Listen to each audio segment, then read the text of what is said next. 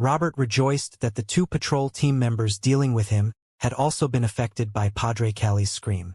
He didn't know what had happened to his lover, nor could he confirm it. Enduring the swelling in his head and the pain in his eardrums, he rushed towards the altar. Ria's arrow struck the pile of clothes, but that wasn't Robert's destination. It was quite a distance away. After landing on the ground, he rolled and hid behind the altar. Ria drew the bowstring again, but she didn't release the arrow immediately. Robert's body was completely blocked by the altar, making it impossible for her to aim. As a devout believer of the eternal blazing sun, it was also impossible for her to use the hunting bow's unique abilities together with Raging Blow to directly shatter the altar.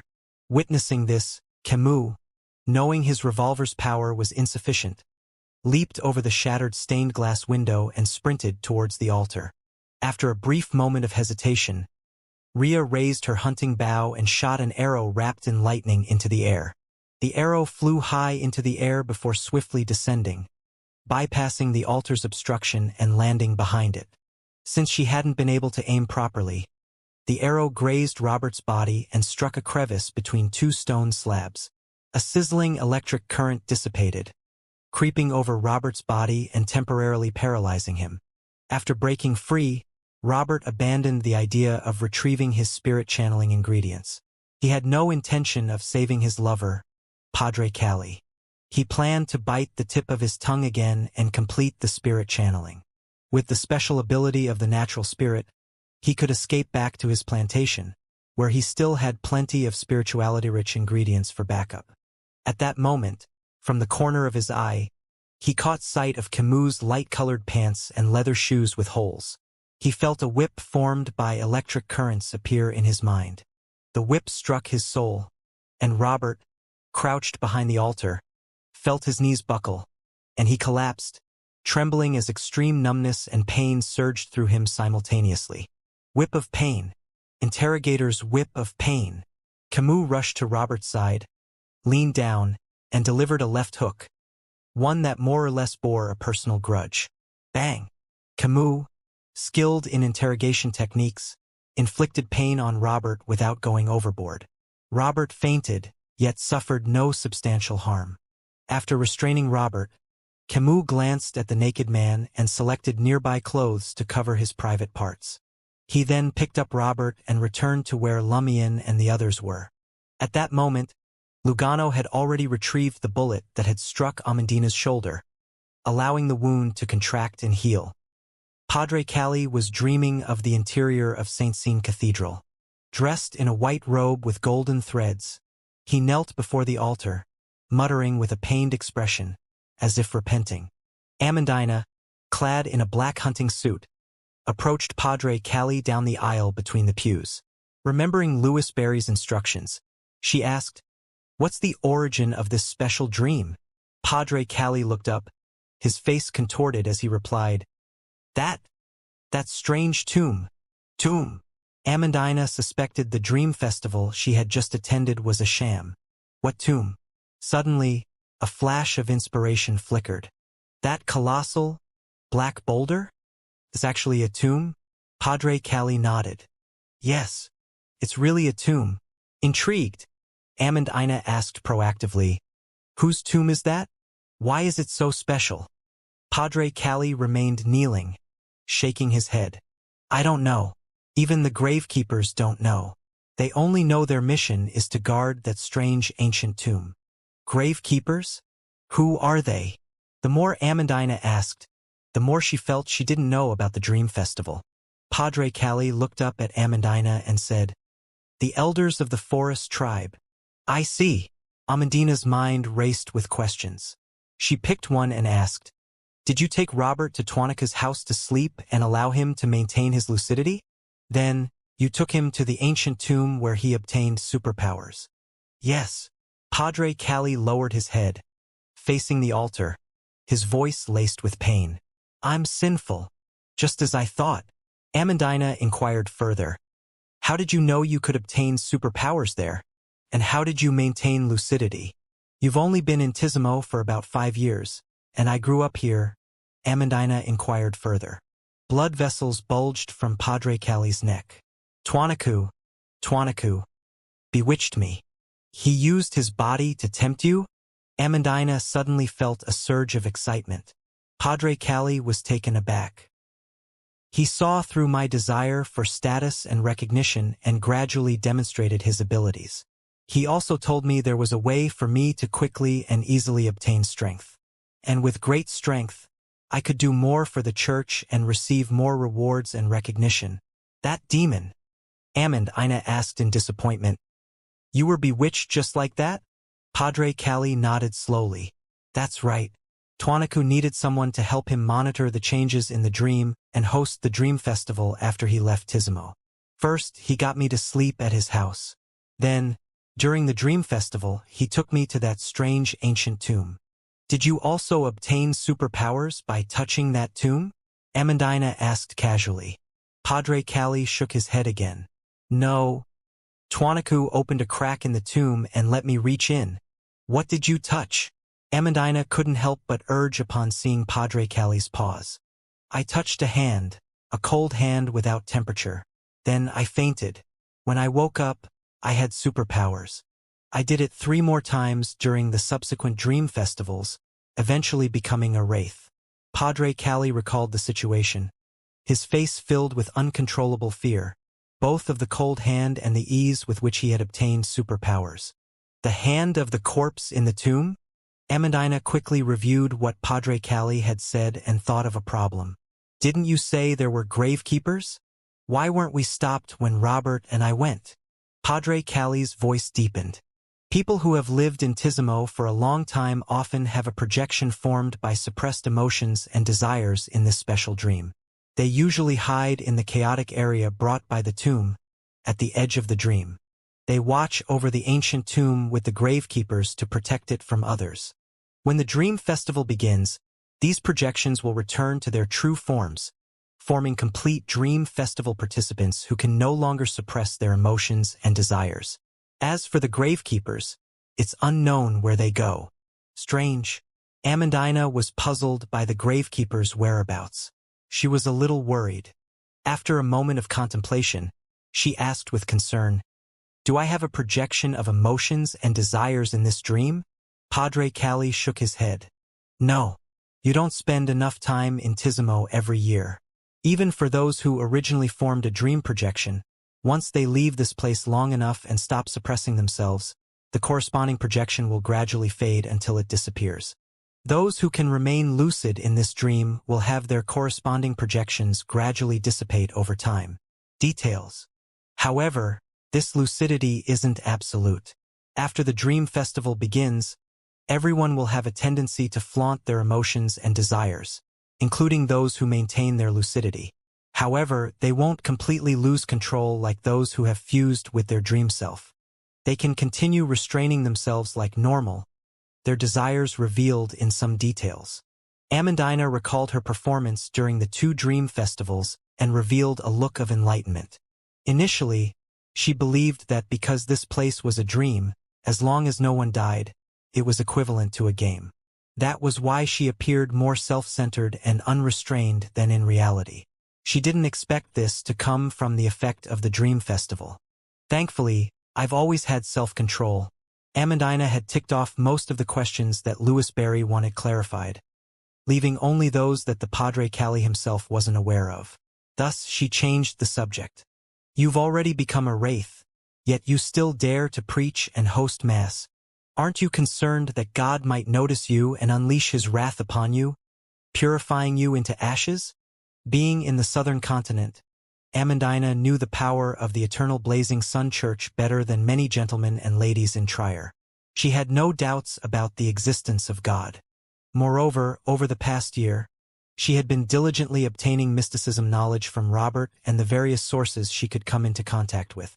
She knew that the Rose School of Thought, the key characters of various terrifying rumors, was renowned for its numerous wraiths, and wraiths were most afraid of sunlight that came with purification. Padre Cali sighed and said, I had such concerns, but Tuanaku told me he had a way to help me hide a wraith's power. Unless God watches this place personally, I won't be discovered. What is it? Amandina asked curiously. Padre Cali replied truthfully. After touching the corpse in the tomb and obtaining superpowers, don't rush to leave. Touch the tomb itself again, the black boulder. This concealed all my superpowers. The effect will last for more than a year. That's possible? What would happen if I touched the black boulder and then touched the corpse's hand? Amandina pondered for a moment and asked a question of personal concern. How did you entice Robert? Why did he become your lover? Amandina sized him up, but couldn't find anything about Padre Cali that attracted Robert, other than his strength. Could love truly be blind? Padre Cali fell silent for a moment before saying, I ignited his desires, dismantling his self-control. You've never displayed such abilities. Amandina hadn't noticed Padre Cali arousing any desires in the battle before. Padre Cali's voice was once again tinged with pain. I'm sinful. I'm praying to the demon Tuanaku mentioned. Before Padre Cali could finish, the entire dream suddenly trembled and collapsed inch by inch. Unable to control the dream anymore, Amandina opened her eyes and woke up. Beside her, Padre Cali snapped out of his slumber, his human form once again becoming hazy and indistinct. Instinctively, he transformed into a wraith, as if losing all restraint. Stiff black hair even sprouted from his body. Reflected in Padre Cali's eyes was Lumien's figure, Louis Barry, with his black hair, green eyes, and golden straw hat, holding a revolver aimed directly at the wraith's forehead. Bang! Lumien smiled and pulled the trigger, a golden purifying bullet exploding from the muzzle and instantly heading straight for the pallor in the wraith's forehead. Cull! Simultaneously, Lumien waved his empty left hand at Padre Cali, as if to say, Bye, you won't be missed. The purifying bullet exploded, and golden flames instantly ignited the ethereal Padre Cali's entire body. Padre Cali couldn't even scream, his agonized thoughts manifesting as an invisible gale sweeping outwards. Lumien endured the backlash, watching with a grim smile as the enemy was consumed by the purifying flames, reduced to scattered ashes. Lumien felt his Reaper potion digest a little more. Using Cull to reap a powerful foe's life was a core principle for Reapers. The higher their sequence and strength, the more potent the acting effect. With the addition of Cull, the relatively ordinary and common purifying bullet ended the life of a wraith with just 2 strikes. Lumien found it inexplicably amusing to witness the true incineration of the Padre Cali. Why do I always encounter fallen eternal blazing sun padres and cleanse and purify them? Is this repayment for my past faith? As these thoughts raced through his mind, Lumien glanced at the risen Amandina and asked with a smile, What did he say? Amandina's first reaction was to check the wound on her shoulder. She exclaimed, It's completely healed, not a trace left? If it weren't for her torn clothes and sore shoulder, she would have imagined herself to be uninjured. Miss Amandina, don't act as if you've never seen the world. Although you're a believer in the eternal blazing sun and won't seek treatment from the clergyman of the Church of Earth Mother unless you are particularly ill, there are many Phaenopaterians in Madani. Haven't you come into close contact with them? Lumien criticized her and looked at Amandina coldly without responding. Lugano, on the other hand, saw the beautiful girl's reaction and explained smugly, That's the power of a doctor from the plantar pathway. Amandina expressed her gratitude, then recounted her conversation with Padre Cali while massaging her shoulder to relieve the lingering sourness. At the end, she spat at the spot where his ashes had fallen. He became the demon's mouthpiece, using its power to violate Robert and the others. Luckily, he preferred men. Otherwise, recalling how she had frequented St. Seine Cathedral over the years and had been a girl with limited knowledge, far from adulthood, Amandina shuddered inwardly. She sympathized with Robert and the others, but she also felt fortunate. Lumien had another question in mind. Could Hisoka's wraith abilities also originate from the Dream Festival and the strange Black Tomb, rather than a direct boon from the Mother Tree of Desire? That would explain a few things better. As far as Lumien knew, when evil god believers prayed for boons, they needed to perform a ritual and offer sacrifices. The higher the level of the boon they prayed for, the higher the requirement for the sacrifice, and the larger the ritual. As a member of Port Pilus's patrol team, Hisoka could cover up 1 or 2 sacrifices, but it was difficult to suppress all the sacrificial incidents. It was just like how Hisoka had only completed 1 serial murder case in Port Pilus. Previously, Lumion had believed that he had relied on Mad Lady's help to complete the sacrificial rituals in the southern continent's even more chaotic places. But now it seemed that there was no need for such trouble. He just needed to touch the cold corpse once a year during the Dream Festival. Hisoka and Padre Cali have participated in at least 5 Dream Festivals and have become wraiths for some time. But they haven't made a breakthrough since then. Is this because the cold corpse can only bestow a boon up to sequence 5? Did Hisoka obtain the large amount of gold and something from the Noise family's demon to wait for this year's Dream Festival to complete the corresponding matters and obtain a higher boon? Lumion turned to Robert, who had been dragged nearby, and asked for confirmation. He's a spirit medium? Yes, Amandina replied. Padre Cali said Robert gained powers by touching that black boulder too. But why am I a nightmare while he's a spirit medium? Higher level, composite power. Just as the Great Mother can bestow 3 different powers, apothecary, planter, and villain, respectively, Lumion wasn't surprised by this situation at all. Camus and Rhea were as puzzled as Amandina. Lumion couldn't be bothered to explain this complicated and high-level problem. He turned around and said to Rhea, "Your dream projection should still exist.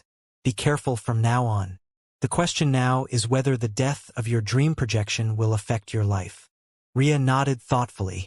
Lumion shifted his gaze back to Robert, recalling the demon that had assisted Padre Cali. That should be the Noise family member who established a connection with Hisoka. Demons don't do good deeds for no reason. Whether it's establishing a connection with Hisoka or responding to the Padre Cali's ritual, it must have its own motives. Although witnessing a padre of the Eternal Blazing Sun Church gradually degenerate should be commendable and interesting for a demon, this isn't a sufficient reason for its close involvement. What does it want during the Dream Festival? The cold corpse in the Black Ancient Tomb can bestow a prisoner pathway boon, and prisoners are adjacent to the criminal pathway which demons are part of. Lumion roughly grasped the situation and muttered to himself. The crucial question now is, where do the gravekeepers go during the Dream Festival?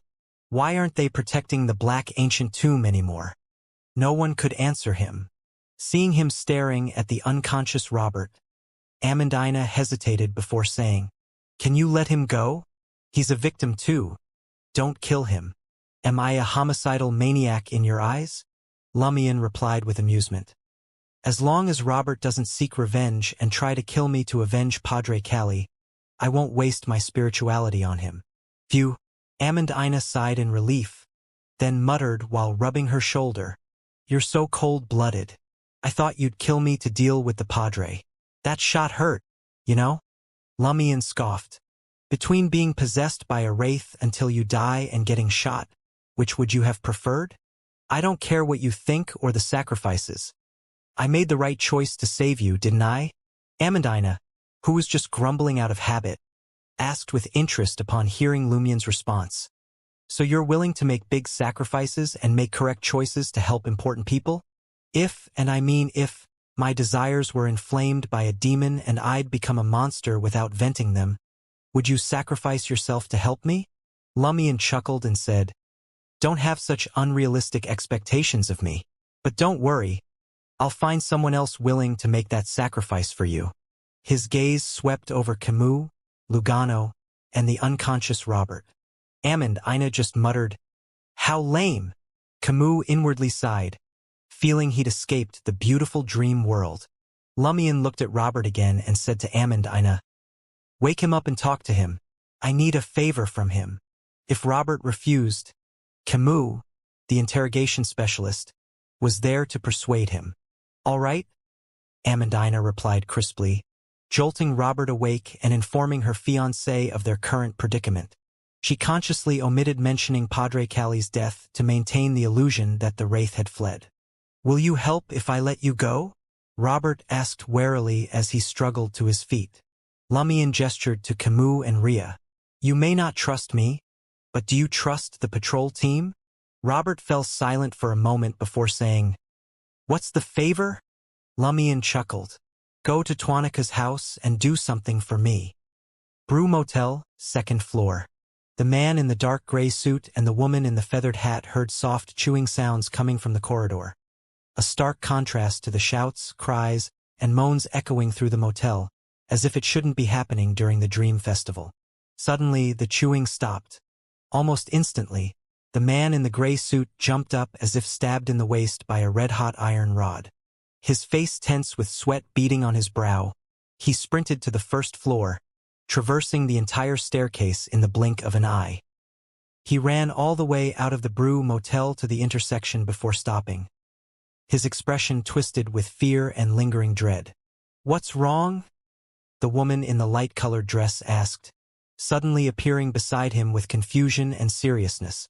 The man in the dark gray suit panted heavily. "Phew, phew, phew. Didn't you feel it? That terrifying malice. The feeling of my heart being ripped out, my tongue torn away, my brain churned into thick soup."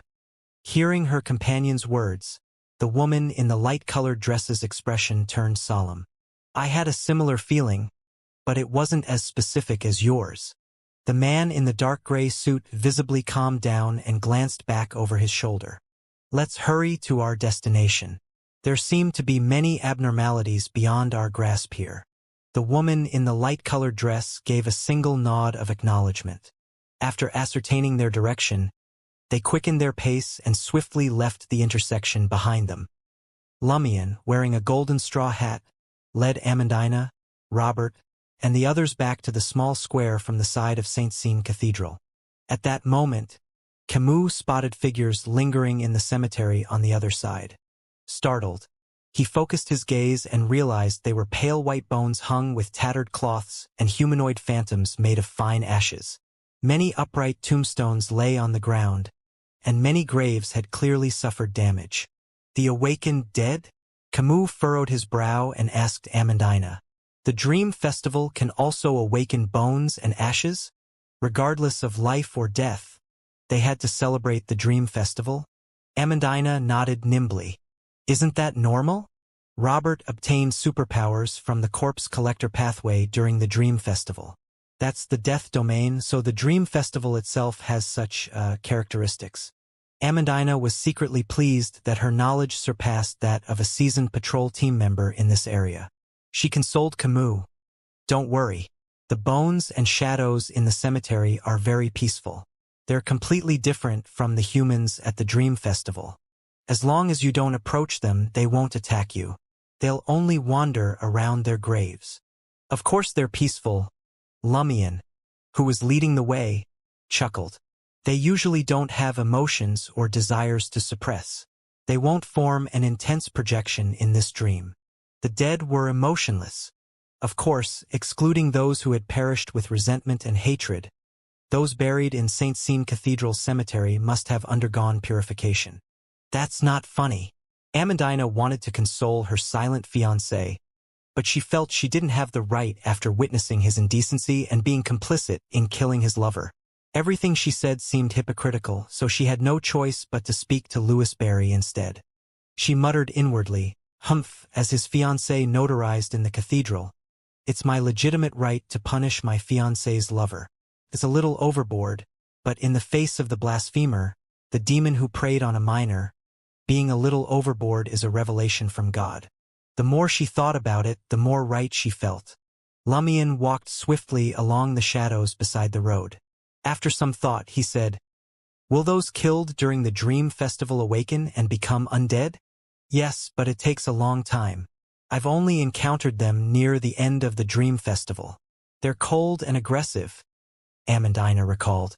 Seizing the opportunity, Rhea asked, "When will the Dream Festival end?" Amandina replied with a smile, "Haven't you noticed? The wall clocks and pocket watches are still ticking. The Dream Festival ends just before dawn. Is there a way to leave the Dream Festival early?" Lugano was concerned over this question. Amandina glanced at Robert, who remained silent. "There's no way. We can usually escape by sleeping in Twanika's house and being stimulated at the edge of the dream. Once the dream festival begins, we can only wait for it to end naturally.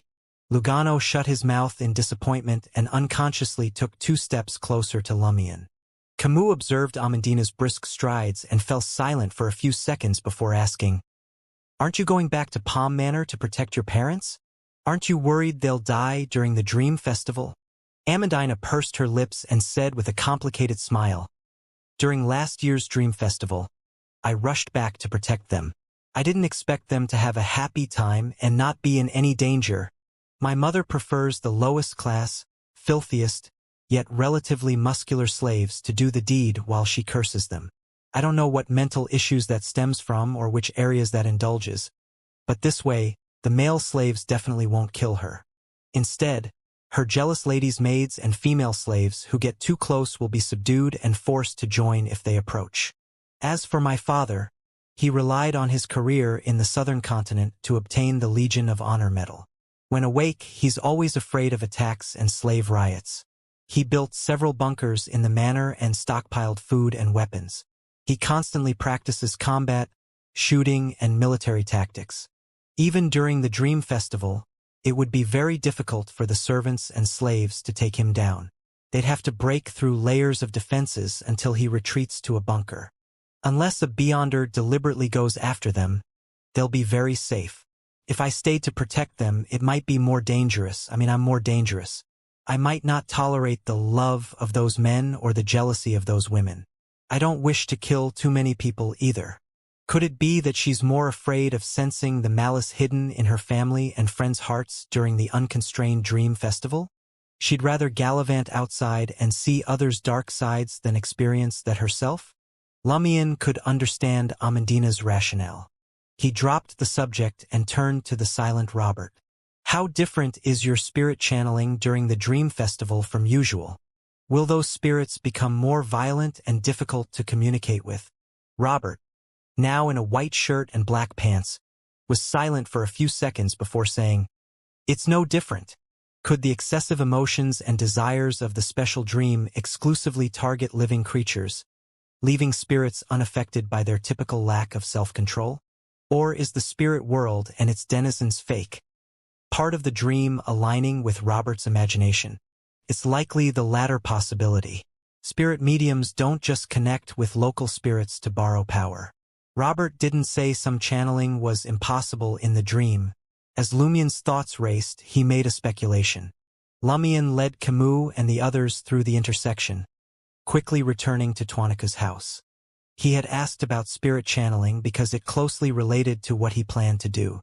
Standing on the second floor of Hisoka's house, Lumion said to the cold and slightly effeminate Robert, "Have you ever completed a spirit channeling here?" "I've tried. I can establish connections with surrounding spirits, but there's nothing special about it," Robert replied honestly. Amandina chimed in. "He tried it in reality, in the dream, and during the Dream Festival. We're all curious about this place's uniqueness and want to figure out the reason, but those spirits don't know anything about it." Lumion nodded, took out his golden pocket watch, glanced at it and said, "Come up to me in 2 minutes and help me with a designated spirit channeling. All of you can come up." Robert breathed a relieved sigh, realizing he wouldn't face this alone. On the 3rd floor, in Hisoka's bedroom, Lumion spread his arms and performed the dancer's summoning dance once more. Previously, using the mystery prying glasses in the real world, he realized this place had a mysterious connection to the Black Boulder. Just now, Padre Cali had mentioned that the Black Boulder was actually an ancient tomb, the source of his, Robert's, Amandina's, and even Hisoka Tuanaku's superpowers, as well as the Dream Festival itself. In that case, performing the summoning dance in Hisoka's house might attract strange items connected to the Black Ancient Tomb. Perhaps he could obtain important information about the tomb or the corpse inside. It was much safer than using the mystery prying glasses or dancing after reaching the tomb. Furthermore, Lumion had no intention of directly attaching any summoned entity to himself. He had enlisted Robert's help to ensure safer, more effective spirit channeling. A spirit medium could communicate with surrounding spirits or through specific directions and descriptions. However, They couldn't rely on the summoning dance and a location's uniqueness to attract more distant, hidden spirits like a dancer could. A spirit medium could borrow spirits' power to achieve supernatural effects and communicate with them in detail. A dancer could choose to obtain a trait, ability, or limited memory fragment. Amidst Lumien's contorted, sonorous, bizarre dance, his spirituality combined with the environment's unique power, spreading in all directions. As the intense dance neared its climax, something finally emerged from underground and condensed on the glass-enclosed window.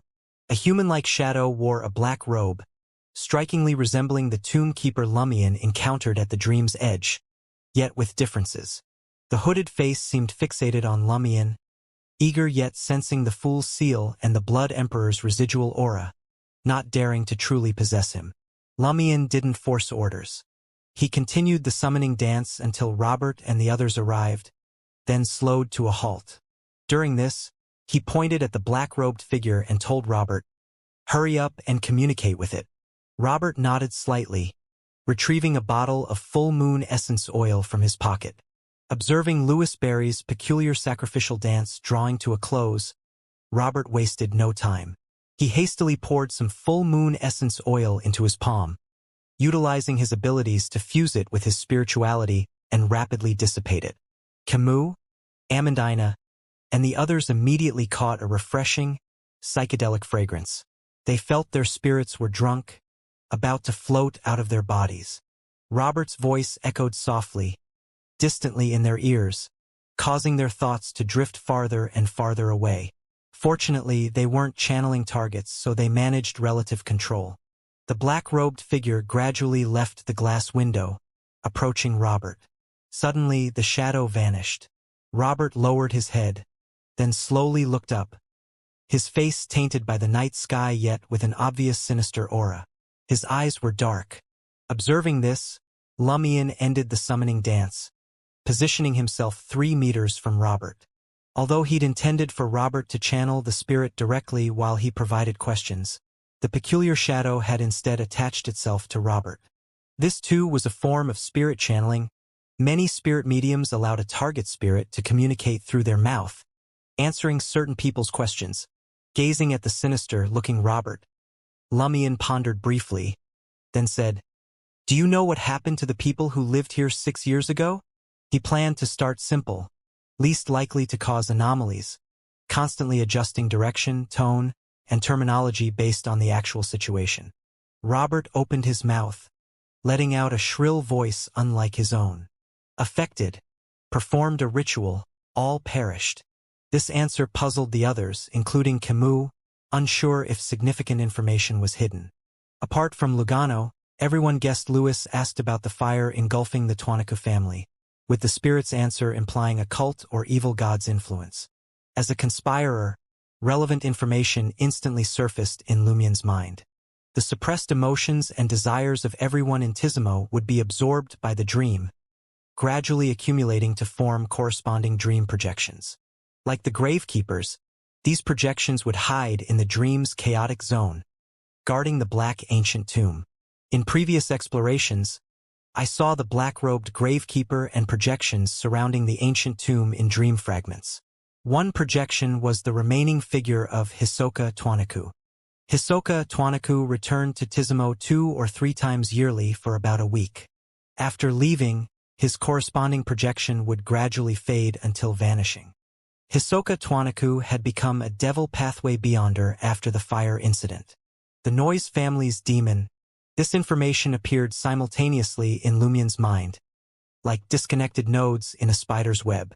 Soon, Lumien made a guess. Hisoka Tuaniku returned to Tizimo once or twice outside the Dream Festival, each visit lasting a week or more. Was this to ensure his dream projection didn't completely disappear, allowing the dream to absorb some of his malice? Do the projections and gravekeepers stay around the ancient tomb because it has something special that unknowingly affects them, like the tomb or the cold corpse inside?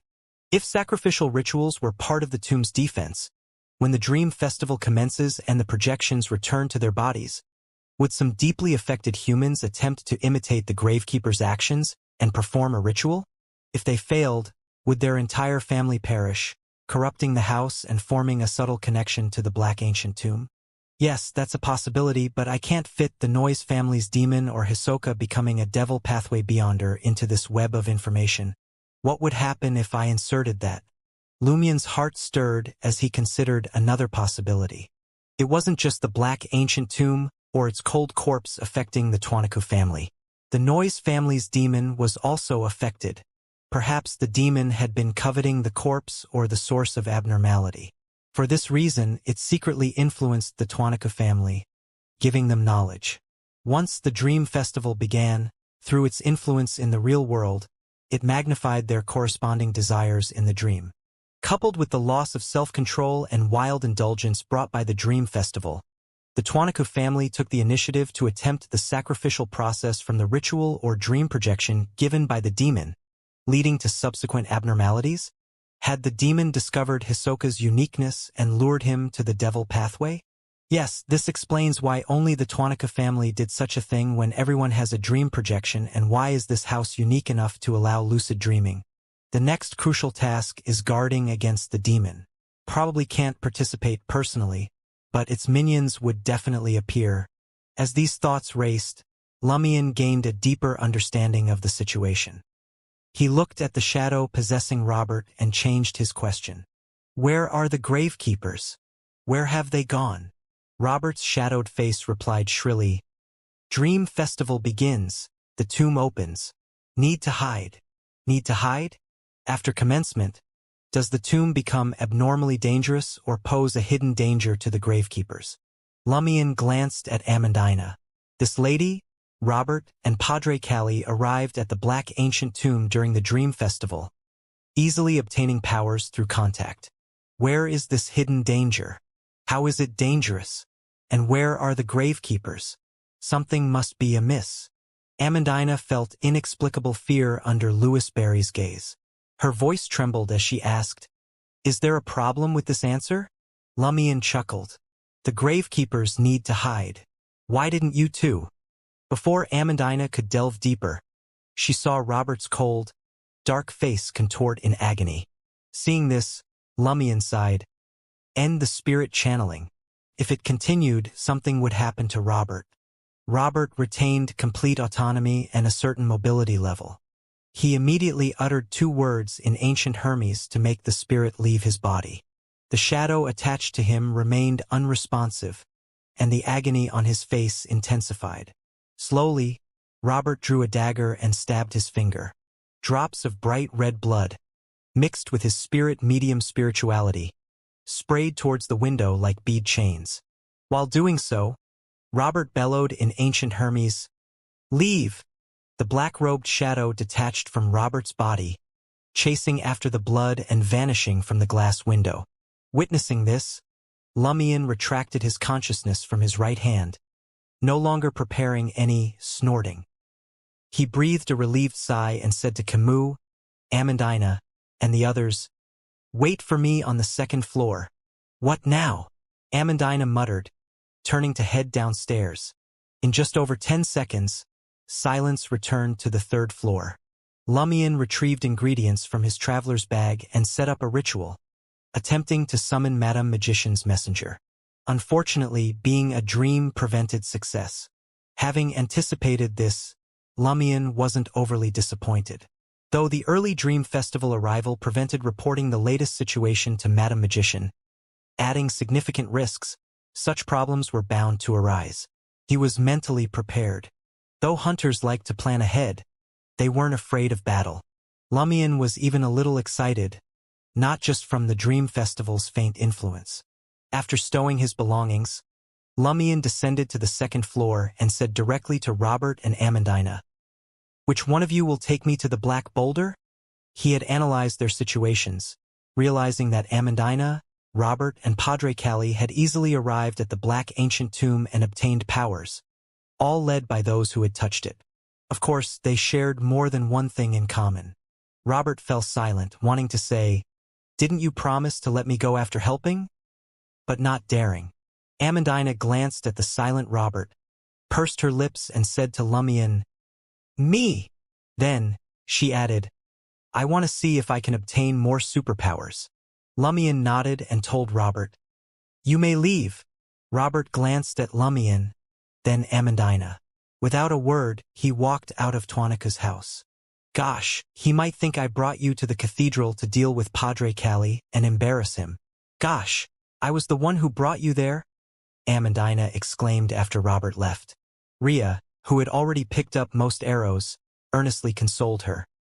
But you purified the cathedral for God. Praise the sun. Amandina spread her arms as well. Praise the sun. After their exchange, Lumion said to Camus and Rhea, "Next, I'm going to the Black Ancient Tomb. It's up to you to decide if you want to go." Lugano tried to speak, but Lumion interrupted with a smile. "You must go." Lugano shut his mouth. Camus and Rhea exchanged glances and spoke in unison. "I'm coming too." Lumion didn't persuade them, simply nodding. "Then let's set off now." Outside Tizimo, near the entrance to the forest, Lumion and his companions heard gunshots and shouts echoing from the direction of the military camp. The population was denser here compared to the town and plantations, and more heavily armed. Many lives were lost each year in this area. Camus retracted his gaze and let out a sigh of resignation, like a world-weary, middle-aged man. He knew he was powerless to stop the violence. His only hope was to find a way to end the Dream Festival as quickly as possible, so that more people might survive. This was why he had chosen to follow Louis Barry to the Black Ancient Tomb. If Camus were alone, the rational choice would be to find a secluded corner and hide until dawn, until the Dream Festival concluded, just like Colombo planned to do. However, after witnessing Louis Barry's formidable strength and realizing the adventurer was willing to take the risk of approaching the Black Ancient Tomb, Camus felt compelled to take action himself. Lumion gazed ahead, trailing Amandina's light footsteps as she turned onto a narrow path threading into the forest. He harbored no illusions about single-handedly putting an end to the Dream Festival. His objectives for this mission had always been clear. Find the gold Hisoka had obtained, along with the item he had procured from the Noise family's demon. Uncover what the key April Fool's member was scheming to prevent Hisoka's legacy from materializing. This was both the duty of a Tarot Club Minor Arcana card holder and a reflection of Lumion's wariness towards Hisoka. After discovering the dream projection Hisoka had left behind, Lumion feared his adversary might exploit prearranged measures and the dream projection to resurrect himself to some degree during the Dream Festival, returning to the real world as a wraith or evil spirit. He was determined not to give Hisoka that chance. After hearing Padre Cali's confession, Lumion's suspicions only intensified. Hisoka returned to Tizimo each year to participate in the Dream Festival. He required no other host, and this unique dream usually proceeded without any abnormalities. It didn't appear that anyone needed to constantly monitor it. It was important to note that prior to the fire that wiped out Hisoka's family, the special dream had existed for innumerable years. The Dream Festival had taken place countless times, yet no one had detected anything amiss. Under such conditions, the more individuals who knew the truth, the greater the danger of the information leaking out. Nevertheless, Hisoka still enticed Padre Cali and guided him to the Black Ancient Tomb to acquire Beyonder powers. This anomalous conduct led Lumion to surmise that Hisoka Tuanaku had enlisted Padre Cali's aid in monitoring the dream to verify the status of his dream projection. The dream projection would gradually dissipate as Hisoka departed Tizimo, ultimately vanishing altogether. If Hisoka desired its continued existence, he would need to return for a time after it had faded to a certain point. Given that the dreams surrounding the Black Boulder were typically in a state of disarray, the rate at which the dream projection dissipated might be erratic. This necessitated daily monitoring. As soon as the situation was deemed to have deteriorated, an urgent telegram would be dispatched to summon Hisoka back. Naturally, as a devil, Hisoka would never divulge his true intentions to Padre Cali. He would undoubtedly be on guard against Padre Cali exploiting the dream projection to eliminate this lurking threat. When instructing Padre Cali on what needed to be done, there was a high probability Hisoka was really having him monitor the shifting dynamics within the dream. How could Padre Cali keep tabs on the evolving dream? Through the dream projections and the condition of the gravekeepers beside the Black Ancient Tomb. Regrettably, Lumion couldn't enter the dream himself. He could only entrust Amandina with questioning Padre Cali. The intelligence gleaned was superficial, not delving into the crux of the matter. Could merely aid in analysis. If he had interrogated Padre Cali directly, he would have been able to roughly ascertain Hisoka's objective, rather than just harboring suspicions. At present, the leads concerning the gold and the demon's gift both pointed to the Black Ancient Tomb. Lumion naturally had to investigate and do what he could. If the challenge truly proved insurmountable, he would decisively retreat to Tizimo and conceal himself on the 3rd or 4th floor of the Brew Motel, allowing the danger to confront Ludwig, whose appetite had grown voracious. Amandina guided Lumion and the others through the rainforest, drawing near to the boundary of the dream. Abruptly, Lumion raised his right hand and whispered, "Stop!" He sniffed the air, detecting the unmistakable scent of blood.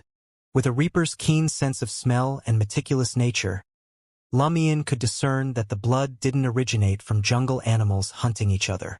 It was human blood, rich in spirituality. "What's wrong?" Amandina asked, taken aback, as if recalling her first venture into this forest with Robert.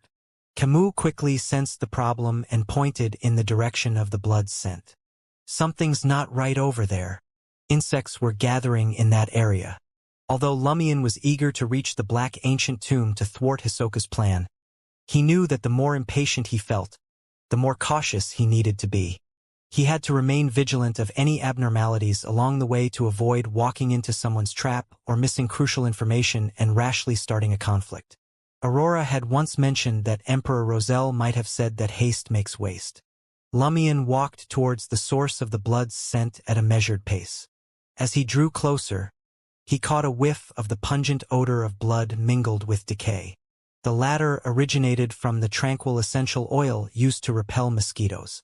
Lumion circled a few more trees crawling with poisonous insects and saw a corpse lying face up on the humus soil.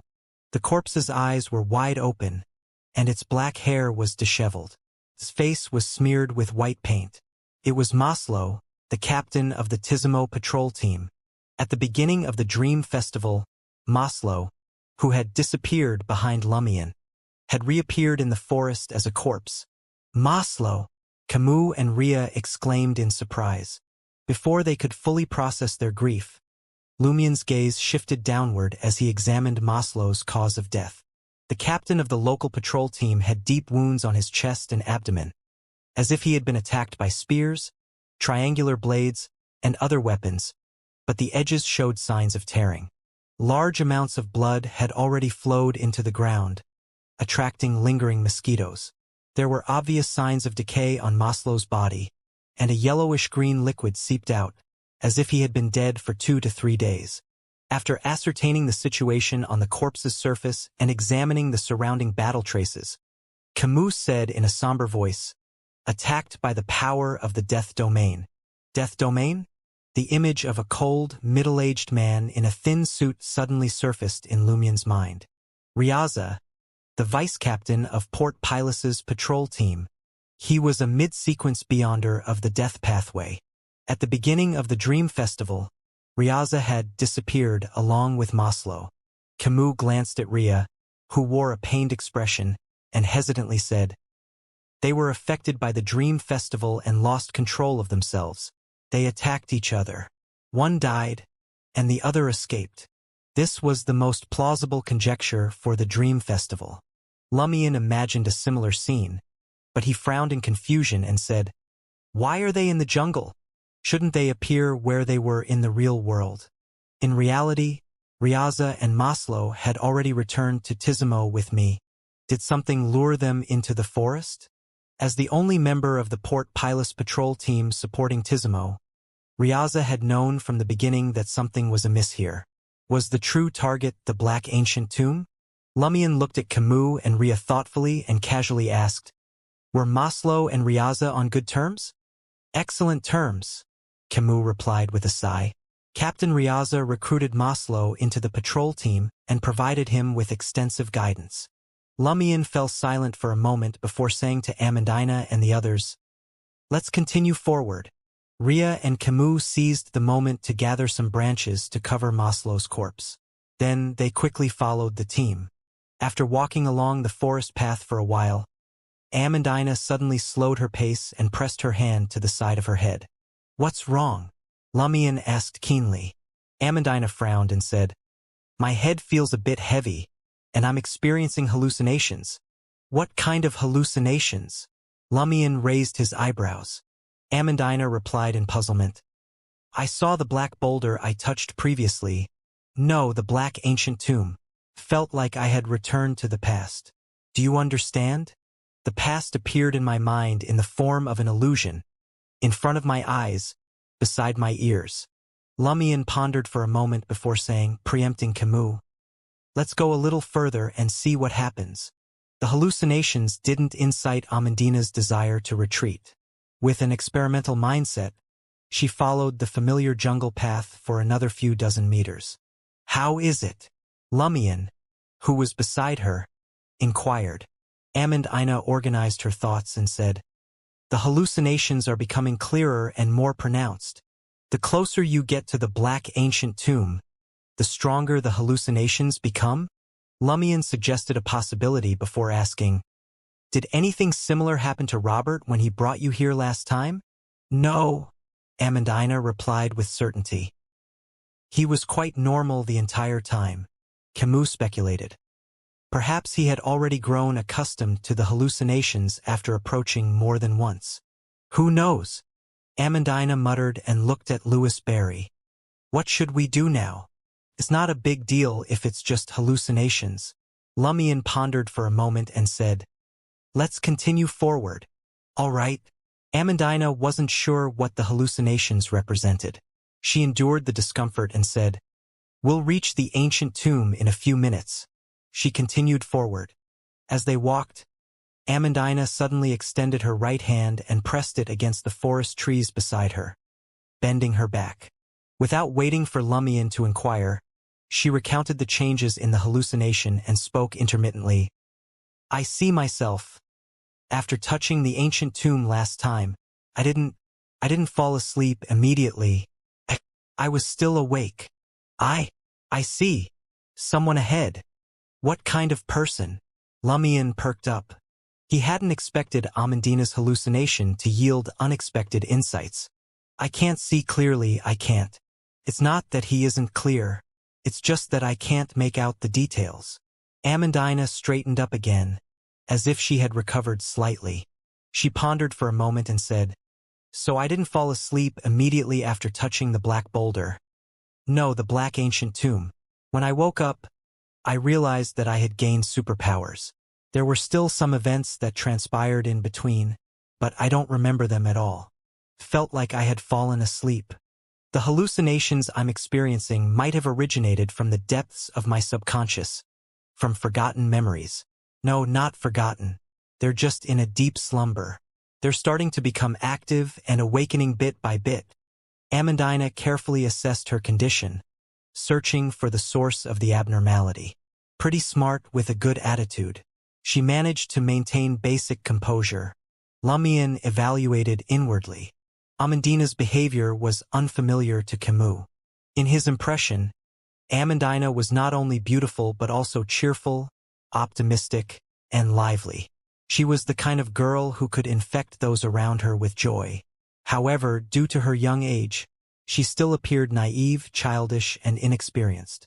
Unexpectedly, after their encounter in the Dream Festival, she gradually displayed an openness, maturity, and calmness he hadn't anticipated. Amandina was puzzled. Why didn't Robert mention any dormant memories, or the fact that I didn't fall asleep immediately after touching the ancient tomb? Padre Calli also talked about fainting and awakening with superpowers. The number of times they have participated in the Dream Festival in their lucid state and visited the black ancient tomb must have been more than mine. Lumion understood what Amandina was trying to convey. Firstly, why did Padre Calli and Robert, who had been to the black ancient tomb many times, still believe that they had fainted on the spot and regained superpowers upon waking up? Why didn't they experience hallucinations similar to Amandina's? Secondly, Robert had seen Amandina touch the black ancient tomb. Didn't he know if she had fallen to the ground or not? Lumion pondered for a few seconds and said, "Perhaps the person you see standing in front of you has caused the relevant memories to fall into a deep slumber. And you're from the Evernight pathway, a nightmare. Therefore, there's something special about dreams and slumber. The closer you get to the black ancient tomb, the more likely it is to awaken the slumbering memories, causing the hallucination." Amandina tersely acknowledged his hypothesis of her being special and proceeded with confidence. After 2 minutes, Lumion suddenly raised his right hand and pressed it down. He lowered his voice and said, "Hide nearby." He had heard soft footsteps. Camus immediately rolled to the side and hid behind a palm tree. Ria crawled to another tree and concealed herself among the leaves. Lugano glanced at the forest, where countless poisonous insects and snakes lurked. He kept telling himself, "Don't be afraid, don't be afraid. I can heal myself if I'm bitten." He quickly shrank behind a pile of huge, brightly colored mushrooms. Amandina had experience hiding in such places. Back then, she had witnessed Tuanaku heading to the black ancient tomb. Using the cover of the night and relying on her spiritual perception, she nimbly weaved through the low green plants and hid behind a huge tree in the distance. Suddenly, a thick vine hanging from the tree came to life and swung towards Amandina, opening its blood-stained mouth. It was a dark green python. Amandina's eyes snapped shut, and she clenched her fists. The python fell into a deep slumber, reverberating weakly. It swayed a few times before finally landing on the ground. Seeing that his teammates had hidden themselves, Lumion's body suddenly vanished, blending into the shadows brought about by the night. After 10 to 20 seconds, a figure traversed the path ahead. High above, through the gaps in the leaves, Ria spotted the figure clad in an intricate black robe with obvious layers. A fluffy black hat rested on his hair, and a gently swaying white feather protruded from the edge. Lumion, in his shadow creature form, also saw the rough appearance of the figure. His mind suddenly tensed as confusion welled up within him. Isn't that Ivelgsta Eggers? Why would this Temperance faction member of the Church of the Fool appear in a dream and become a participant in the Dream Festival? Over the past few days, Lumion had explored the interior of Tizimo, the surrounding plantations, and the military camps outside of town. He clearly knew which outsiders had recently arrived, and Ivelgsta was not among them. Did he arrive here after the Dream Festival began? Yes, he once mentioned that his original mission was to investigate something in the primitive forest around Port Pilus. Then, he received a last-minute order to deal with Hisoka's contact. Could the matter he's investigating be related to the Black Ancient Tomb? The Temperance faction belongs to the prisoner pathway, and the Eggers family is descended from death. It's normal for the Black Ancient Tomb and the cold corpse inside to attract the Temperance faction's Eggers. Did Ivelgsta Eggers encounter the Dream Festival while searching for the primitive tribe in the forest? As Lumion analyzed Ivelgsta's appearance, he scrutinized his expression through the shadows. He saw an indescribable ferocity on the Temperance faction member's pale white face. His dark brown eyes emitted a ferocity reminiscent of a wild beast, tinged with blood under the dim crimson moon's glow. Although he's not affected by the dream projection formed by extreme emotions and desires, it's still difficult to control oneself and be restrained during the Dream Festival. Lumion wasn't surprised. Ludwig and Kolobo were examples. Considering Ivelgsta's current state, Lumion didn't emerge from the shadows. He patiently waited for him to leave the area as the footsteps gradually receded. From the looks of it, he's also headed for the Black Ancient Tomb. Lumion transformed back into a human and stood on a path overgrown with weeds, gazing at the spot where Ivelgsta's back had disappeared. He raised his right hand and snapped his fingers. "You can come out now." Camus, Ria, and Lugano left their hiding spots one after another. Camus even went to wake Amandina. Amandina looked at Lumion and asked, "Do we continue?" Lumion replied without hesitation, "Yes." This time they proceeded cautiously, paying close attention to their surroundings. After another 3 to 4 minutes, Lumion, having prepared to deal with Ivelgsta and Riaza, followed Amandina's guidance and slipped through a gap between a few giant trees. A black, colossal, and familiar boulder came into view. At a glance, it looked like a house-sized boulder, but upon closer inspection, one could see patterns on it. There were abnormal protrusions and depressions, and thread-like cracks that ordinary eyes couldn't detect. It was indeed not just a stone. Around the black boulder, tree roots emerged from the ground, covering an area the size of a square, resembling the protruding blood vessels of every human. However, they had been dead for a long time and were withered. At that moment, the place was empty, devoid of anyone. Avelsta didn't come here? Isn't Riaz's destination here? Did they get lost midway? Or could it be that only those who have received the boon of an ancient tomb or a corpse can truly reach this area? Lumion surveyed his surroundings in confusion. Amandina's brows furrowed once more, and she couldn't help but press her hands against the sides of her head. She said with a hint of pain, "The hallucinations have become clearer. I see more." The figure approached me, extended his hand, and pressed it against the top of my head. He's wearing a strange hat. Camus, Ria, and the others didn't interrupt Amandina to see if she could recall more or awaken more dormant memories. Amandina muttered to herself, "Was this how I was given superpowers?" As Lumion listened to Amandina's words, he fixed his gaze on the black boulder that was said to be an ancient tomb. He felt a sense of familiarity. As a conspirer, Lumion quickly jogged his memories for the source of the familiarity. Soon he had an answer. The black ancient tomb reminded him of the Samaritan women's spring when it wasn't pale white.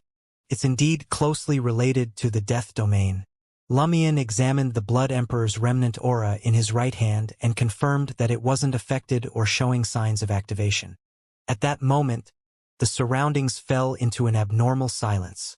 The rustling in the forest, the cries of wild beasts, and the gunshots and screams from Tizimo seemed to have vanished. The deep night fell into complete silence. Amandina looked up and shouted in horror, I remember now. When I obtained superpowers, this place was also this quiet. It didn't seem like the dream festival at all." In the next moment, Amandina's pupils dilated. That figure has appeared. Huh? Ria, Camus, and Lugano looked at the black ancient tomb solemnly and blankly. They didn't see anyone or anything unusual. Amandina's voice turned shrill. "Can't you see? He's walking towards me. He's walking towards me." For a moment, Lumion and company couldn't determine if Amandina's illusion was so vivid that it was almost real, or if something had indeed happened. "No, don't come any closer," Amandina shouted, her expression breaking down as she gazed at the empty area ahead. With this shout, Lumion felt the entire area tremble slightly, and his surroundings blurred. In the blurriness, scenes appeared, like different fragments of a dream. These scenes centered on the black ancient tomb, but different people stood beside it. In some scenes, Riaza stood in a thin black suit. In others, Ivelsta stood in a feathered hat. A man and a woman approached side by side, while others surrounded black-robed humans. One of the black-robed humans turned to Lumion with a smile. His skin was light brown, and his flaxen eyes were tinged with dark green. He was none other than Hisoka Twaniku. Lumion raised his eyebrows and returned Hisoka's gaze with a radiant smile. The two individuals in different scenes exchanged glances through the blurry void, each casting their eyes in opposite directions. Riaza, Ivelsta, and the man and woman who had just arrived in Tizimo had clearly seen the people in the other scene. They were astonished and dumbfounded by this incomprehensible, bizarre situation, but they couldn't interact with each other. The gravekeepers in the same scene as Hisoka appeared to be praying, oblivious to the changes in their surroundings or treating them as if nothing unusual had occurred. Lumion surveyed the area and vaguely comprehended the situation. Regardless of how real this place seems, various encounters will mirror reality to different degrees. At its core, it remains a dream, and under the influence of the black ancient tomb or the cold corpse within, this area has fragmented into multiple dream shards. Each time a new group arrives, a fresh fragment is generated. If not for Amandina's or my arrival triggering some abnormality, it would be impossible for people in different scenes to interact. They wouldn't be able to attack each other, nor could they see, hear, or detect one another's presence. This must be why the gravekeepers vanish every time the dream festival commences. They don't disappear. They're simply in different dream fragments from the dream festival participants. Based on the results of the previous spirit channeling, is this some kind of concealment? But the black ancient tomb hasn't been unsealed yet. As Lumien's thoughts raced, Amandina's voice grew increasingly shrill, filled with terror. He's right in front of me. Save me. Save me. Lumien stared at Amandina, who was retreating in an attempt to evade the invisible creature, but he couldn't perceive the figure she described. In the brief span of more than 10 seconds since Amandina's panic attack, Lumien had used his spirit vision, weakness investigation, luck observation, and other abilities, but he hadn't detected anything unusual. He was on the verge of taking out the mystery-prying glasses and the eye of truth. Lumien reached into his traveler's bag. Without a rough grasp of the situation, he didn't know how to rescue Amandina, who had broken down from fright. Just as his fingers brushed against the mystery-prying glasses, Amandina was suddenly taken aback. After a moment, she turned to Lumien and said in bewilderment, He turned and left. He seems to have recognized me. Recognized you? Lumien felt compelled to confirm Amandina's mental state. Amandina replied in confusion. Yes, he nodded at me and left. Is this why, after the dream festival begins, anyone who wishes to approach the black ancient tomb must be guided by someone who has received the boon of the ancient tomb or the corpse? Robert and Padre Callie likely played the same role in similar scenes, but they don't belong to the Evernight pathway and lack dream-related abilities, so they didn't notice. Did the people in the other dream fragments also receive the boon of the black ancient tomb or the cold corpse? Lumien's heart stirred as he asked Amandina, Where did he go? Where did that figure go? Amandina's gaze shifted to the periphery of her surroundings. Her eyes widened with lingering fear and excitement. She raised her palm and pointed at the dream fragment where the man and woman were. He went there. He's gone through. He's gone through. Amandina's explanation made Lumien and the others feel the black ancient tomb solidifying and becoming heavier. The entire area shook even more violently. Simultaneously, Lumien sensed a familiar burning sensation on his left chest, but he didn't hear any ravings that seemed to come from an infinite distance. In a daze, he saw a huge aqua-colored vortex, a dim village shrouded in gray fog, and figures within the village. Shepherd Pierre Barry, who believed in inevitability, and Lumien's friend, Azema Lizier, raised their pale white arms, as if silently shouting. Lumien also spotted his semi-subterranean two-story house and Aurora, sitting quietly on the orange roof with her arms crossed. Lumien no longer resisted the illusion. He roughly understood what was happening. As the figure entered other dream fragments, the black ancient tomb's abnormality intensified. It contained the power of the death domain, awakening the Cordu villagers within the seal. These villagers were already deceased, with only soul fragments remaining. Naturally, they would be affected by the power of the death domain. This realization made Lumien feel pain, sorrow, and bitterness that he hadn't experienced in a long time. He watched Aurora, clad in a light blue dress with thick, long blonde hair and light blue eyes. She didn't attempt to resist the invisible power of death. He walked to that woman, Amandina continued dutifully. That woman, Camus, Ria, and Lugano turned their attention to the corresponding dream fragment. Having just arrived in Tizimo that night, the lady in the light-colored dress didn't hear Amandina's words. She only knew that the patrol team was looking at her. Her spirituality gave her a sense of foreboding. She hurriedly turned to her companion and asked, Devaho, do you sense any malice? The man named Devaho, dressed in a dark gray suit, slowly shook his head and said, Nothing. In the dream fragment where Lumien and the others were, Amandina explained in high spirits. The figure, extended his hand. He pressed his hand on that woman's head. Just as Amandina finished speaking, Devaho saw his companion, the lady in the light-colored dress, suddenly collapse to her knees. Her expression was stiff, and her face was abnormally pale white. Oh! In all the dream fragments, an ice-cold wind howled. Lumion saw Aurora standing up on the orange roof, her expression dazed as she gazed into the sky, as if sensing something. She opened her mouth and spoke almost instinctively. Lumion didn't know the corresponding language, but he had heard something similar before.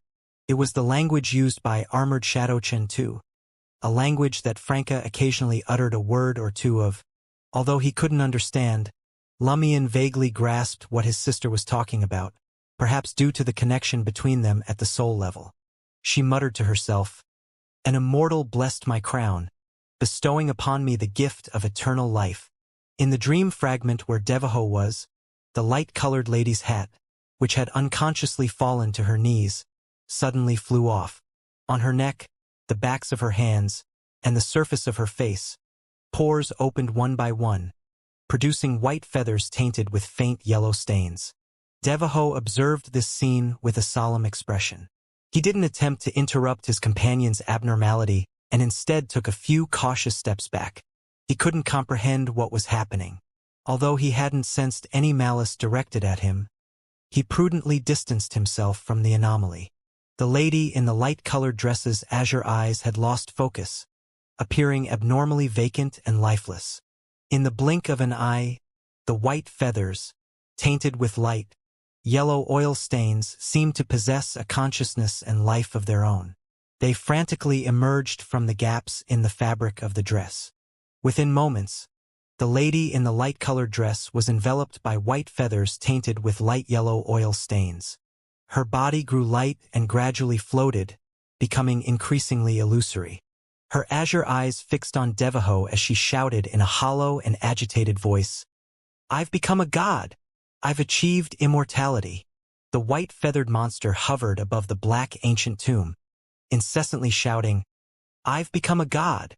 I've achieved immortality." In another dream fragment, Lumion heard Aurora change her words. With a fearful expression, she whispered, "Immortal ascension." In the next instant, the ethereal monster, covered in white feathers, flew towards the black ancient tomb in the dream fragment. She passed through the stone wall on the tomb's surface and vanished. Suddenly, the frigid wind ceased, freezing.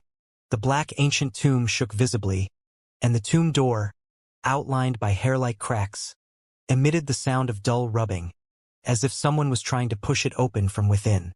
Aurora, in front of Lumion, and the surrounding corridor began to fade, as if erased by an eraser. Lumion glanced at the slowly opening tomb door and turned to Hisoka Twanaku, who was in another dream fragment. The dream projection wasn't surprised by the abnormality, nor did he show any fear. Instead, the silent gravekeepers around him rose to their feet. Amidst the illusory sound of water, the tomb door of the black ancient tomb opened completely. Accompanied by this change, all the dream fragments that appeared in the blur seemed to be pulled by an invisible force, fusing together. Devaho, Ryaza, Iveljsta, Hisoka Twanaku, and the gravekeepers materialized in front of the black ancient tomb, near Lumion and the others. Hisoka Twanaku smiled, as if he had anticipated that one of the outsiders would transform into a god, and that the ancient tomb's door would open at this very moment. He retrieved a golden mask from his black robe. The mask appeared to be crafted from pure gold, its eyes and face smeared with white and black paint, giving it an unsettling appearance. Twanaku donned the golden mask and, unlike the other gravekeepers, didn't retreat. Instead, he sprinted towards the black ancient tomb and the open tomb door. Thud, thud, thud. Lumion heard a distinct heartbeat. It emanated from within the black ancient tomb. As Lumion heard his heartbeat, a palm reached out from the open door of the black ancient tomb. The palm showed no signs of decay or yellow bandages. Its surface was covered in gold, shimmering with a mystical hue under the dim crimson moonlight. Upon seeing the golden palm, Lumion felt an invisible force compress his soul, instantly severing its connection to his body. Immediately after, he realized his body had transformed into a cold, solid wall, preventing his spirit from spreading or being controlled by his consciousness. At that moment, Lumien's soul felt trapped in a cage, unable to escape. He could only see limited scenes through his eyes and hear relatively loud voices with his ears. Everyone present turned into statues, frozen in place. Faced with this situation, Lumien suddenly recalled a saying, "The body is a cage for the heart, and the world is a cage for the body." In the stillness, the only person still moving was Hisoka Twanaku. The golden mask on his face emitted a hazy glow as he swiftly approached the black ancient tomb and the golden palm extending from it. Although Lumien couldn't move or use his abilities, his soul was merely imprisoned. It didn't affect his thoughts. Seeing that Hisoka Twanaku was almost unaffected by the golden palm, Lumien quickly deduced several things. There's a high likelihood the gold Hisoka seized from Devise, the gold mine city, was used on the cold corpse in the black ancient tomb. The item he obtained from the Noise family's demon is likely the golden mask he now wears. The former was an attempt to revive the cold corpse. It's equivalent to Franka's mention of creating a complete body. The latter ensures Hisoka can approach the target unaffected after the cold corpse's resurrection and achieve a certain goal. Did Hisoka once plan to use this to control the cold corpse and attain demigod-level strength? When I killed him in the real world, did the him in the dream attempt to resurrect through this? Yes, Hisoka's wraith power comes from the same source as the cold corpse. Perhaps there's a way to make the corpse believe he's its original spirit and accept his lead. Based on the information I've gathered and what just transpired, humans who have received the boon of the black ancient tomb and the cold corpse can open the tomb without waking the corpse. To awaken it, an intruder must be bestowed with immortality by an invisible figure, ascend to godhood, and enter the ancient tomb. And intruders will only be attacked by invisible figures without the Dream Festival's bestowed guides. It's best for an intruder to remain lucid? How did Hisoka know outsiders would participate in the Dream Festival this year and arrive at the black ancient tomb? He didn't have such a plan to begin with? That's because he didn't know he was going to die. If he can't complete his plan during this year's Dream Festival, the dream projection will completely dissipate in the next few months, causing him to lose his last hope of revival. The involvement of outsiders was a pleasant surprise for him. No, it's too much of a coincidence. Ryaz's rushing over can be explained by his discovery of me investigating the Dream Festival and his worry that he wouldn't have a chance to obtain what he wants after this year. But why did Iveljsta coincidentally come to this primitive forest to investigate something? Why did two Beyonders who can remain lucid in the special dream arrive just before the Dream Festival began? Moreover, why did the Rose School of Thought send someone to Matani in the last few months of the year to gather detailed day-to-day information? Hisoka Twanaku originally planned to complete his plan during this year's Dream Festival. He deliberately leaked some information and clues to attract different factions of interest. The information these factions received wasn't detailed enough. They had no choice but to dispatch personnel in advance to conduct the corresponding investigations or bribe members of Matani's patrol teams. This may very well be the truth, a truth that doesn't rely on coincidence. The only thing Hisoka didn't anticipate was his demise before the Dream Festival began. Now, the Dream Festival is his last and only hope for resurrection. If he fails to achieve his plan, he will die completely after today. No wonder he's so secretive about Tizimo despite being honest about everything else in the dream. Hisoka is truly a cunning devil skilled at manipulating people's hearts. If he hadn't been bent on killing me and his identity had given him a good opportunity to choose to stay in Port Pilus, he wouldn't have been easy to kill. Yes, if I had played by the book and lacked the goodwill of a high-ranking entity, I might have died at his hands. The demon of the Noise family also has designs on the cold corpse in the Black Tomb and wants to use the Dream Festival. Therefore, when Hisoka mentioned the Dream Festival in his dream, he was immediately attacked by the shadow. Among those present, who is the demon's minion? Or could it be that the demon from the Noise family hasn't arrived yet and wants to wait until the end, when the situation is clear, before taking action and completing the harvest? If it's just a dream projection without the main body's cooperation, There should be a huge loophole in Hisoka's plan. Where is the loophole? Trapped in his body, Lumion couldn't stop Hisoka. He watched helplessly as Hisoka ran to the open door of the Black Ancient Tomb. Wait, since the Black Ancient Tomb reminds me of the Samaritan Women's Spring, I can try that method. Lumion acted without hesitation, focusing his attention on his spirit body's right hand. Alista Tudor's remnant aura didn't just permeate his body, and the Blood Emperor was closely linked to the Samaritan Women's Spring. Wearing a golden mask, Hisoka's body began to etherealize uncontrollably. Just as he was about to grasp the hand of the corpse protruding from the Black Ancient Tomb, he suddenly sensed an extremely terrifying, frenzied, and violent aura appearing behind him. It soared into the sky explosively, sweeping through the surroundings. The crimson moon's glow dimmed, and Hisoka Twanaka's body instinctively stiffened, trembling violently. Splash! An illusory sound of water echoed from the Black Ancient Tomb, and the golden palm seemed to be dragged back into the tomb by some unknown force. The feeling of their souls being imprisoned within their bodies dissipated. Lumion hurriedly halted the dissipation of the Blood Emperor's aura.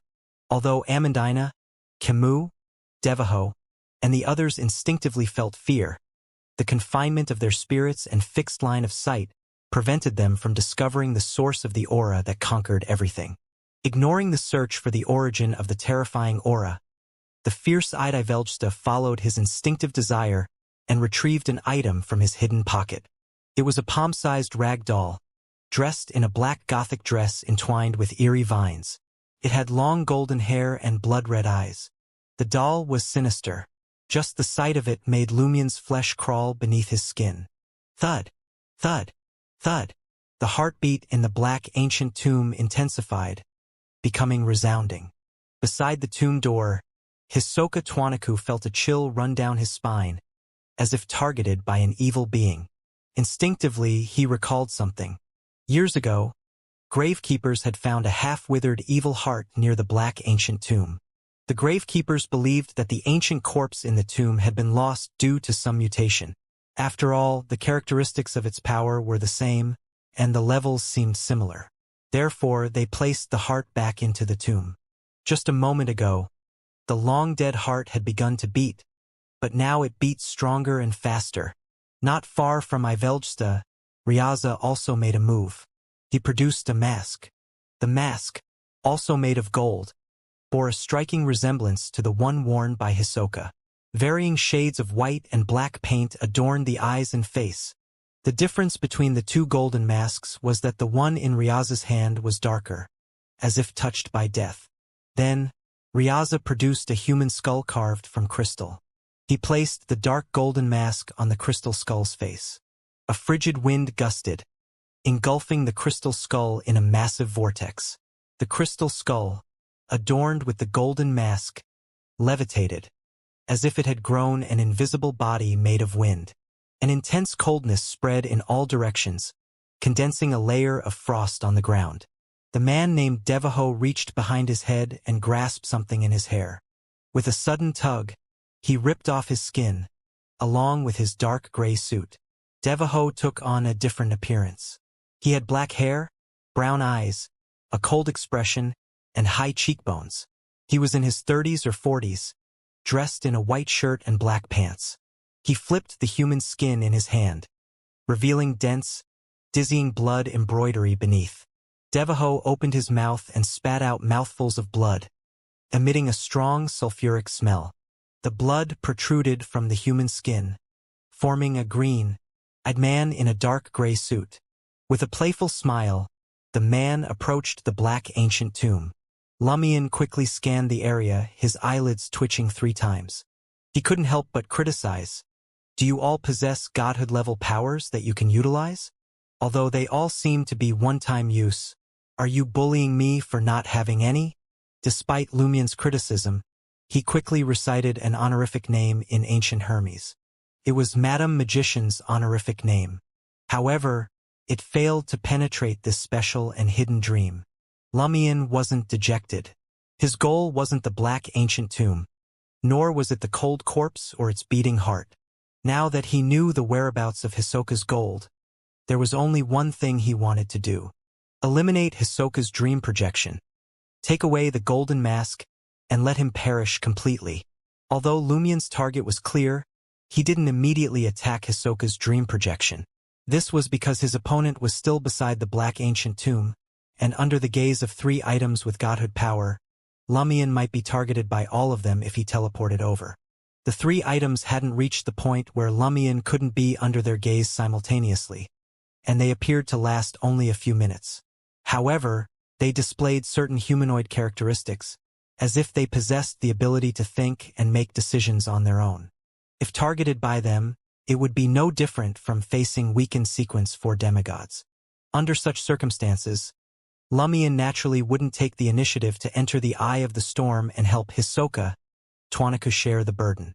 He even felt that if his rival was killed by an outsider whom he had personally attracted, it would be cause for celebration. It was inevitable, after all, since he had already killed Hisoka once. He wasn't obsessed with obliterating the other party's resurrection. Having someone else do it, for him, could reduce his spirituality expenditure. As Lumien gazed at the open tomb door, he retreated a few steps to the edge of the area. He quickly said to Amandina, Camus, Ria, and Lugano, "Retreat to the edge." Upon hearing this order, Lugano's face lit up with happiness. He was the first to turn around and sprint away. Ria raised her hunting bow, aiming left and right, taking slow steps back to guard against any attacks. Camus' performance was similar to hers, but he held his custom revolver. Amandina glanced at the sinister rag doll, the crystal skull adorned with a golden mask, and the green-eyed man with bulging human skin. She felt lightheaded, as if she was too exhausted to control her body. She instantly realized that these were things she shouldn't come into contact with. What transpired beside the Black Tomb was beyond her ability to interfere. She swiftly turned her back to the ancient Black Tomb and prepared to follow Lugano to the edge of the area. At that moment, Lumien, wearing a grayish-white lightning-shaped brooch, glanced at the gravekeepers who were also hurriedly retreating and thoughtfully asked Amandina, "Where's that figure?" Amandina ran nimbly, synchronizing her movements with her breathing as she replied, "I don't know. He's gone." As soon as she finished speaking, the illusory water reverberating in the Black Tomb ceased. The palm-sized evil rag doll in the Gothic dress suddenly floated up, escaping Ivelsta's grasp. It hovered in midair, with Hisoka Twanaku's figure reflected in its blood-red eyes. Twanaku, who was about to reach into the ancient Black Tomb, suddenly felt the golden mask on his face come to life. It first pressed inward, as if it wanted to crush his skull, then pulled outward, as if trying to escape. Hisoka instinctively raised his right hand to press the golden mask back, only to realize that his sleeve had tightly wrapped around his arm, immobilizing it, almost like it was tied up. Remembering the fate of a godhoodless individual losing the golden mask at the tomb's entrance, Twanaku didn't hesitate. His body became completely ethereal as he transformed into a wraith. Then, he vanished from in front of the Black Tomb and reappeared in the pupil of one of the gravekeepers who had removed their golden mask. Due to the untimely demise of Hisoka's physical body and his inability to get assistance, Hisoka had no choice but to modify his plan and wait for the 3 factions vying for the cold corpse in the ancient Black Tomb to begin fighting. When the chaos reached its peak and the corresponding items were nearly depleted, he would re-enter the fray and compete for the corpse. As Hisoka temporarily retreated, the area in front of the ancient Black Tomb became vacant. Just as the palm-sized evil rag doll was about to float over, the crystal skull, adorned with a golden mask, flew diagonally, enveloped by a vortex-shaped body formed by the cold wind. Pale white flames ignited in its eyes, with a hint of darkness at the center. In response, illusory black water seeped out of the Black Tomb's walls, forming a silent river that blocked the entrance. The river was clearly similar to a stream, but it gave Ivelsta, Devaho, Ryaza, and the others a vast and expansive feeling. Their bodies gradually turned cold, and their lives drained faster, irreversibly. The evil rag doll, clad in a black Gothic dress, hovered in midair, not attempting to cross the silent river. The crystal skull, adorned with a golden mask, descended into the river. The wind vortex that constituted its colossal body howled and expanded, as if transforming into an invisible fairy that floated steadily on the surface of the silent river. The crystal skull, adorned with a golden mask, steered the fairy against the current, slowly approaching the open door of the ancient black tomb. The green-eyed man, dressed in a dark gray formal suit made of human skin and blood, stood at the back, observing the scene. With a smile, he opened and closed his mouth, as if silently muttering to himself. Almost simultaneously, the crystal skull on the invisible fairy emitted a cracking sound. The pale white flames in its eye sockets flickered violently, and tiny patterns appeared on its crystalline surface, causing invisible dust to fall. The fairy itself alternated between expansion and contraction, becoming extremely unstable as it slowed down on the river of death. Lumion paid no attention to the battle unfolding in front of the ancient black tomb. With a single glance, his body ignited with intense white flames. Swoosh! He transformed into a flaming spear and crossed a distance of 20 to 30 meters, aiming at the gravekeeper whose body had been possessed by Hisoka Twanaku. Hisoka raised his head, revealing a face with light brown skin and wild beauty. Ria. The gravekeeper whose body had been possessed by Hisoka was Ria's dream projection, facing the rapidly expanding reflection, transforming from a speck of white light into a blazing white flaming spear with a burning tip. Hisoka didn't dodge. He assumed a stance allowing Lumion to attack. The blazing white flame spear was incredibly fast. He didn't have time to raise his hunting bow, aim, or shoot. He only slightly bent his arm. He felt a searing pain, as if his body and soul were about to be pierced. Hisoka showed no fear. Instead, he chuckled. The blazing white flaming spear passed over his shoulder and landed behind him, failing to strike him. The flames dissipated, revealing Lumion. The Hisoka in Ria's dream projection's eyes vanished. Ria's dream projection spun around, her expression cold and filled with hatred. She raised her hunting bow, aimed at Lumion, and drew the bowstring. She was a dream projection formed by excessive desires and emotions, unable to control herself. Humph! 2 beams of white light shot out from Lumion's nose. Before Ria's dream projection could release an arrow wrapped in lightning, her eyes closed, and she fainted, collapsing to the ground. Ria, who had just arrived at the periphery, trembled. Her eyes reflected the black-robed Hisoka Twanaku.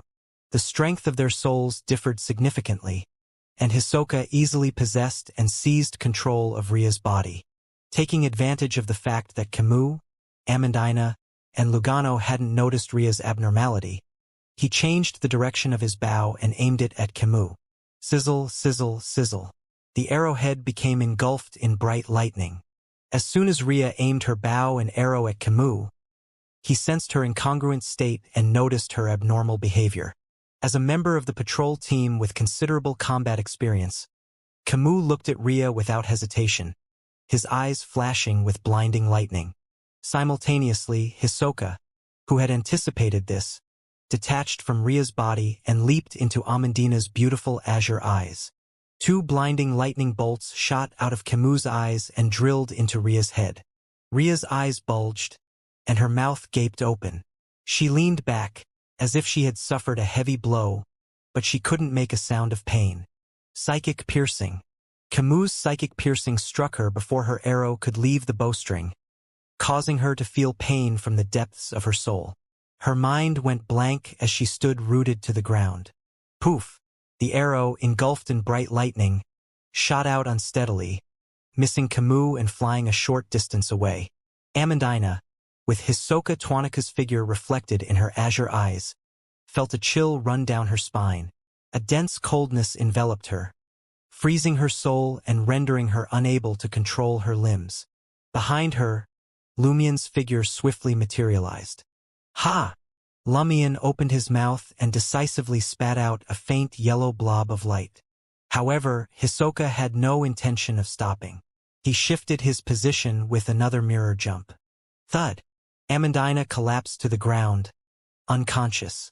Compared to Padre Cali, Hisoka clearly excelled in combat, possessing a wealth of experience and outstanding talent.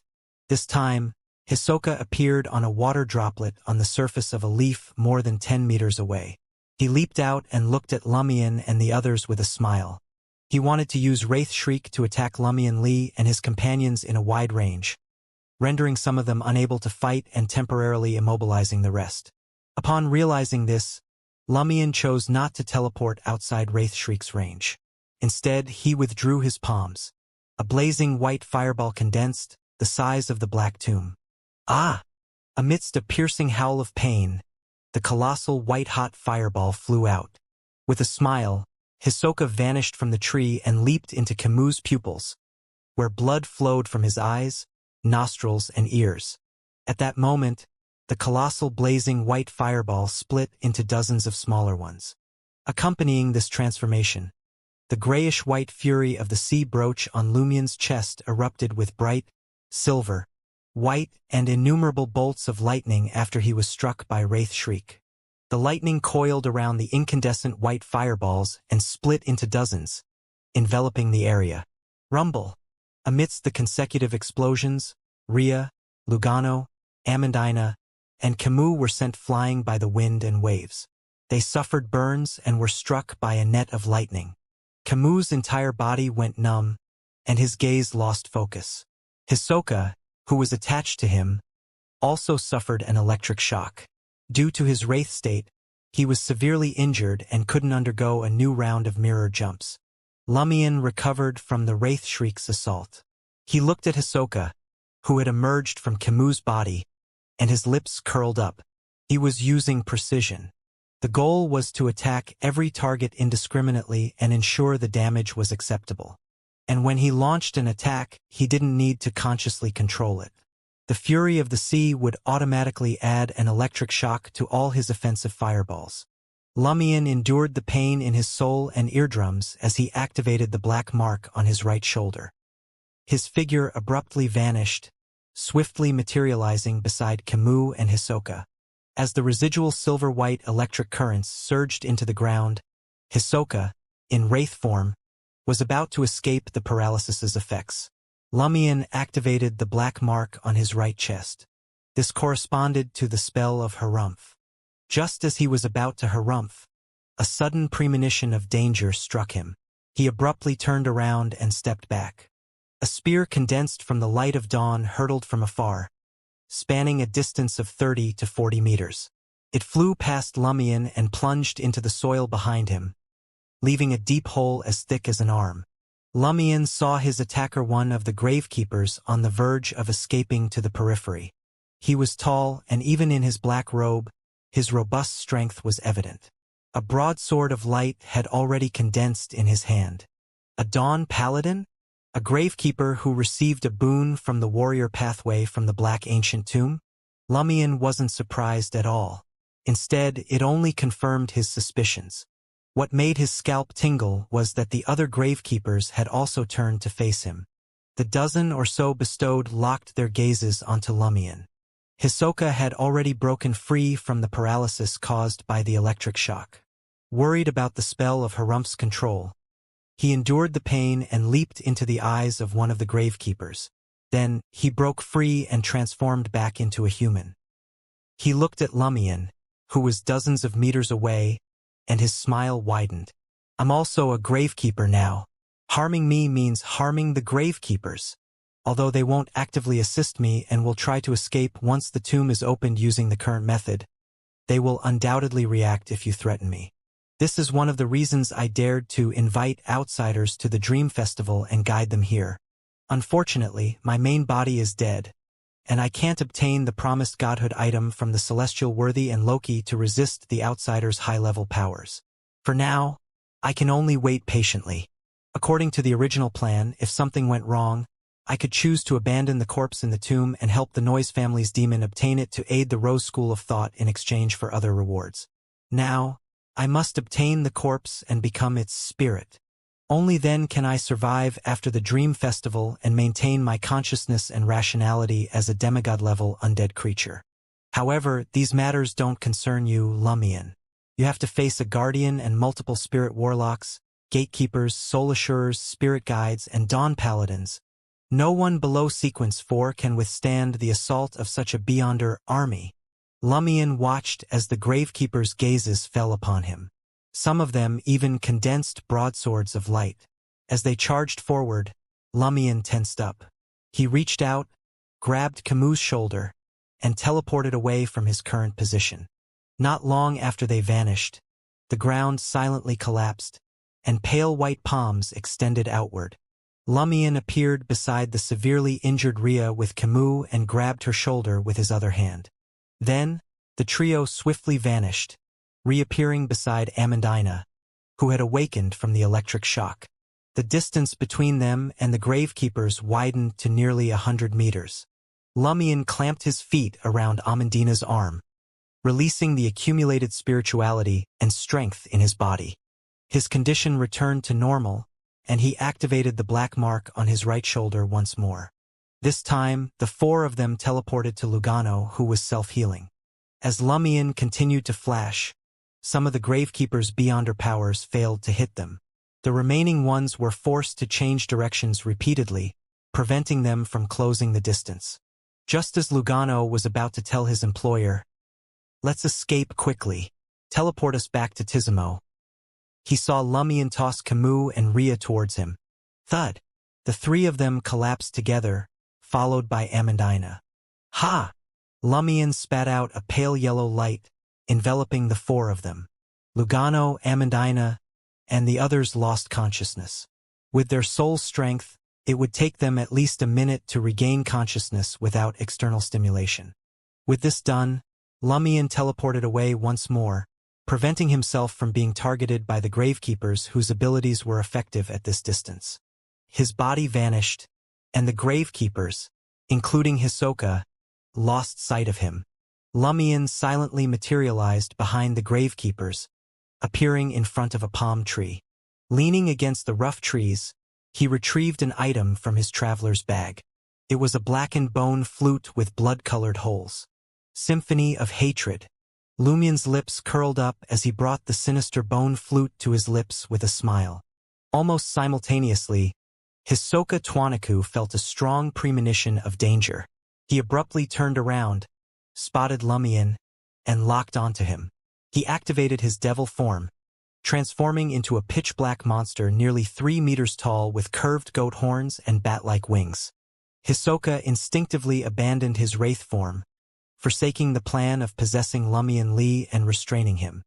He found it impossible to remain calm under the aura capable of conquering everything and reflexively fled from the other party. Accompanied by Hisoka's movements, the Gravekeepers also turned. Lumion's lips touched the black bone flute, emitting a bloody scent, and he played the first note. The smile on his face widened. In the real world, facing such a large group of Sequence 7, 6, and 5 Beyonders, he could only teleport Lugano and the others back to Tizimo. However, this was the Dream Festival. Apart from the few who had recently arrived and could remain lucid, the others were either fused with their dream projections or allowed the corresponding dream projections to move independently.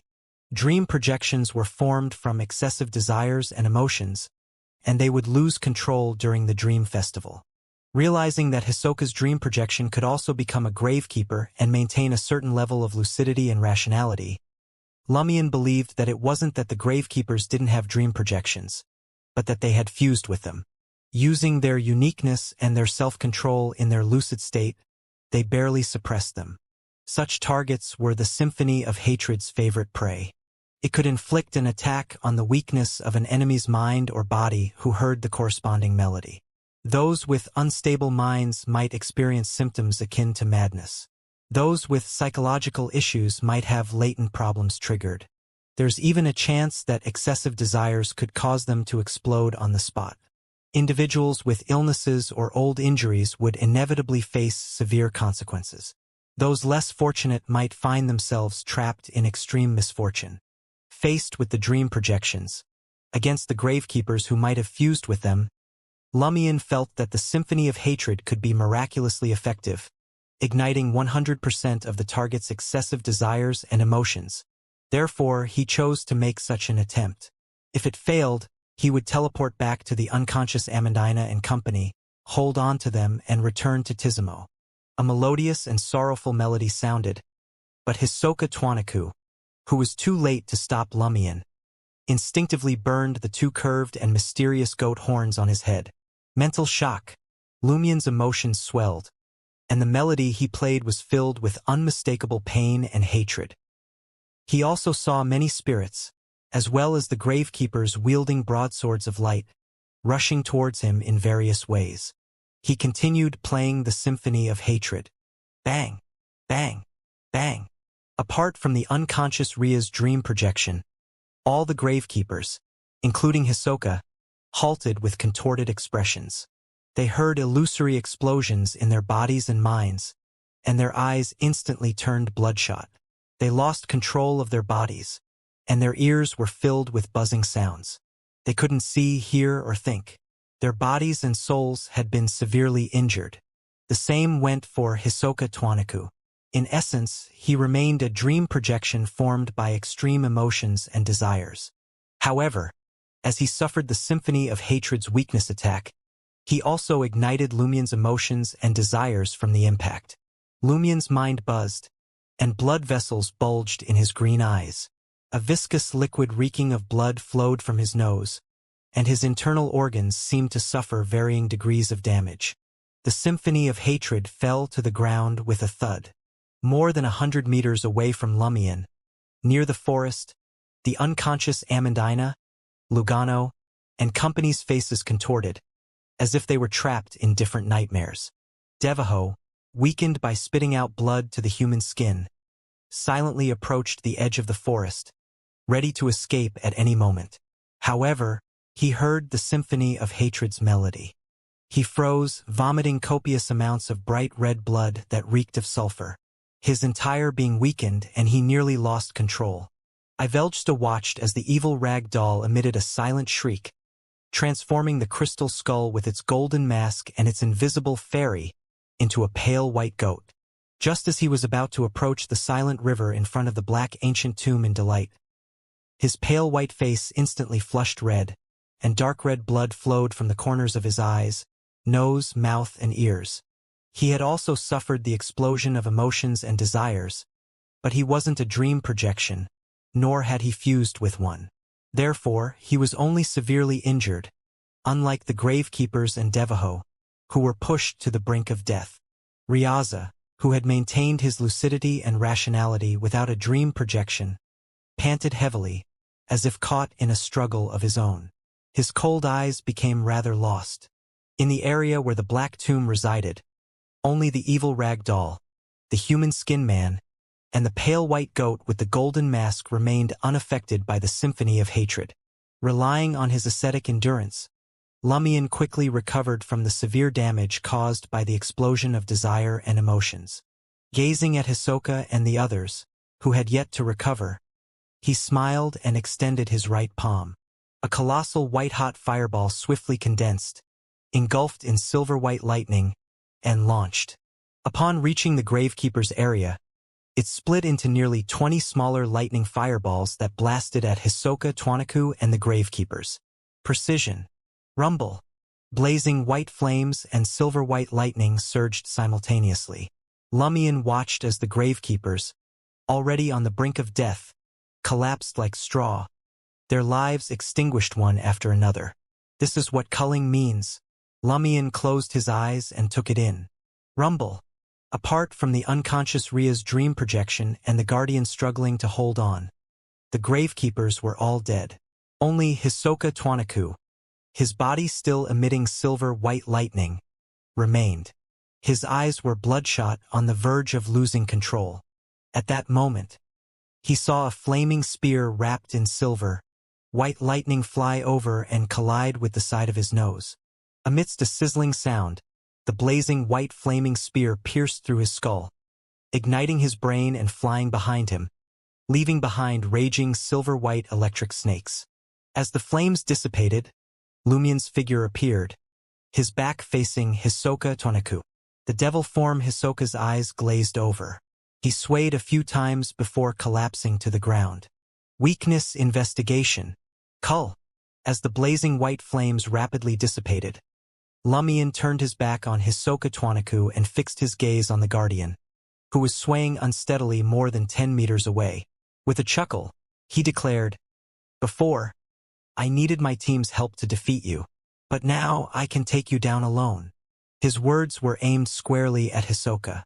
Collapsing to the ground, Hisoka's consciousness gradually faded as he caught Lumion's remark. He instinctively tried to clench his fists, but lacked the strength to do so. A desperate gasp escaped his throat, his pupils dilating and losing focus. Hisoka cursed himself for choosing Devil Transformation over Wraith Transformation when confronting Lumion Lee. If only he had opted for the latter, he could have disrupted Lumion's attempt to play the Black and Bone flute with Wraith Shriek. Alas, he had no way of knowing the specifics, only able to sense the presence and source of a malicious intent. Given Lumion Lee's ability to infuse bullets, fireballs, and other attacks with electric shocks and target weaknesses with precision, Devil Transformation had seemed the more versatile choice, offering protection against various contingencies. As for why he hadn't summoned a barrage of sulfur fireballs, even at the cost of mutual destruction, Hisoka sensed the considerable distance separating them. By the time he could conjure and launch 10 to 20 fireballs, Lumion Lee would have already finished playing the flute. With teleportation at his disposal, Lumion could effortlessly evade the clustered assault. Moreover, spells like Language of Foulness had a limited range. Left with no other recourse, Hisoka Twanaku could only resort to emotional shock and desire detonation, targeting Lumion Lee's weakness. He hoped that after both of them sustained grievous injuries, their recovery rates would be comparable, granting him an opportunity to mount a different response. However, despite the pain, blood loss, and abnormal look in his eyes, Lumion Lee managed to maintain his balance. Fighting through the debilitating effects, he executed a precise area of effect bombardment enhanced with electric shocks. The effort inflicted fresh wounds upon himself and temporarily paralyzed him. Gasp!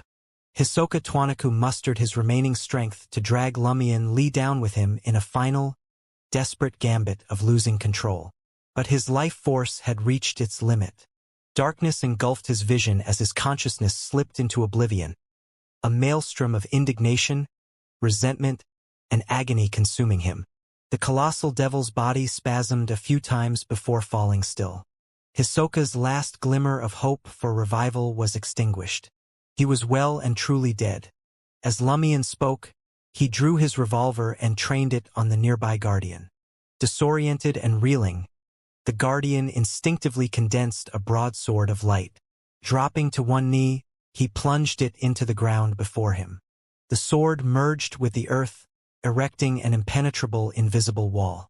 As a gravekeeper merged with a dream projection, this Guardian had no effective defense against the symphony of hatred.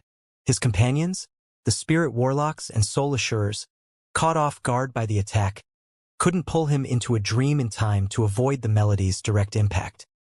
He could only rely on his own physical and spiritual fortitude to withstand the detonation of desire and emotion. For Beyonders with dream projections, this assault posed a mortal threat.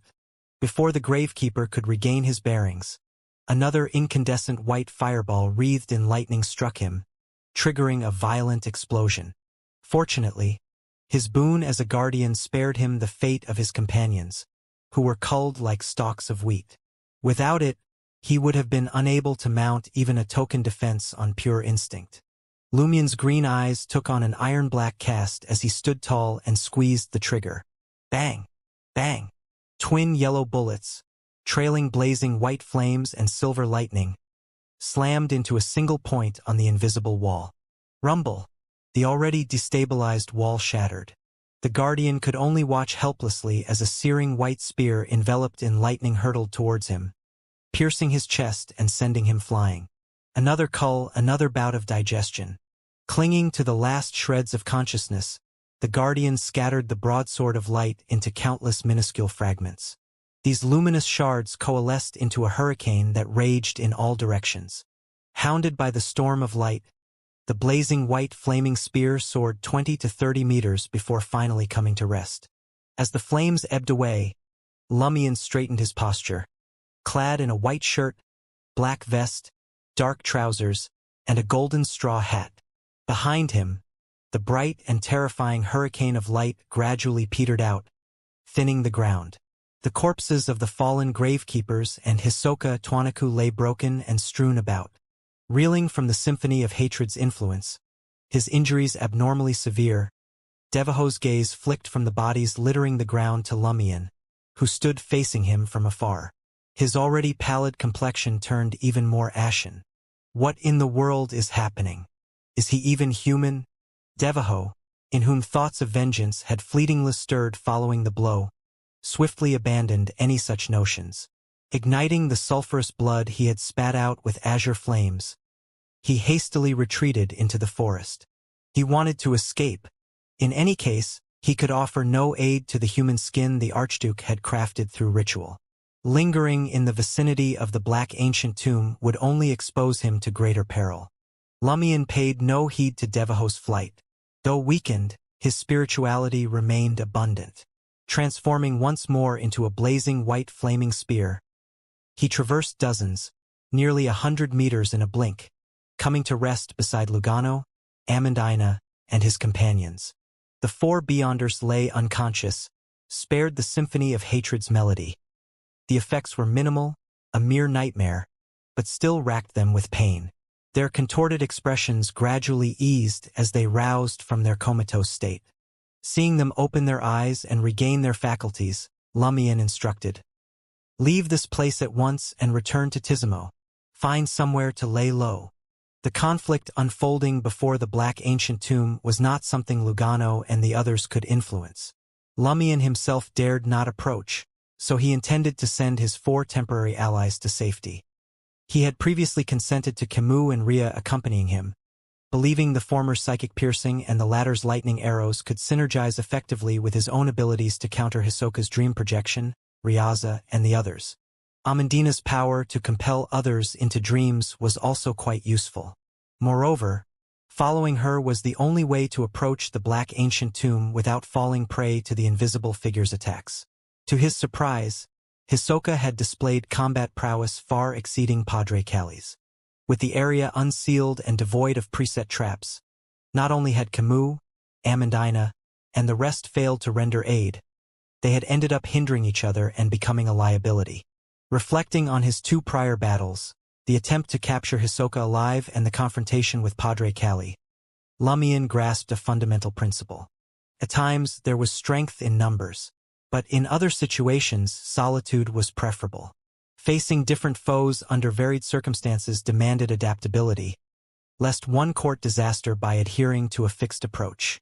Lumion recalled a maxim Emperor Roselle had once shared, as explained by his sister Aurora. In warfare, as in the flow of water, there are no constant conditions. We can return to Tizimo? Even me. Lugano couldn't contain his pleasant surprise. Instinctively, he extended his remaining hand, pressing the flickering light against Lumion's wounds. As a doctor, Lugano was unable to treat a patient's internal organs directly.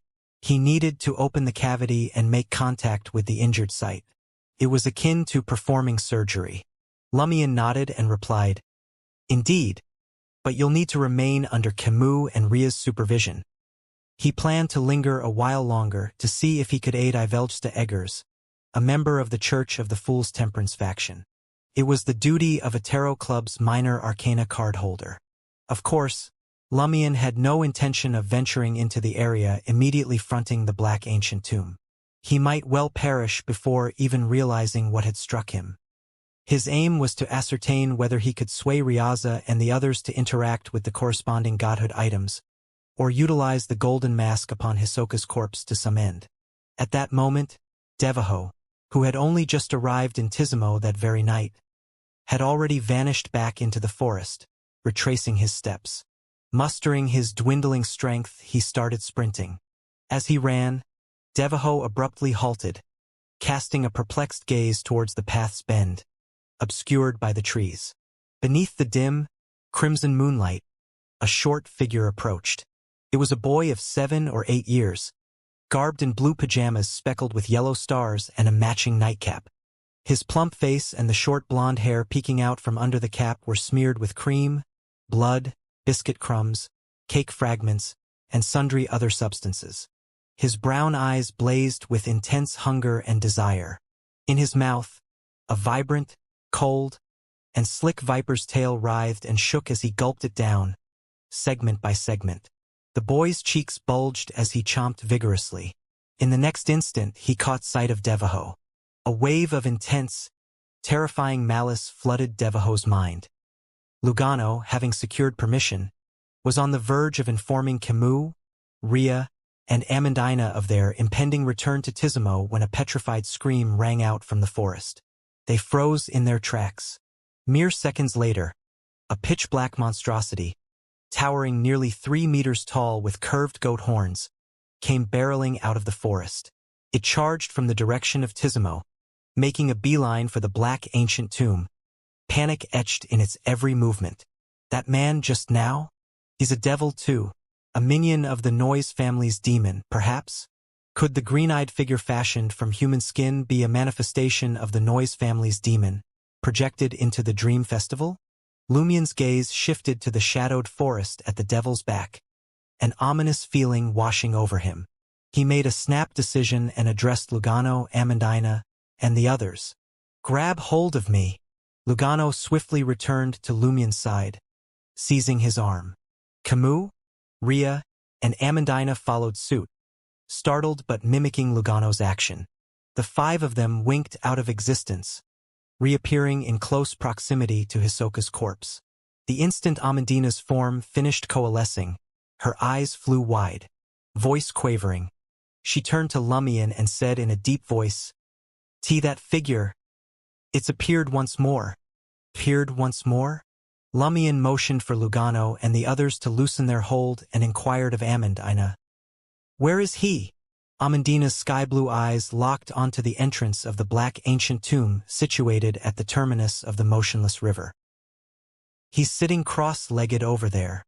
As the words left her lips, Amandina shut her eyes and turned away. Minuscule protrusions emerged from her previously flawless and supple skin, each on the cusp of rupturing and giving rise to something unknown. This reaction stemmed from her glimpse of the phantasmal, stagnant river and the ashen-white goat adorned with a golden mask, grappling to traverse the shallow waters. The pallid goat's limbs, devoid of all fur, were extensively decomposed, exuding a nauseating yellow pus that swiftly encroached upon the remainder of its body. Under the sway of the symphony of hatred, Riaz's wan and frigid countenance surrendered its final vestige of color. The decay gradually consumed the back of his hand, neck, and cheeks, lending him the appearance of a long-deceased cadaver. This decelerated the deterioration afflicting the pale goat's body. Concurrently, the still river conjured by the black ancient tomb grew ever more illusory, its breadth and depth visibly diminishing.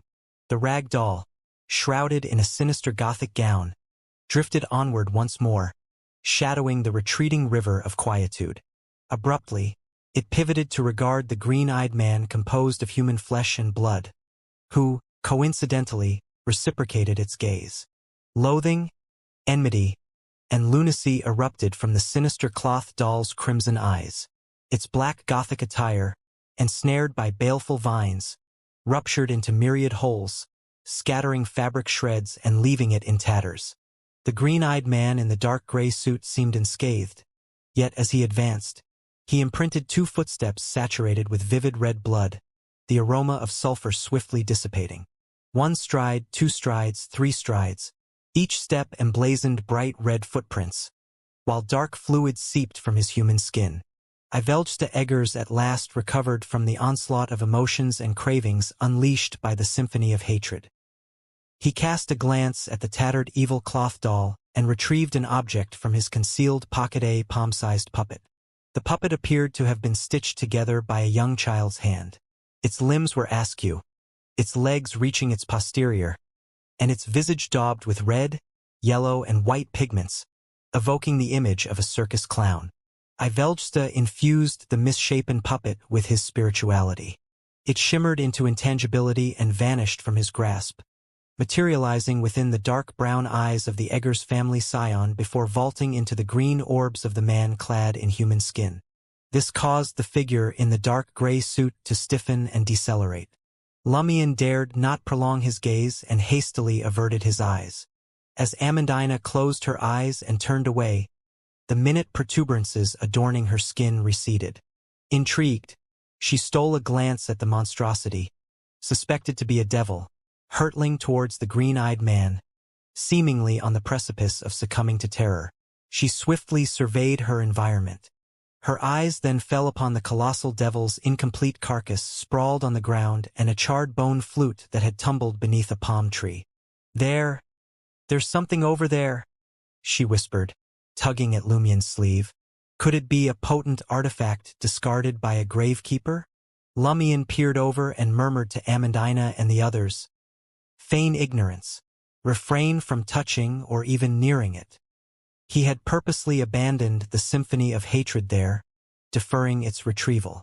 In such circumstances, wielding it anew was far more prone to endangering his allies than exploiting an adversary's vulnerability. As a reaper, he had no need to employ the symphony of hatred to pierce the target. Thus, he feigned a lack of opportunity to reclaim it, hoping an enemy would attempt to turn it against him. If a similar scenario unfolded, Lumion and the three godhood items would be the sole survivors capable of weathering the ensuing cataclysm unleashed by the symphony of hatred. At that juncture, he would whisk Amandina and her companions away via teleportation. Upon later return, he anticipated discovering the enemy's lifeless husks and acquiring fresh spoils of war. It was a trap he had laid in passing. As Devaho, transformed into a colossal devil, retreated to the proximity of the human-skinned man and drew near the ebbing river of silence, a short silhouette walked out from the forest trail, a boy of 7 or 8 years old, clad in endearing sleepwear and a nightcap. His yellow hair and countenance were begrimed, besmirched with grease, dregs, and blood. Catching sight of the boy, Lugano experienced a piercing agony in his absent right hand. "Man! Man! Man!" He gnashed his teeth in dread. Observing his abnormal reaction, Camus and the others inquired in astonishment, "What's wrong?" Tracing Lugano's line of sight, Amandina, Camus, and Rhea spotted the boy. The former swiveled to Lumion in bewilderment. Isn't that your godson? Why is he here? It's very dangerous." "No, he's not in danger." Camus recollecting Colombo's exaggerated reaction upon encountering Louisberry and his godson. He recalled some of the words of his companion from the fate pathway and said with a solemn expression, "We should be the ones in danger." Without waiting for Amandina and Rhea's misgivings, Camus regarded Lumion and knitted his brow. "What do we do? As a godfather, you should have a way to control your godson, right?" Lumion's gaze flitted to Ludwig pursuing the devil, then to the corpses and Hisoka's devil form strewn on the ground. He replied with a grin, "It's not a big problem. There was ample food here to form an effective seal." As to why Ludwig had trekked to the Black Ancient Tomb, Lumion roughly had an idea. The man and woman who had freshly arrived in Tizimo tonight and taken lodging at the Brew Motel were likely minions of the Noise family's demon. By some means, they maintained lucidity in this special dream. Once the dream festival commenced, they left the motel and hastened towards the Black Ancient Tomb. During this process, they passed the second floor, inducing Ludwig to catch wind of delicacies. He forsook the insipid fare and shadowed them closely, matching the pace of a 7 or 8-year-old child. At that moment, Ludwig's brown eyes were fixed solely on Devaho, the devil. "Why isn't it a big problem?" Amandina wore a look of skepticism. Lumion smiled and indicated the massive devil who had fled in proximity to the green-eyed man. "He's here to hunt down that monster." "Hunt? Him?"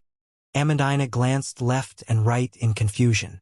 A 7 or 8-year-old boy in azure star-spangled sleepwear, pursuing a pitch-black devil almost 3 meters in height, with curved goat horns and bat wings sprouting from his back?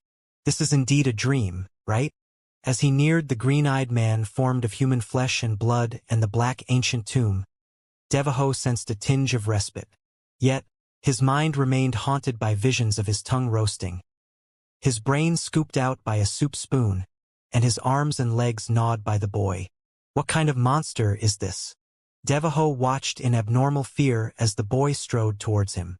At that juncture, Amandina, who had stolen a glance their way, exclaimed, "That figure is looking at the man in the black robe. Iveljsta?" Lumion peered over but discerned nothing amiss with Iveljsta Eggers. Amandina averted her gaze, taking a moment to regain her composure before looking again. She quickly explained, "He's not looking at the man in the black robe. He's looking at the devil." Amandina abruptly halted, withdrawing her gaze and furrowing her brow. "That figure seems to utter something. I don't know the language, but I understand the meaning." "What did he say?" Lumion pressed. Amandina dared not look towards the black tomb. She organized her thoughts and said, "Basically, it means, everyone in the world knows that crawling insects can spin cocoons. After the cocoon fractures, butterflies take wing. A common insect can transform into a fluttering butterfly and alter its form of life." "Why?" Unknowingly, Amandina's voice shifted, as if swayed by some influence. She paused for a moment before answering the question in a low, cold voice. "Death before rebirth. Ascension into godhood." Before Amandina could finish her sentence, Devaho, in his devil state, stiffened. He beheld his flesh swiftly decaying, fragments sloughing off to bare ghastly white bones. Within seconds, the devil lost consciousness and crumbled into a mound of putrefying flesh and bones. The remains fused as if alive, intertwining to form a human-sized cocoon. It rapidly shattered, and a human-headed avian monster draped in white plumage emerged. After absorbing all the flesh and blood, the monster expanded significantly, its form undergoing a transformation. The lower portion of its head rapidly elongated and expanded, as if possessing a body of its own. The flesh at its waist melded with the avian body, mantled in pale yellow feathers. "Ha ha ha!" Devaho, with innumerable white feathers sprouting from his eyes, nostrils, visage, and fingertips, erupted into laughter. He slapped the white-feathered bird body below and soared skyward, as if riding it. Devaho ascended higher and higher, gradually turning ethereal. Then he spiraled downward and entered the black ancient tomb. Witnessing this, Lumion glanced once more at the entrance of the black ancient tomb, but still could not perceive the unseen figure Amandina had mentioned. His heart stirred as he took 2 steps forward and retrieved the peculiar golden mask from Hisoka's corpse. Lumion looked at the gold mask in his hand, white and black paint covering the eyes and face. Without hesitation, he put it on. A cold sensation quickly seeped into his skin, and the weight of the gold felt unusually real. His mind spun as he gazed through the mask at the entrance of the black ancient tomb and the end of the still river, which had mostly receded. This time, he finally saw a slightly indistinct figure. The figure wore a strange rusted iron crown and a dark robe with peculiar patterns.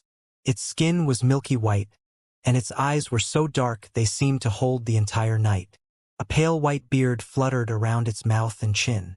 The old man sat cross-legged, hands tucked into his sleeves. He leaned against the open door of the black ancient tomb, his expression cold and impassive, like a statue. As Lumion looked over, the old man met his gaze. His dark eyes seemed to reflect Lumion, as if numerous phantoms had appeared. Splash! Behind the old man, an even more illusory, nearly lightless water wave rippled in the void. The colossal figure in blood-stained armor roared angrily, attempting to approach. Lumion's right palm instantly burned. The old man in the rusted iron crown and strange robe withdrew his hands from his sleeves. His hands had pale, dark skin that was still smooth. The backs were cracked, each crack either covered in white feathers stained with pale yellow oil or dripping with decaying yellow pus. Upon seeing this, Lumion's thoughts vanished, and he felt as if he were descending into endless cold darkness. A familiar burning sensation emanated from his left chest. Combined with the burning, frenzied, violent sensation in his right palm, It awakened Lumien's consciousness, allowing him to find a lifeline in the darkness. Using this opportunity, Lumien regained the ability to think. He saw nearly black blood vessels protruding from the dark eyes that seemed to hide the entire night.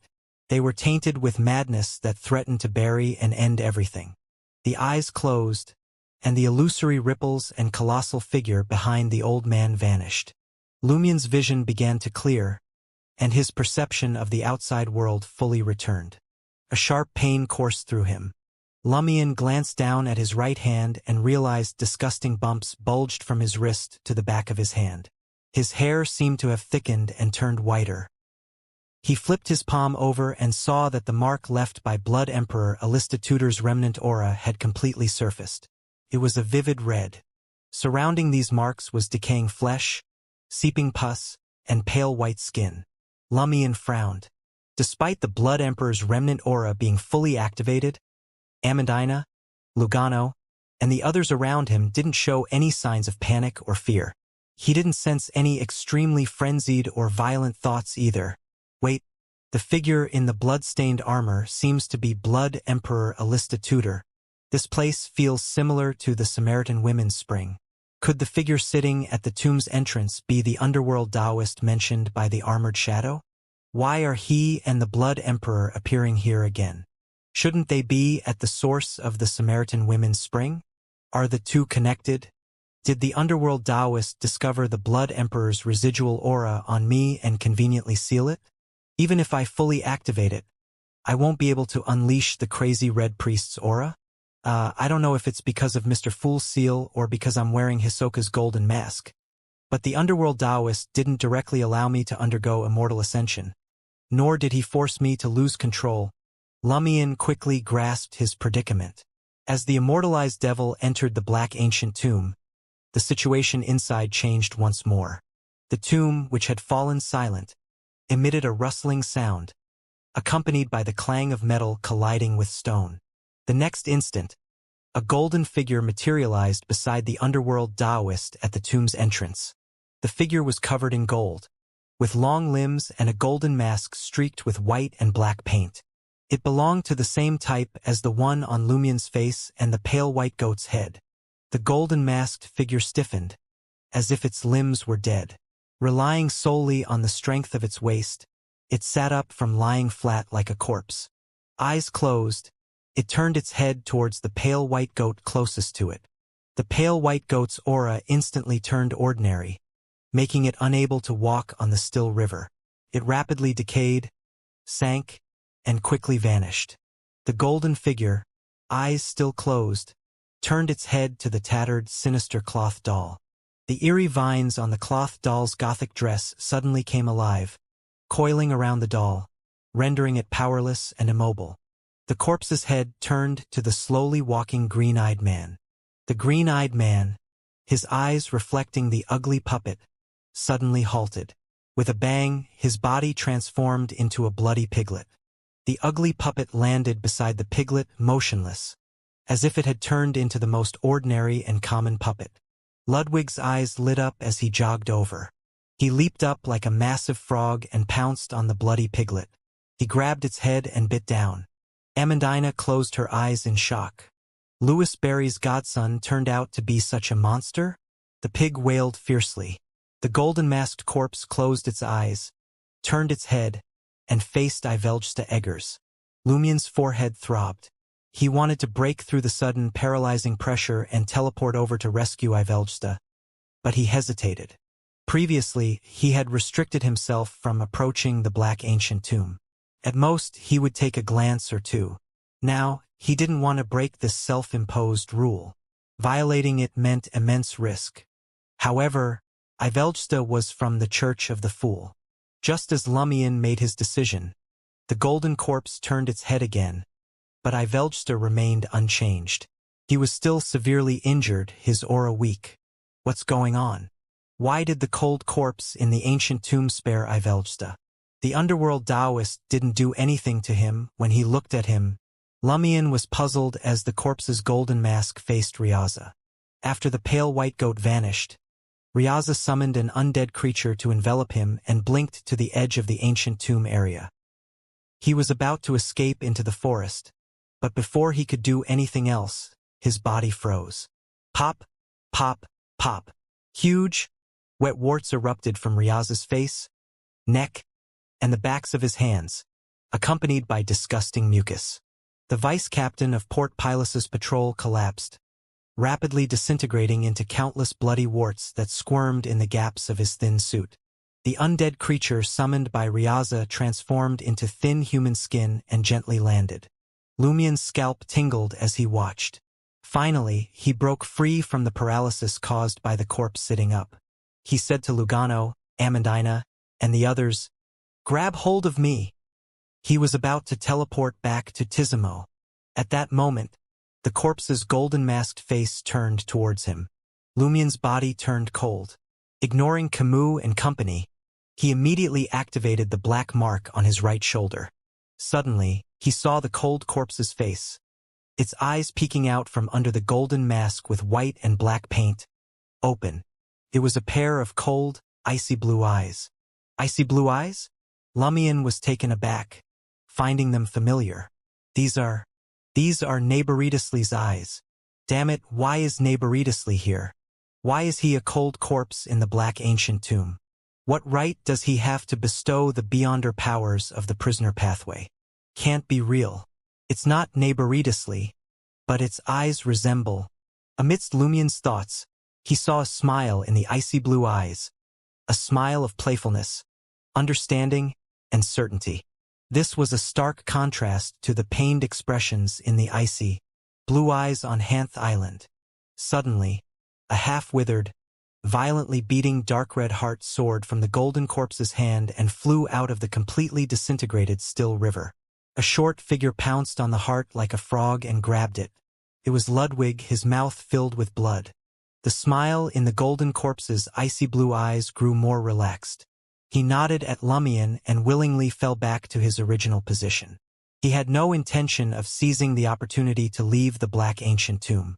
With a splash of illusory water, the tomb's open door gradually closed. Seated by the door, the figure suspected to be the underworld Taoist vanished. Narration's corpse doesn't seem willing to leave the tomb. How did he end up lying in there? Lumian couldn't figure out the reason. So he looked at Ludwig and realized the boy was holding a half-withered dark red heart to his mouth. Lumian wanted to stop him but lacked the ability. The surrounding corpses didn't seem to attract Ludwig as much as the half-withered heart. Clang! The tomb door slammed shut, causing the entire area to tremble. Lumian and the others witnessed dream fragments one after another, and their surroundings blurred. After a brief daze, Lumian realized he was lying in the middle of an unlit street. The crimson moon was bright in the sky, casting its light. This was inside Tizimo. The dream festival came to an abrupt end. Lumian jolted upright, realizing he was holding the strange golden mask he had received from Hisoka. For a moment, he couldn't tell if he was still dreaming, or if the mask had somehow followed him from the dream into the waking world. Lumian turned to look behind him. Riaza and Maslow, who had died during the dream festival, were lying in the middle of the street, just starting to regain consciousness. Taking advantage of the moment while they gathered their wits and slowly got to their feet, Lumian focused his attention on their luck. He could see clear signs of death on both of them. Their fates were about to undergo a rapid transformation, irreversibly tainted by darkness. Riaza's luck, in particular, was changing even more swiftly and dramatically, like a river suddenly plunging over a cliff to form a waterfall. At that instant, Riaza remembered what had happened to him during the dream festival. Uncontrollable fear washed over his pale, cold face. Pop, pop, pop. Huge, mucus-oozing warts erupted all over his body, just as Lumian had witnessed in the dream. Seeing Riaza's eyes turn frenzied and his body start to disintegrate, Lumian raised his free right hand, pointing it at Riaza's mouth as if it were a gun. A condensed bullet of blazing white flame shot from Lumian's fingertip, shattering Riaza's teeth as it entered his mouth. Boom! Riaza's head split apart inch by inch, engulfed in roaring flames. The vice captain of Port Pilus's patrol team collapsed heavily, his body covered in a thin black suit made up of countless slimy warts. Lumion turned to Maslow, who was shocked by Riaz's grotesque transformation and terrified by the death he had experienced in the dream. Calmly, Lumion asked, "Who was he working for?"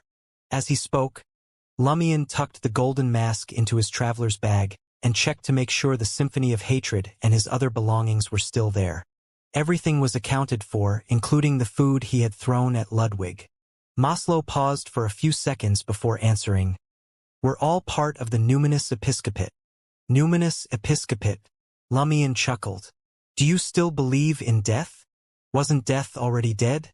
Maslow considered the question for a moment before saying, "Riaza told me that death is on the verge of returning. There have been signs recently that prayers are being answered again." Hearing Maslow's words, Lumion nodded pensively.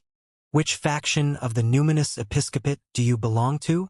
As far as he knew, the numinous episcopate was divided into numerous factions. There were the royals, led by the descendants of the Eggers family, who sought to restore the Balam Empire's rule. The artificial death faction, which had somehow recreated death itself, and the less influential Repose and Underworld factions. "We're from the royal faction," Maslow admitted. "Did you infiltrate the patrol team on purpose?" Lumion asked nonchalantly. Maslow shook his head. "No, Admiral Quirrell has been secretly working with us. Admiral Quirrell, the de facto ruler of Matani, is closely tied to the numinous episcopate's royal faction. Combined with the Church of Earthmother and the remaining Intis faction, this must be what Franca meant by dancing on three eggs. Judging by the situation, Riaza wasn't a traitor after all. It's no wonder Admiral Quirrell didn't send backup. If the numinous episcopate and the Church of the Fool can't handle the problem, it won't matter how many people he sends."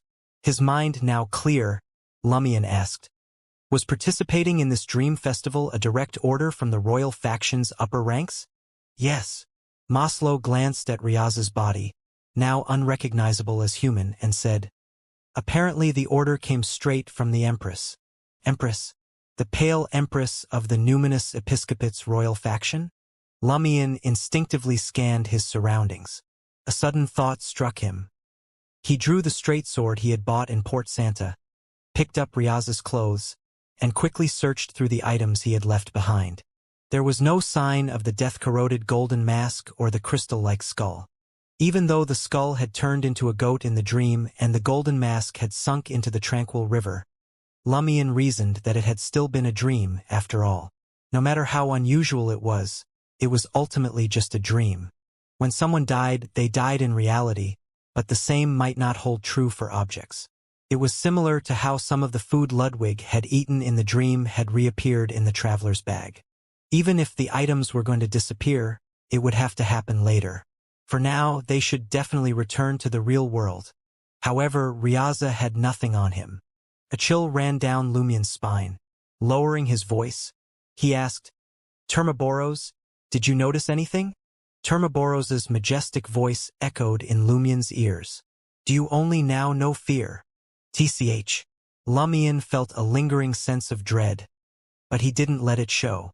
Was the pale Empress watching? Termaboros replied in a deep tone. "It's not just her."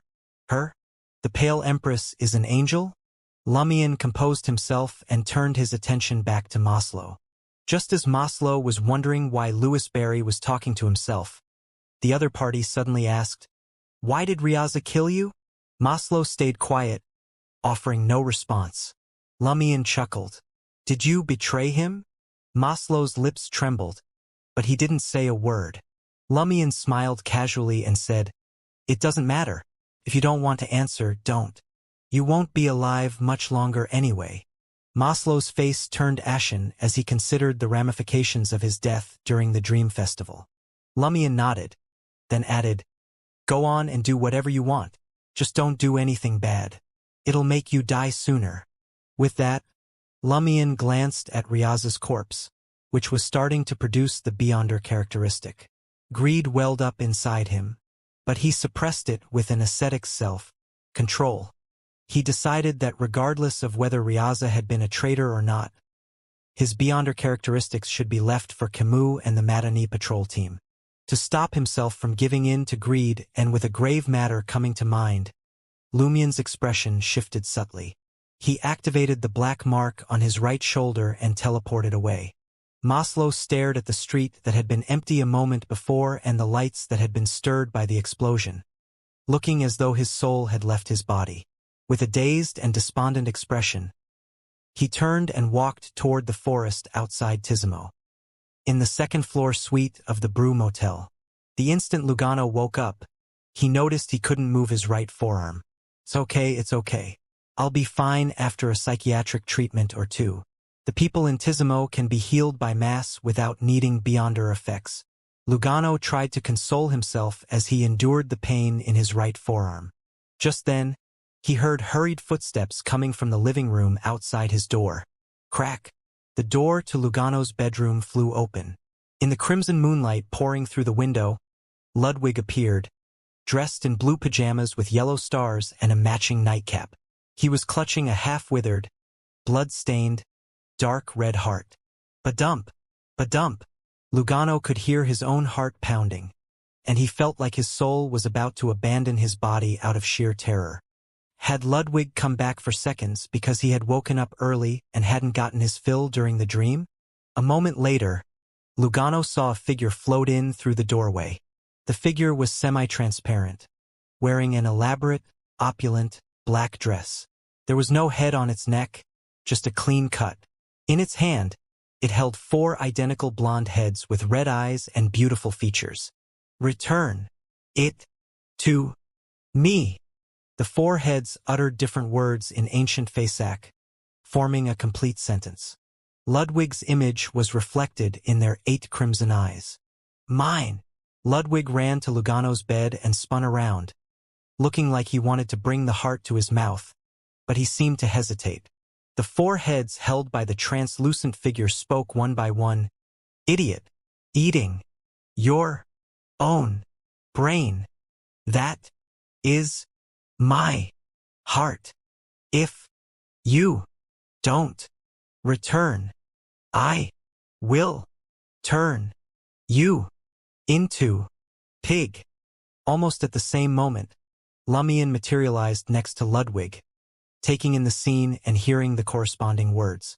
Lumien glanced at the strange-looking lady, then at Ludwig, who wore a resolute expression as if he would defend his food to the death. After a moment's consideration, Lumien said, "Madam, perhaps you could try trading him other spiritually rich materials for it." In Ludwig's current state, Lumien didn't dare try to take the item from him by force. The lady in the intricate black dress, holding 4 blonde, red, heads, went silent. After a short while, one of her heads spat out a gleaming gold coin and held it between its teeth. A gold coin? You want to buy it with a gold coin? Ludwig doesn't care about money. Lumien was about to point this out to the lady when he suddenly realized the gold coin looked familiar. It was a lone gold coin worth £1. Lumien glanced over at Ludwig. Ludwig wavered. After a few seconds, he finally held out his hands and gave the half-withered dark red heart to the woman's head. The blonde, red-eyed head let go, dropping the gold coin into Ludwig's hand. Quickly, it sank its teeth into the half-withered dark red heart. The translucent lady stepped back and vanished from Lugano's bedroom. Ludwig hastily popped the lone gold coin into his mouth, as if trying to hide it in his stomach. But then he seemed to think better of it and fished it back out. He wiped it off on his pajamas and carefully put it in his pocket. Just as I thought, it's the same as Jenna's lucky gold coin. A lone gold coin closely connected to Mr. Fool?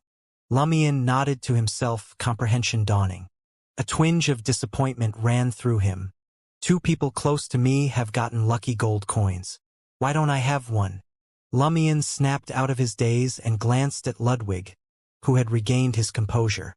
Turning to Lugano, who was shrinking into a corner of the bed, he said, "We'll head back to Trier tomorrow and find a psychiatrist for you.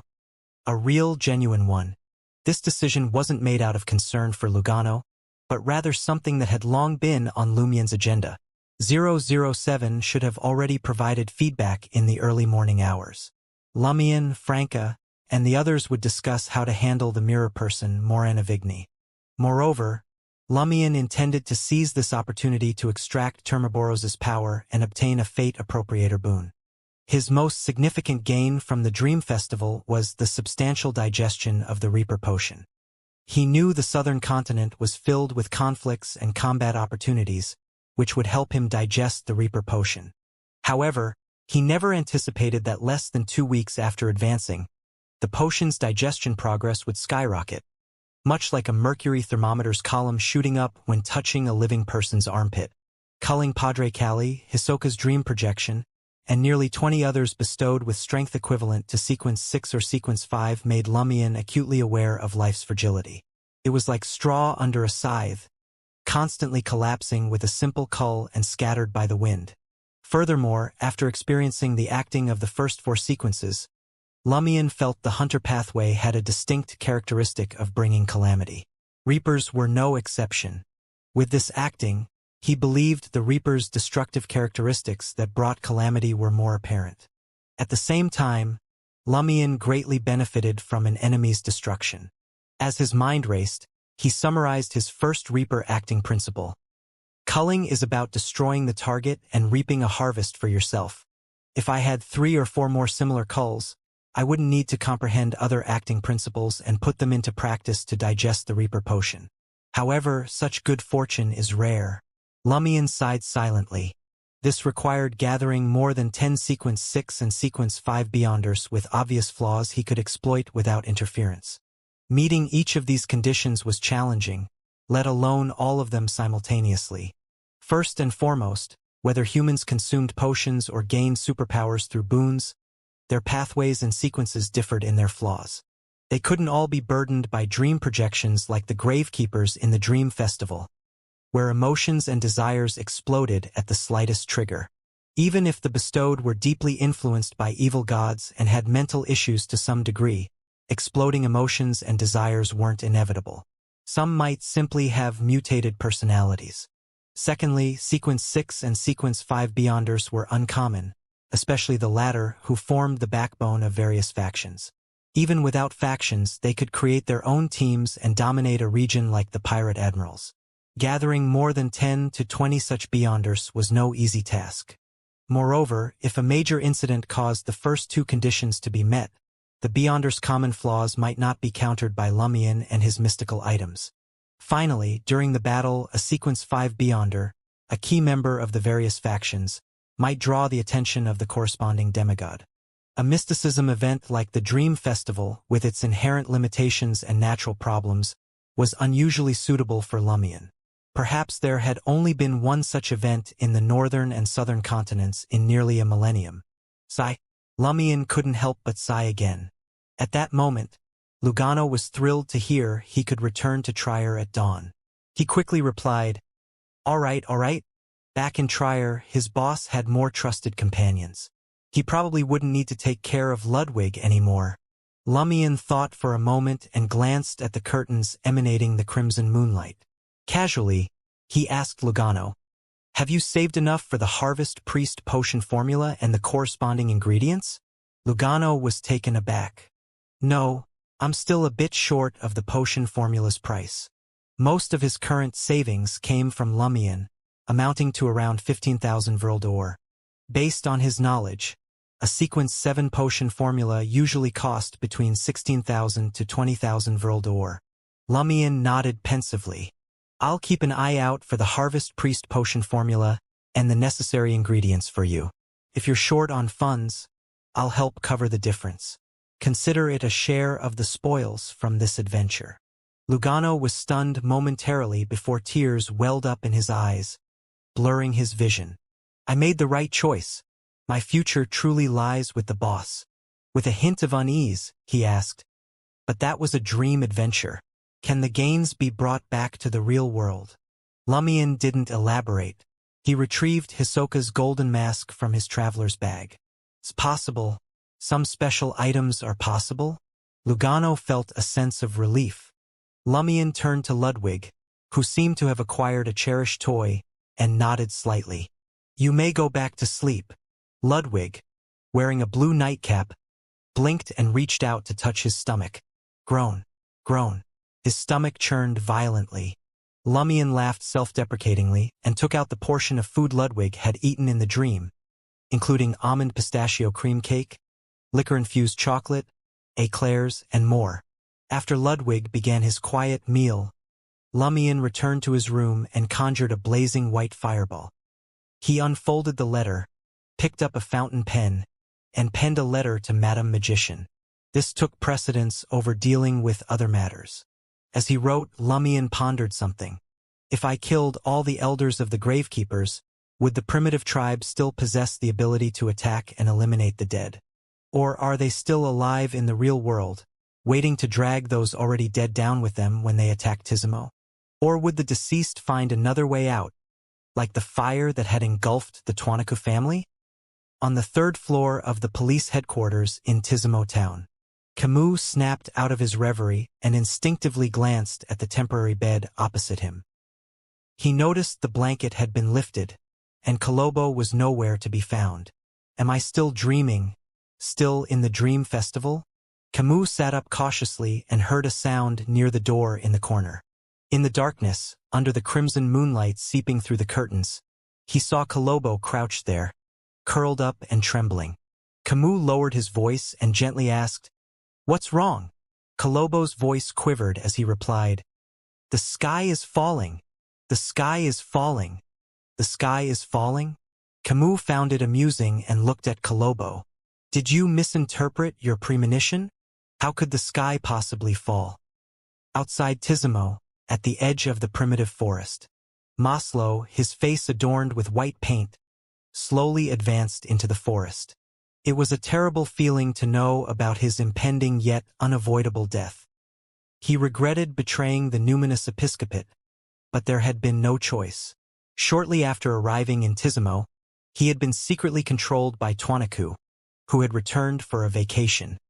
He had become a fallen one monitoring the situation of Padre Cali and Tizimo.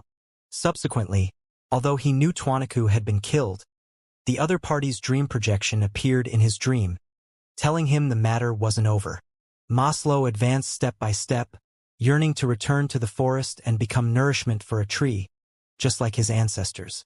As he walked, he spotted nearly 20 people emerging from the nearby barracks.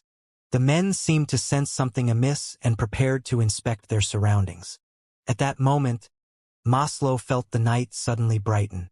Subconsciously, he looked up at the sky and saw a burning boulder descending with a crimson flame tail. In an instant, the burning boulder filled Maslow's vision. It crashed into the area between the forest's edge and the barracks. Rumble.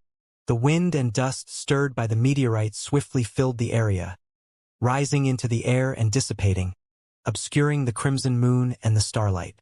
Rumble. The entirety of Tizimo seemed to experience a violent earthquake. Buildings shook violently, and glass shattered. Several houses with weak foundations quickly collapsed, burying their occupants. With great difficulty, Camus regained his balance. Once the building stabilized, he rushed to the shattered window and looked out. He saw the sky was gray and murky, so close he could touch it if he jumped up. The sky has really fallen. For some inexplicable reason, this thought flashed through Camus' mind. In the second-floor suite of the Brew Motel, clutching the letter and fountain pen, Lumion watched the smoke and dust outside with amusement, sensing the heavy blow not far away. How direct! He sighed sincerely. A meteorite had descended from the sky. From the looks of it, the catastrophe had likely eliminated most of the deceased. Lumion turned to look at the door, which had swung open due to the building's shaking, and saw Ludwig still focused on eating. Nothing from the pile of food had fallen to the ground. After sending Lugano out to assist the injured, Lumion returned to his room and continued writing. Upon completion, he immediately set up a ritual and summoned the doll messenger. Just as the doll messenger emerged from the expanding candle flame, it suddenly shrank. Slowly, she glanced to her left and then to her right. After confirming there was no problem, she tiptoed and cautiously approached Lumion's letter. Lumion had never seen the doll messenger act like this before. He watched in confusion and amusement as she picked up the folded letter like a thief. She waved at him and quickly retreated into the candle flame. Lumion chuckled and shook his head, no longer pondering the doll messenger's actions. At the very least, it seemed harmless, and he had several things to do. Lumion left the bedroom, entered the corridor, and went to the first floor.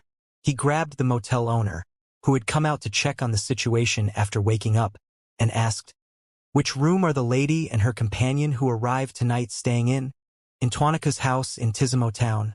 Amandina woke up amidst the violent shaking of the building. She stood up groggily and looked out the window. The sky had turned gray and was pressing down, completely obscuring the crimson moon and stars.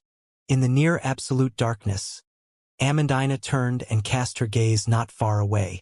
Dressed neatly, Robert rose slowly, his sluggish movements suggesting he was struggling to adapt to the lightless environment. When the tremors in the ground and buildings finally ceased, Robert used his spirit vision to spot Amandina. After a moment's hesitation, he asked, "Are we awake?" He recalled that before entering the Dream Festival, he and Amandina had used a date as an excuse to rendezvous. When they ended up in the special dream, they temporarily parted ways. One stayed put while the other went to St. Seine Cathedral. Glancing at the suddenly noisy street outside, Amandina thought for a few seconds before replying, "Probably, but I don't know what's going on." As Robert recalled the dream encounters, both fell silent. Eventually, he asked in a deep voice, "What happened to you in the end?" Amandina suddenly chuckled. "Nothing much." Robert closed his mouth again. With her night vision, Amandina looked at him, smiling with mixed emotions. "Is there anything else you want to ask?" After a long pause, Robert said, "What did you experience afterward?" Taking in the silence of the house, Amandina finally whispered, "I saw the one who granted me powers." "The one who granted you powers?" Robert asked, surprised. Amandina laughed. "We didn't actually fall asleep after touching the black ancient tomb. We only truly fainted after receiving the powers." "How is that possible?" Robert looked incredulous. Amandina didn't try to convince him. Instead, she muttered, "Upon acquiring superpowers, one immediately falls into a coma or slumber. When they wake up, they completely grasp that power. Their spirit and flesh undergo a certain transformation. Is this considered a low-level death before rebirth?" "What are you talking about?" Robert's confusion grew. It was completely incomprehensible. Amandina's eyes darted around as she smiled. "That person told me. Perhaps it's a form of guidance." Guidance. Using his spirit vision, the only way to ascertain her condition in the darkness, Robert gazed at Amandina. He felt his fiancée was different, as if she had grown up overnight. Amandina wanted to recount the encounter in detail as usual, but swallowed her words. Sighing, she said, "Aren't you going to check on Padre Calli? He might not have long to live." Snapping out of his reverie, Robert blurted out, "He fled to the ancient tomb and was killed?" "He's indeed dead," Amandina confirmed. Robert's expression shifted, but he didn't inquire about the murderer's identity. After a moment's thought, Amandina said, "Before you go to Padre Calli, I need to tell you something. The desire you felt when you first faced him didn't come from your heart. He prayed to a demon through a ritual and obtained the power to influence you." Robert's eyes widened, his mouth gaped, but no sound came out. Without further ado, Amandina strode past him towards the staircase. Pressing down on the railing, she paused and tersely acknowledged, "Let's find an excuse to annul the engagement. I can accept other things about you, but I can't accept how my fiancé allowed me to follow Louis Barry alone to find the black ancient tomb under those circumstances. Don't worry, I won't tell anyone about your matters. Those who knew in my dream won't tell either." Robert spun around, his gaze fixed on the staircase as Amandina descended step by step, the darkness engulfing her spirituality's light. Leaving Tuanika's house, Amandina stepped onto the street. She glanced at the dark, low sky, the sporadic lights on both sides, and caught a whiff of the dusty air. With her hand covering her nose, Amandina made her way towards the manor, her steps gradually quickening. On the third floor of the police headquarters in Tizimo town, just as Camus felt Colombo's trembling subside, as if he had composed himself, painful curses echoed from the next room. His heart stirred as he lit a candle and pushed open the slightly deformed wooden door. Inside, he saw the phasation, Loban, lying on the ground, clutching his knee and screaming in agony. The member of the Tizimo patrol team had woken from the earthquake-like commotion and tried to get out of bed to find cover. But one leg strangely lost strength, accompanied by intense pain, causing him to collapse. Before Camus could organize his thoughts, Ria's voice echoed beside him. "Don't worry, it's the mass hysteria mentioned in the investigations. You'll recover after going to the corresponding Massachusetts."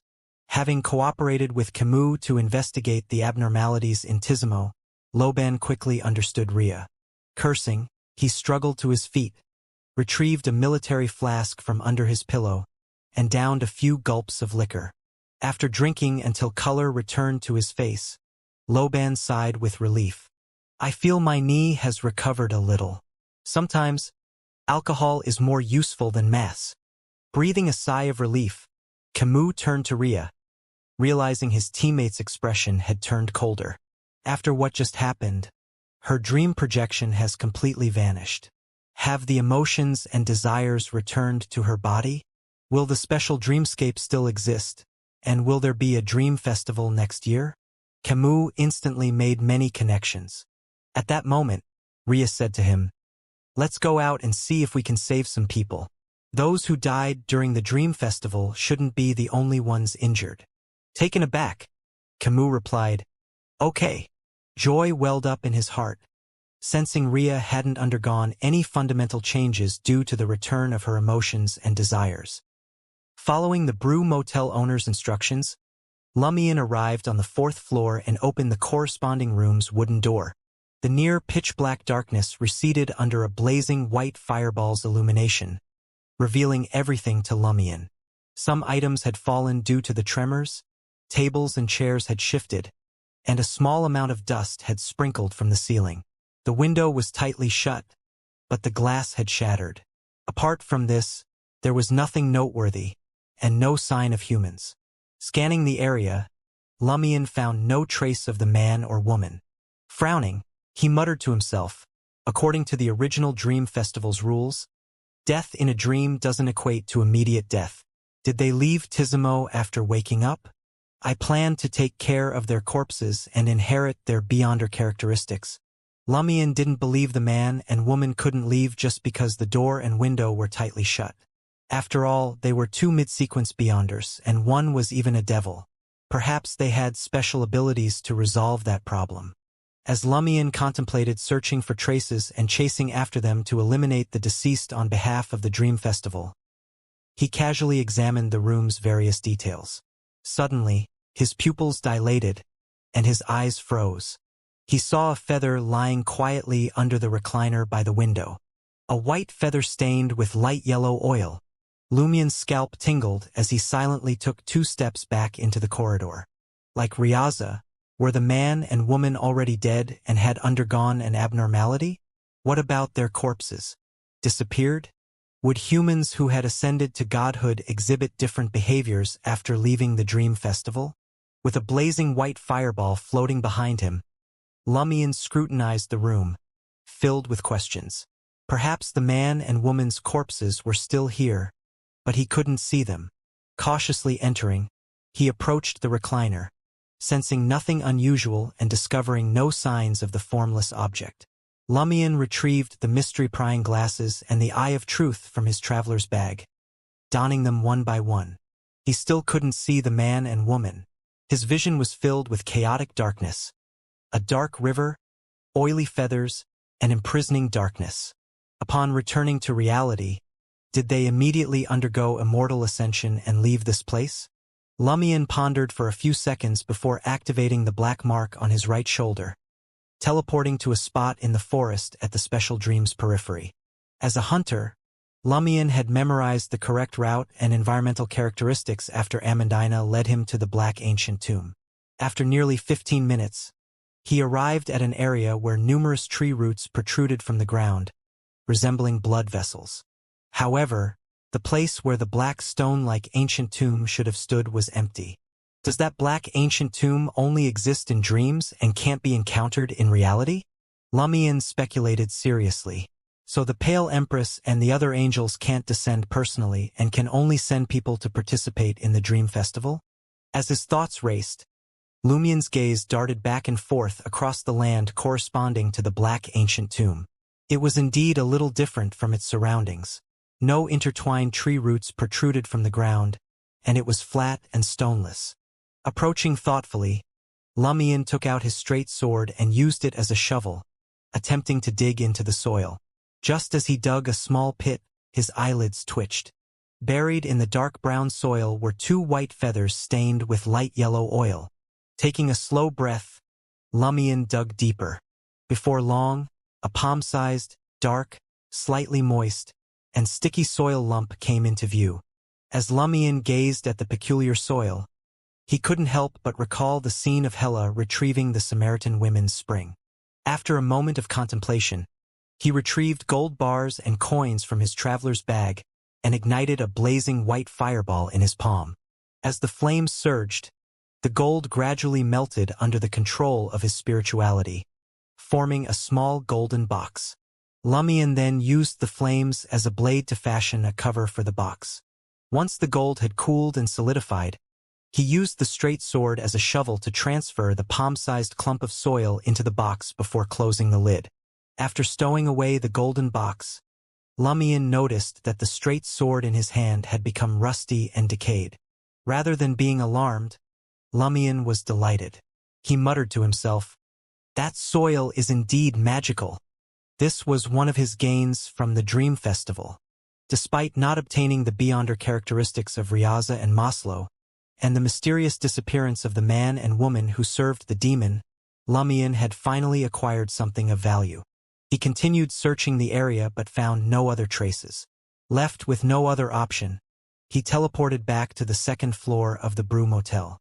By then, much of the smoke and dust caused by the meteorite had dissipated.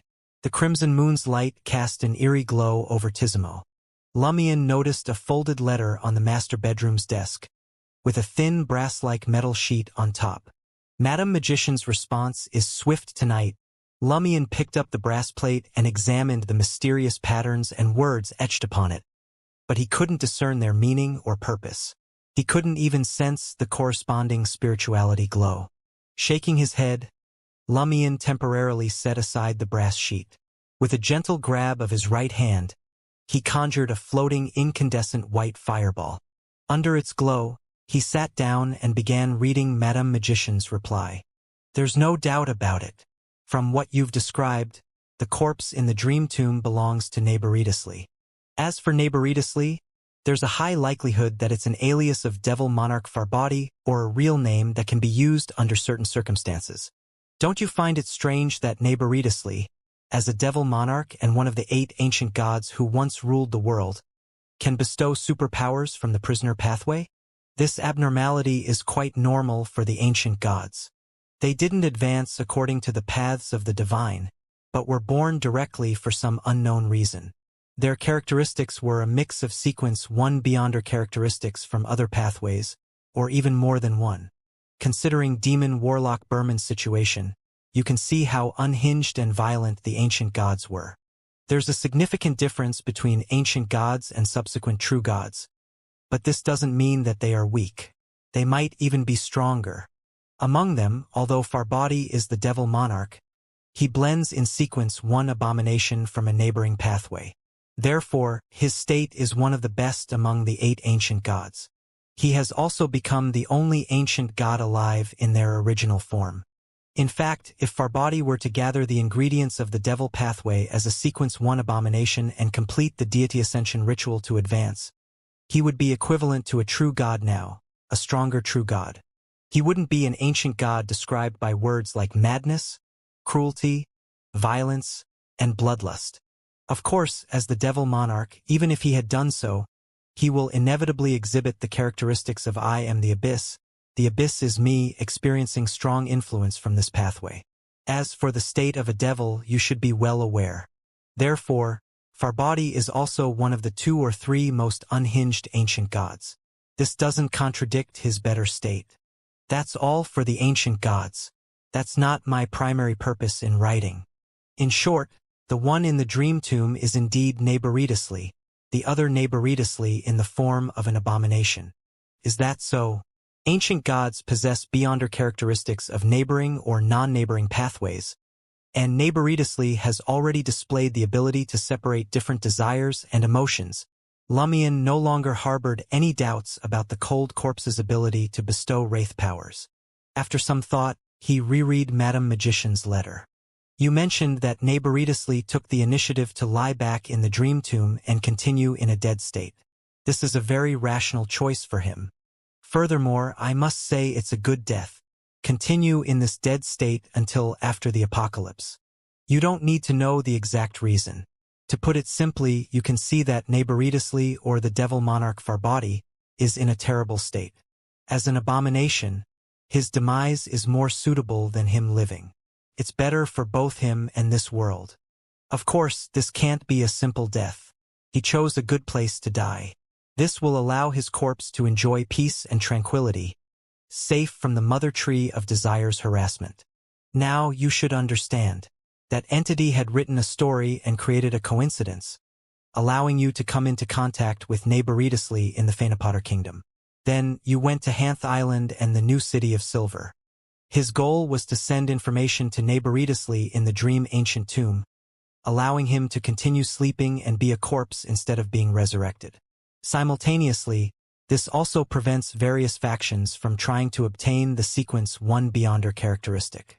Tisk, as expected of a remnant from ancient times. He's the protagonist who personally ended the rule of the ancient gods. The secrets and various key matters he knows perhaps exceed all of us combined. Apart from him and the Evernight goddess, who else would know about mysticism festivals like the Dream Festival, which you forget when you wake up? Who would have thought that the corpse was part of the devil monarch? The substantial digestion of the Reaper potion, the acquisition of the golden mask, and the formation of the corroded soil should be the rewards he promised. Remember to give me that corroded soil. It's useless to you, but I can help you exchange it for something. It might also present an opportunity, but I can't discern what it is for now. And with that golden mask, you can boldly venture into the underworld when the opportunity arises in the future. Otherwise, the living won't be able to stay in the underworld for even a second. Those golden masks come from the fallen Death, the ancestor of the Eggers family. They were originally created to assist Death's direct descendants in entering and exiting the underworld and Death's kingdom. Their purpose is twofold. Firstly, to protect the wearer from the corrosion of the aura of death. Secondly, to transform the wearer into an undead creature. Their bodies no longer have vital points, while their minds and consciousness can maintain their living state. Do you understand why neighboritously's corpse wore the death mask? If it didn't, it would have died completely in the dream tomb with no possibility of revival. Similarly, knowing the golden mask's functions and the state of the corpse, you should understand why Hisoka put on the golden mask. It allows a corpse to mistake Hisoka for one of its kind without affecting him. It also protects Hisoka from the corrosion of the tomb's aura of death. The first phantom that experienced an ascension activated the corpse's sleeping spirit under the golden mask's protection, but without awakening his consciousness. In this state, Hisoka can use his resemblance to the corpse to make the corpse mistake him for his spirit and accept his dominance. Isn't this style familiar? That celestial worthy is indeed the strongest god who seeks out errors and exploits loopholes. By the time the second phantom that underwent ascension entered the dream ancient tomb, the corpse's consciousness would have been basically awakened. Even if Hisoka were still alive, he wouldn't be able to complete his grand plan. That's the gist of the matter. The numinous episcopate's purpose is the ancient tomb itself, the golden mask that has endured the corresponding corrosion in the tomb for over a millennium. The Noise family's archduke, a collaborator of the Rose School of Thought, desires neighboritously's corpse, while the Temperance faction seeks to retrieve Miss Messenger's heart. Their goals were actually different, yet they fought to the death. I have to say, it's quite humorous and ironic. Of course, this is mainly because they can't trust each other, and there's indeed a possibility that it's a situation where the winner takes all. Does Miss Messenger want to consume Narration's abomination body? Of course she does. Miss Messenger, the lady who used the lucky gold coin to buy the heart from Ludwig. Why is she called Miss Messenger? It's impossible for her to be someone's messenger, right? She's an angel. Mr. Fool's messenger? So that's why there's a lucky gold coin closely related to Mr. Fool. Lumion was sharp and he quickly made a guess. He continued reading the last part of the letter. I forgot to mention that wearing that golden mask also poses problems. As you can imagine, once you transform into an undead creature and don't have any vital points on your body, the purification of sunlight and lightning will be fatal to you. Moreover, if a living person wears that golden mask for too long, they will truly become deceased. When that time comes, once the mask is removed, their mind and consciousness will be unprotected and they will die immediately. Let me see what else I haven't mentioned. Yes, you said that the underworld Taoist and Narration's corpse had looked at Ivelgsta Eggers without doing anything to him. That gave me some ideas. It's highly likely that the one who helped bury Narration's abomination corpse and construct the dream grave was the ancestor of the Eggers family, the deceased Death. After he went mad, perhaps he interacted with the underworld Taoist, who guarded the river and the Blood Emperor's afterimage. And for some reason, he agreed to Narration's request for help, causing his abomination corpse to slumber in a special dream. Therefore, be it the underworld Taoist or Narration's corpse, even if they only have their instincts left, they will still treat the Eggers family's bloodline specially. Considering Madame Magician's conjecture, Lumion suddenly felt that the deceased Death, the ancestor of the Eggers family, was indeed legendary. After becoming a true god, he seemed to have gone mad. He incited the Pale Disaster. His demise created the Berserk Sea, isolating the northern and southern continents for more than a millennium. He had a connection to the mysterious underworld Taoist. He buried the abomination corpse of the devil monarch. He left behind the massive Balam Empire with numerous descendants. The golden mask he created for his descendants to enter and exit the underworld is still being fought over to this day. Lumion retrieved the golden mask he had obtained from Hisoka from his traveler's bag. He caressed its cold surface and sighed silently. This is a true deity's creation. With a sigh, Lumion read the last 2 pages of the lengthy letter. Back to yourself. The underworld Taoist mark on you only seals the influence of the Blood Emperor's remnant aura on the outside world. It doesn't eliminate its existence. In other words, you can no longer use Alista Tudor's remnant aura to scare others. However, it can still be useful when you need to verify your corresponding identity. There are pros and cons to this situation. Although you've lost your potent means of intimidating others, you don't have to worry about attracting the attention of certain high-ranking individuals by using the Blood Emperor's remnant aura.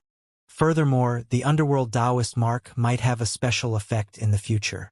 Emperor Roselle once said that since you can't resist, try to enjoy yourself. Lumion turned his right hand over and looked at his palm. Compared to the decay in his dream, only a small pale white mark remained.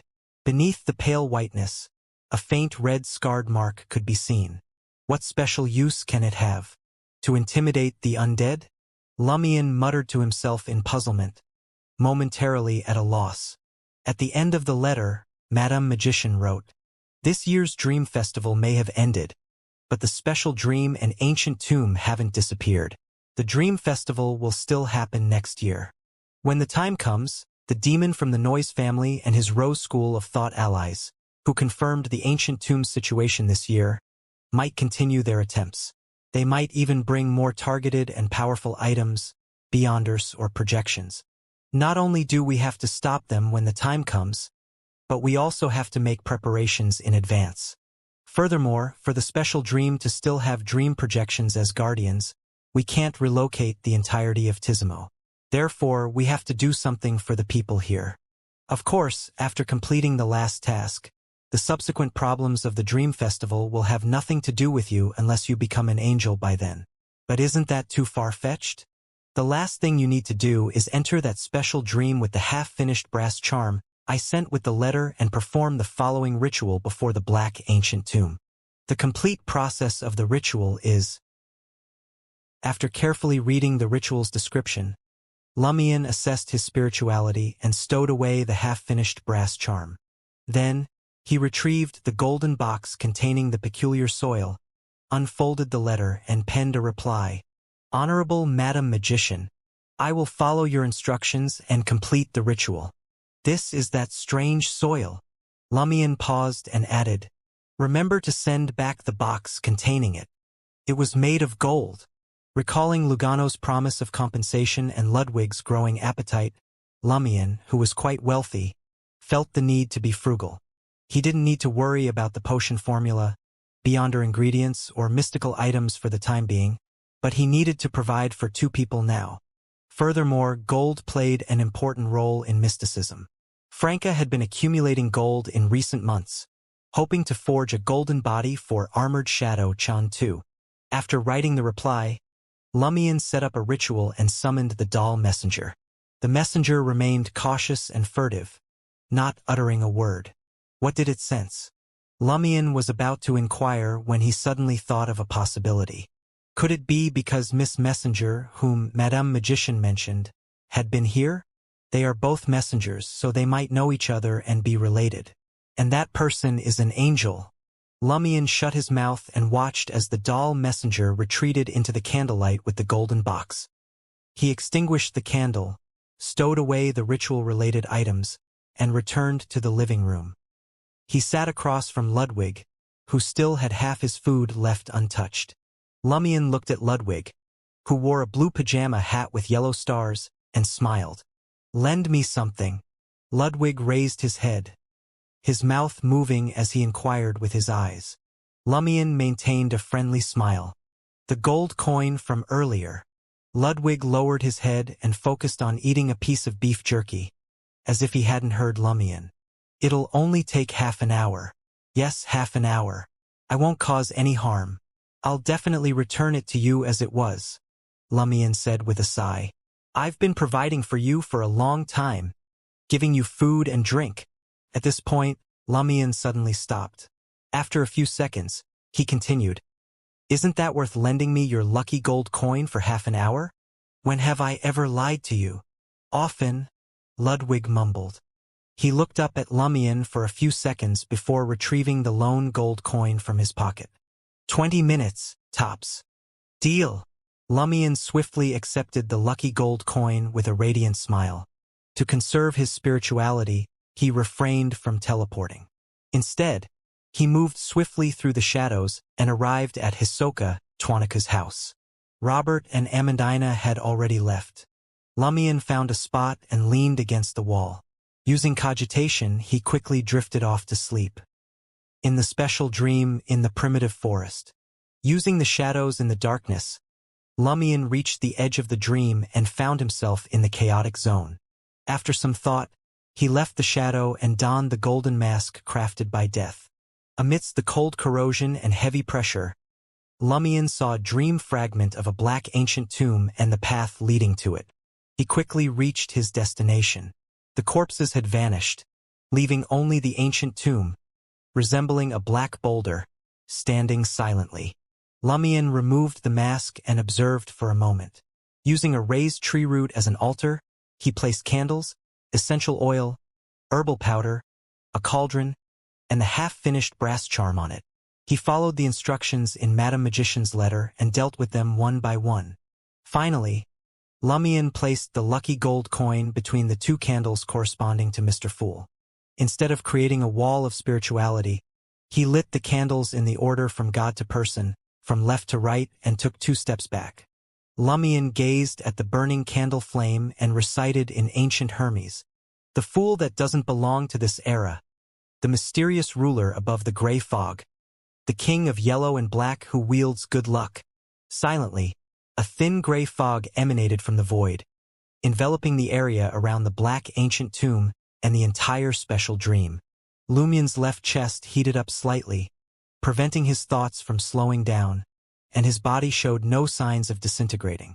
He quickly took 2 steps forward and ignited the corresponding essential oil extract and herbal powder. He placed the half-finished brass charm in the center of the altar. Then, Lumion straightened up and said in Hermes, I implore you to grant this charm power. I implore you to allow this power to control this dream. After reciting all the remaining incantations and completing the remaining steps of the ritual, Lumion saw the lucky gold coin emit a hazy glow. One of the candles representing Mr. Fool darkened, and the other took on a brass hue. Immediately after, the darkness and brass candlelight entangled with the half-finished brass charm. The brass charm emitted a blinding light, and Lumion couldn't help but close his eyes. By the time he adjusted and opened his eyes, the brass charm had vanished. The soil, rocks, and tree roots in front of the black ancient tomb surged, forming a tombstone-like object. Ancient Fasak words appeared on the tombstone one after another. All living beings are equal before the law. Even angels can be killed by ordinary people. Lost items are regarded as abandonment. Anything can be done during the Dream Festival, but not killing or rape. Murderers shall die.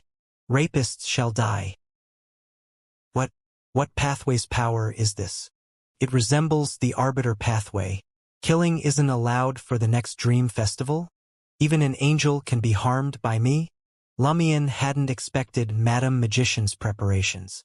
He swiftly packed his belongings and planned to leave the area. Finally, Lumion had an idea when he saw the tombstone. With a smile, he retrieved a card from his traveler's bag, bent down, and placed it on the ground beneath the tombstone. It was a tarot card depicting a man in green holding a wand against attacking wands at the foot of a mountain. Minor Arcana card, 7 of Wands. Lumion didn't know if the tarot cards representing him could remain in the dream or in front of the tombstone. He simply wanted to give it a try.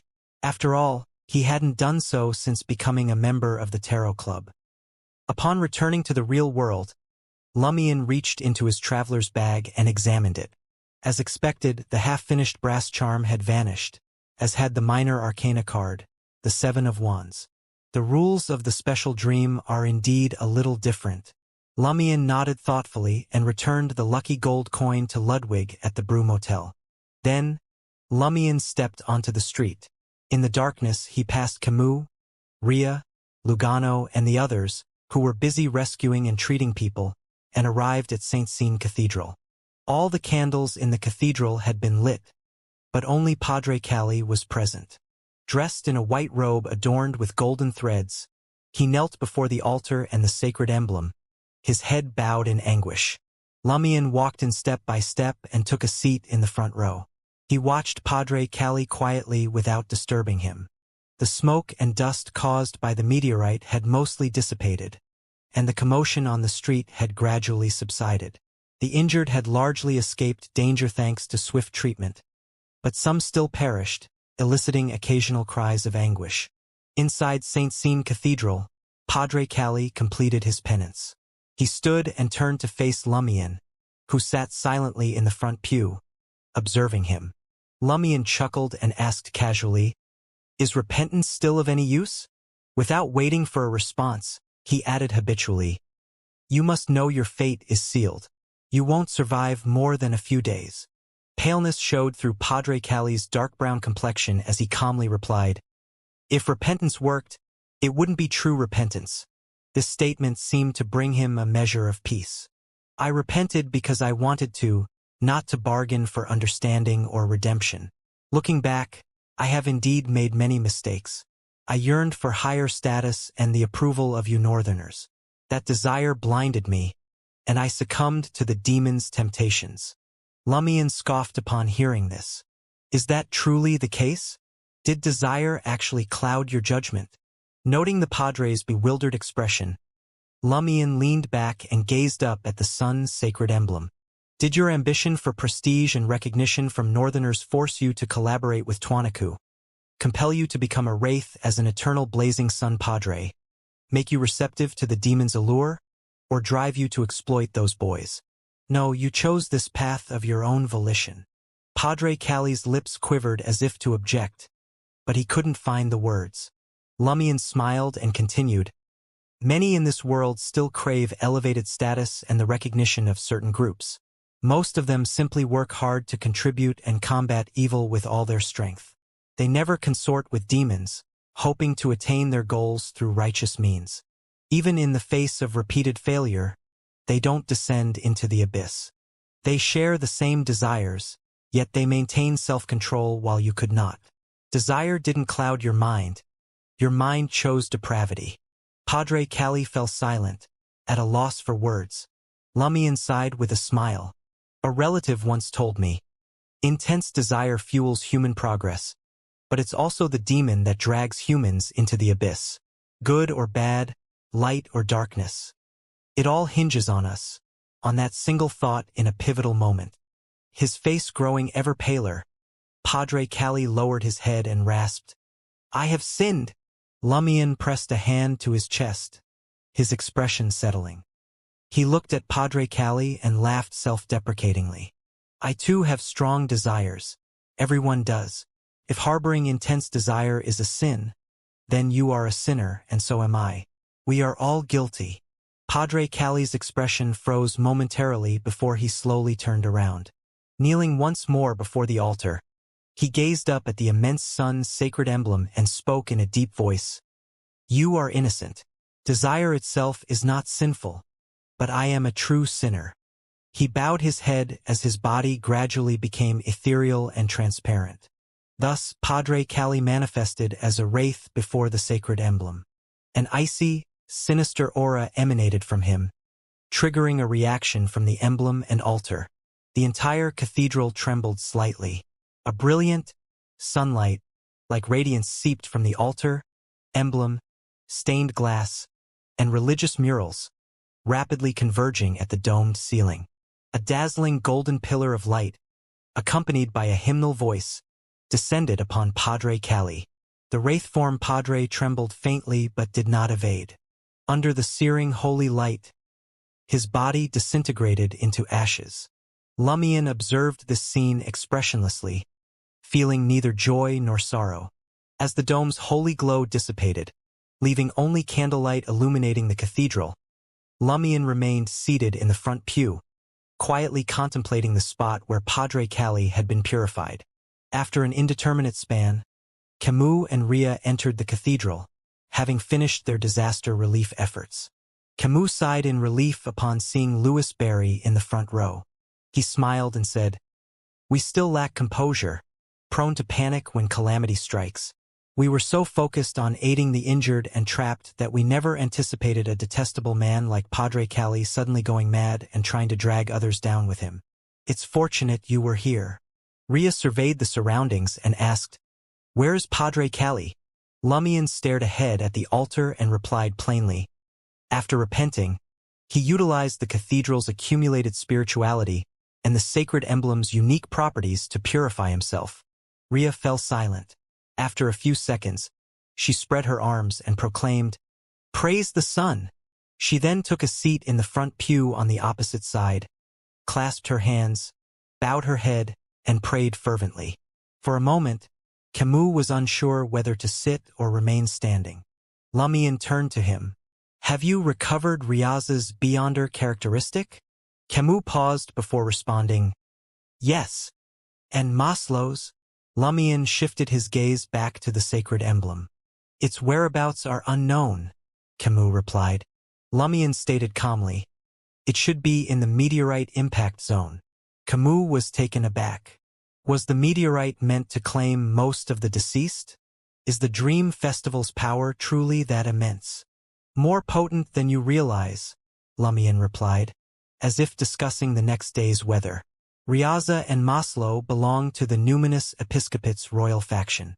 Admiral Quirrell is aware of their identities, and that Riaza came to Tizimo to fulfill a mission assigned by the royal faction's superiors.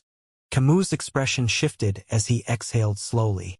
"Even without you mentioning this, I wouldn't have harbored any ill will towards Captain Riaza. He did save me on multiple occasions, and this time he didn't overtly betray me but rather the patrol team. My sense of belonging to the team isn't that strong. Now, I'm just relieved he's not a traitor." Lumian smiled provocatively and said, "It benefits you as well. Port Pilus's patrol team now has a vacant vice captain position, and your rival is already dead." Camus didn't rise to the bait, smiling wryly instead. "I plan to leave Matani. Thanks to your generosity, I've nearly saved enough to advance to Sequence 6. It's safer and simpler to return to my family and contact the main branch than to search the outside world. The patrol team is a small organization, after all. Sequence 6 is the limit. To reach Sequence 5, I'd need to forge close ties with the Numinous Episcopate, Rose School of Thought, Intis Bureau 8, the Eternal Blazing Sun Church, or the Church of Earth Mother, or become Admiral Quirrell's trusted aide. Given my Castilla surname, the choice is clear. If the Castilla royal family truly accepts you, your potential would be far greater." Lumian chuckled and said, "I thought you were leaving this place of sorrow due to a failed romance." Camus abruptly choked on his saliva and coughed several times. After Rhea concluded her prayers, she departed the cathedral with Camus. Lumian lingered in the front pew, savoring the solitude. After a while, Amandina appeared at the entrance, clad in black hunting attire. "Why are you alone here?" the girl muttered, her gaze darting about as if searching for something. "Why have you come?" Lumian asked nonchalantly. Amandina sat beside him and chuckled. "I wanted to see if Robert would come looking for the dying Padre Calli. But surprisingly, you're the only one here." Padre Calli purified himself. "I doubt Robert has been here," Lumian answered truthfully. "Is that so?" Amandina felt a pang of disappointment. If he had really come to confront Padre Calli, it would mean he still is a man. Lumian remained silent. Amandina faced the altar and sacred emblem, offering a brief prayer. Her task complete, she glanced around eagerly and asked, "Will there be another dream festival next year?" "Yes." Lumian didn't hide anything. Joy instantly lit up Amandina's features. "Is that black ancient tomb still there? Can I gain superpowers by touching it again?" "Of course." Lumian turned to her, smiling. "But the outsiders participating in next year's Dream Festival will be even stronger and more terrifying, surpassing the evil cloth doll, crystal skull, and human skin man you encountered." Amandina's expression fell.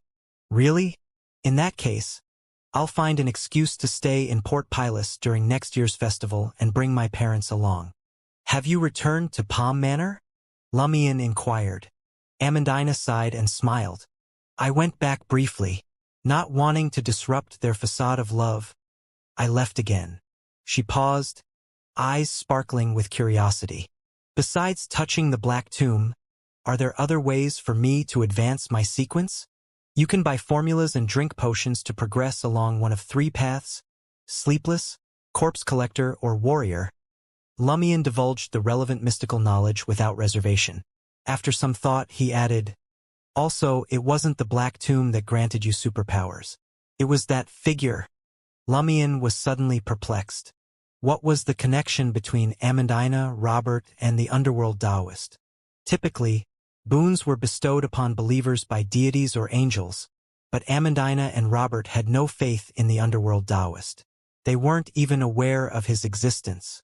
Considering the conventions of various secret organizations and the customs Franca occasionally mentioned, Amandina should have addressed the underworld Taoist as teacher.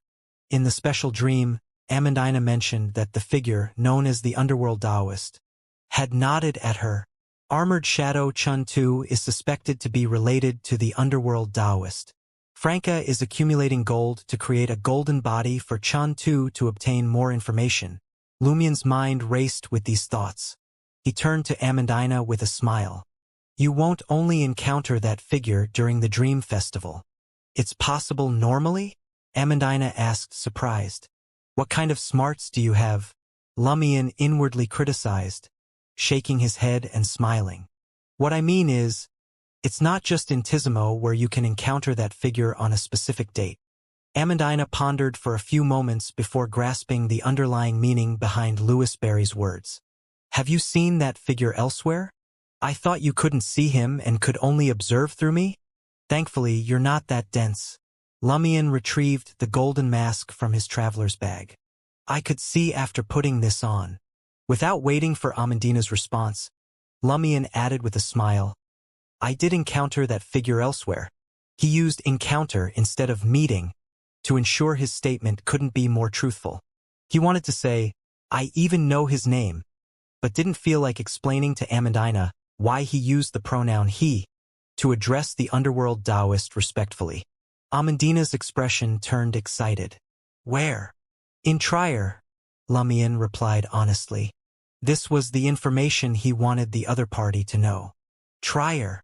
Amandina felt a mix of captivation and fear. As an Intisian born and raised on the southern continent, she had heard countless rumors about the capital of joy and understood its vibrancy and prosperity. Trier had nearly become her dream paradise, but the furthest she had ventured was Port Pilus, never leaving Matane. If given the chance to visit Trier, fear was her initial reaction. After all, she was still a girl under 18. Lumion continued candidly, in the future, I know someone who might interact with that figure. I hope you can provide her with some assistance, the non-combat kind. To that end, I can take you to Trier and help you enter the area where the figure might appear. I can also provide some protection. How about it? Do you want to strike such a deal? Aye. Amandina hesitated, instinctively seeking an excuse. My parents won't allow me to leave Matane for Trier now. At the very least, I have to wait until I get a chance to attend university there. Lumion found it amusing and remarked, I'm not asking you to permanently relocate to Trier. You can go on Saturday and return on Sunday. Huh. Amandina was taken aback. She had imagined a long-distance voyage, hiking through mountains and wading across rivers, forever bidding farewell to her home. Lumion arched an eyebrow. It's not like I haven't teleported you in the dream before. But isn't that just a small area? Amandina's eyes lit up. Can you really teleport directly from Matane to Trier? Lumion nodded slightly. Yes, I might need to make a transit once or twice along the way, but it will still allow you to reach Trier quickly. Quickly? Amandina's interest was piqued. She yearned to experience such wonders. However, she didn't make a decision immediately. Lumion didn't rush her. No need to decide right away. Meeting that figure again is actually quite dangerous.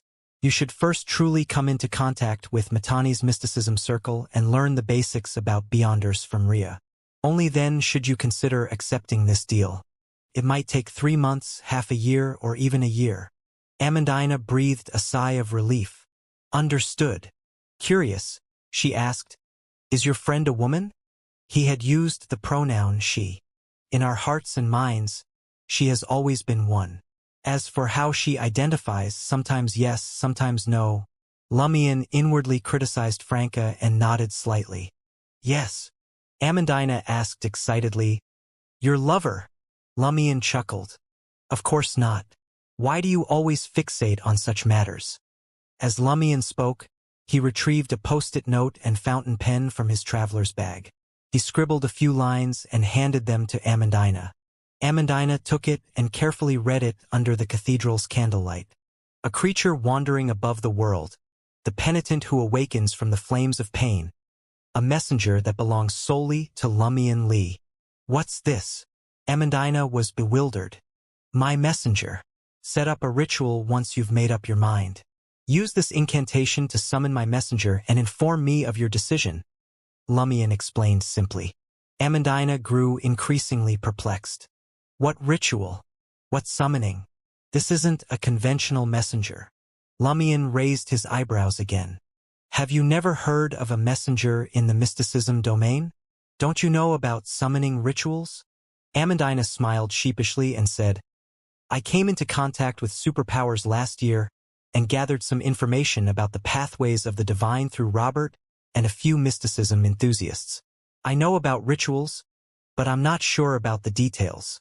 Then her eyes lit up. You'll teach me, won't you? Otherwise, I wouldn't be able to summon your messenger. Also, is your real name not Louis Berry, but Lumion Lee? Why you took a pen and paper from that coin bag? You also took your previous items from there. What kind of mystical item is this? Lumion couldn't help but glance up at the golden spherical dome. The following morning, Lumion left the Brew Motel with Ludwig and Lugano. They passed through streets still strewn with ruins and arrived at Bunya's cafe. The owner, Bunya, maintained his usual shyness and politely inquired about their needs. Lumion ordered 3 cups of Kosa coffee and 3 servings of Matani's specialty breakfast, okapa.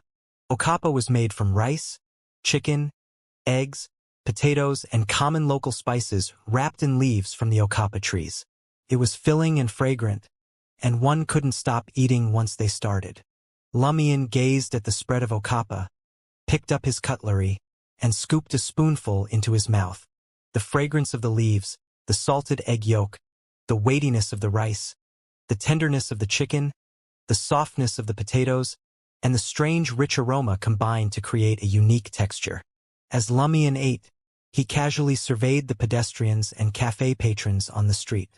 After the sorrow and fear of the previous night, they had become gentle again, no longer revealing excessive emotions. When they spoke to others, they always had a faint smile on their faces. After Ludwig finished his second meal of the morning, Lumion found a secluded corner, changed into winter clothes, and disappeared from Tizimo with him and Lugano.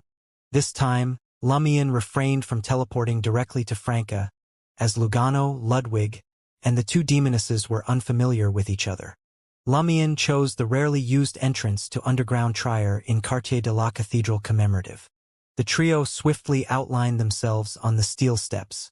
Upon returning to the surface, Lumion spotted a few college students carrying carbide lamps and lanterns. They jested as they passed by the trio and entered underground Trier. As he turned onto the nearest main street, the first thing Lumion saw was a scantily clad man in chains.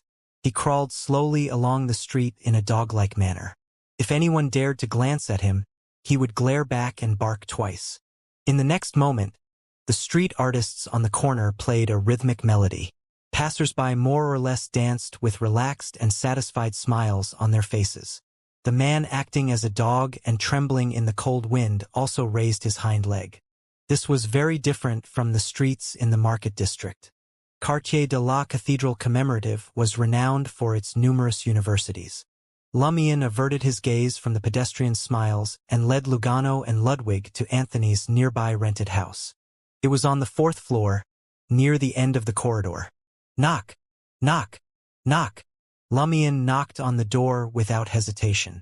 Soon he saw Anthony, who was dressed differently from before. In a white shirt, light gray cashmere sweater, black tweed coat, dark red bow tie, gold-rimmed glasses, and a light, yellow wig, his beard was cleanly shaven, and his face was no longer greasy. The black grime in his pores was gone. He had the air of a successful member of high society. "Are you in a relationship?" Lumion jested. Anthony replied with a smile. "I'm attending a banquet hosted by the Trier Psychiatrist Guild today. This was a necessary prerequisite for completing Madame Justice's mission."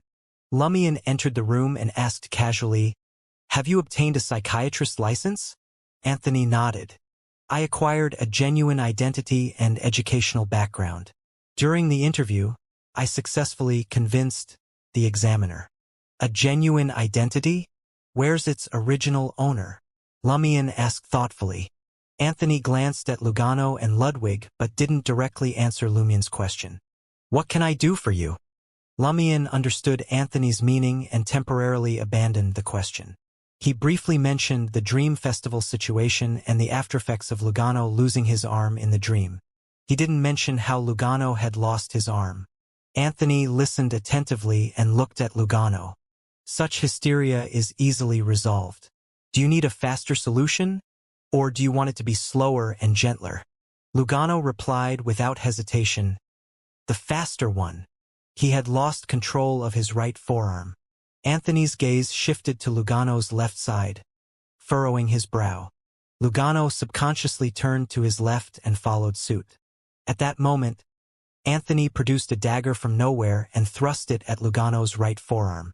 Lugano swiftly retracted his hand and blurted out, "What are you doing?"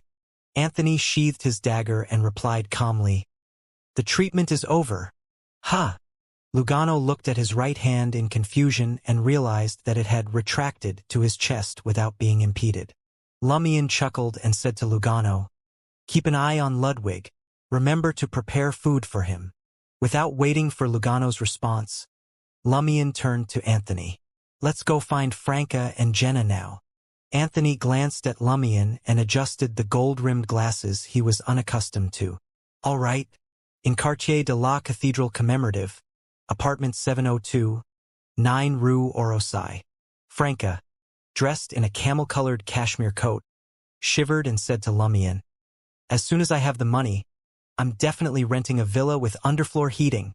The concept of underfloor heating was proposed by Emperor Roselle. By laying metal pipes in the house during construction, boiling water could flow through them, providing summer-like warmth in confined spaces and keeping out the cold weather. This was a must-have amenity for Trier's current upscale residences. "Why would a demoness like you be afraid of the cold?" Lumion scoffed. He glanced at Jenna and noticed she was wearing a black cotton dress and dark makeup, as if portraying a witch or vampire in the little details of her daily life. "I'm not a pyromaniac. A demoness' black flames have no temperature," Franca retorted with a smile. Lumion casually settled onto the divan. "Aren't demonesses skilled with ice? Don't they have resistance to frost and cold?" Franca reclined in her recliner, pulled up a cashmere blanket, and chuckled. "I admit my performance just now was a little exaggerated, but Trier's winters really are cold. It's mainly because it's so humid. It's like being soaked in a semi-frozen lake." After the small talk, Franca sighed and said, "I've already obtained more information about Morana Vigny and the corresponding security detail. We can put the capture plan on the agenda. And you, my friend, are about to participate in the Dream Festival. Talk about a scheduling conflict." Lumion's expression remained unchanged as he replied, "The Dream Festival is over." "Ha!" Franca and Jenna were taken aback. Already, Lumion recounted everything that had transpired during the Dream Festival, including Madame Magician's subsequent explanation. Of course, as the name Farbati couldn't be pronounced in any language, Lumion referred to it as the Devil Monarch and replaced neighboritously with the Demon with a long name. Franca's breathing quickened upon hearing that Lumion had donned a golden mask and spotted the suspected underworld Taoist. Lumion's description of the underworld Taoist's attire made her eyes light up like sunlight dancing on a lake. Thankfully, her self-control was impressive. She endured until Lumion finished explaining the entire situation before asking anxiously, "Will there be another Dream Festival next year? You want to participate in next year's Dream Festival and come into direct contact with the underworld Taoist?" Lumion could guess Franca's thoughts. Franca nodded emphatically. "I believe that if the underworld Taoist can bestow the Evernight Pathways power on Amandina, a demoness, shouldn't have any issues either. I wouldn't mind taking him as my master. Don't worry. As long as I remain lucid, I won't unleash my bestial instincts during the Dream Festival." She teased herself. "Originally, you wanted to say that you're from the same homeland and not a demoness, right?" Lumion chuckled and said, "It's not impossible, but you have to become an angel first." Franca fell silent. Jenna pondered and said, "There's something I don't understand. Isn't it the case that after obtaining the ability to stay lucid in the special dream, the corresponding dream projection will gradually dissipate? Why didn't Hisoka's?" Lumion had already considered this question. Perhaps this is one of the reasons Hisoka had to leave Tizimo. The ability to stay lucid in the special dream shouldn't be permanent. Once you leave Tizimo, it will gradually fade. Therefore, Hisoka not only had to leave Tizimo, but also had to return 2 to 3 times a year for at least a week each time to maintain the existence of the dream projection. After discussing the Dream Festival, Franca briefly recounted the information she had obtained from 007 the previous night. Morana Vigny's family has a long history. Members span the military, political, artistic, and business worlds. Combined with the information Madame Judgment gave us, I suspect this is a branch of the Tamara family.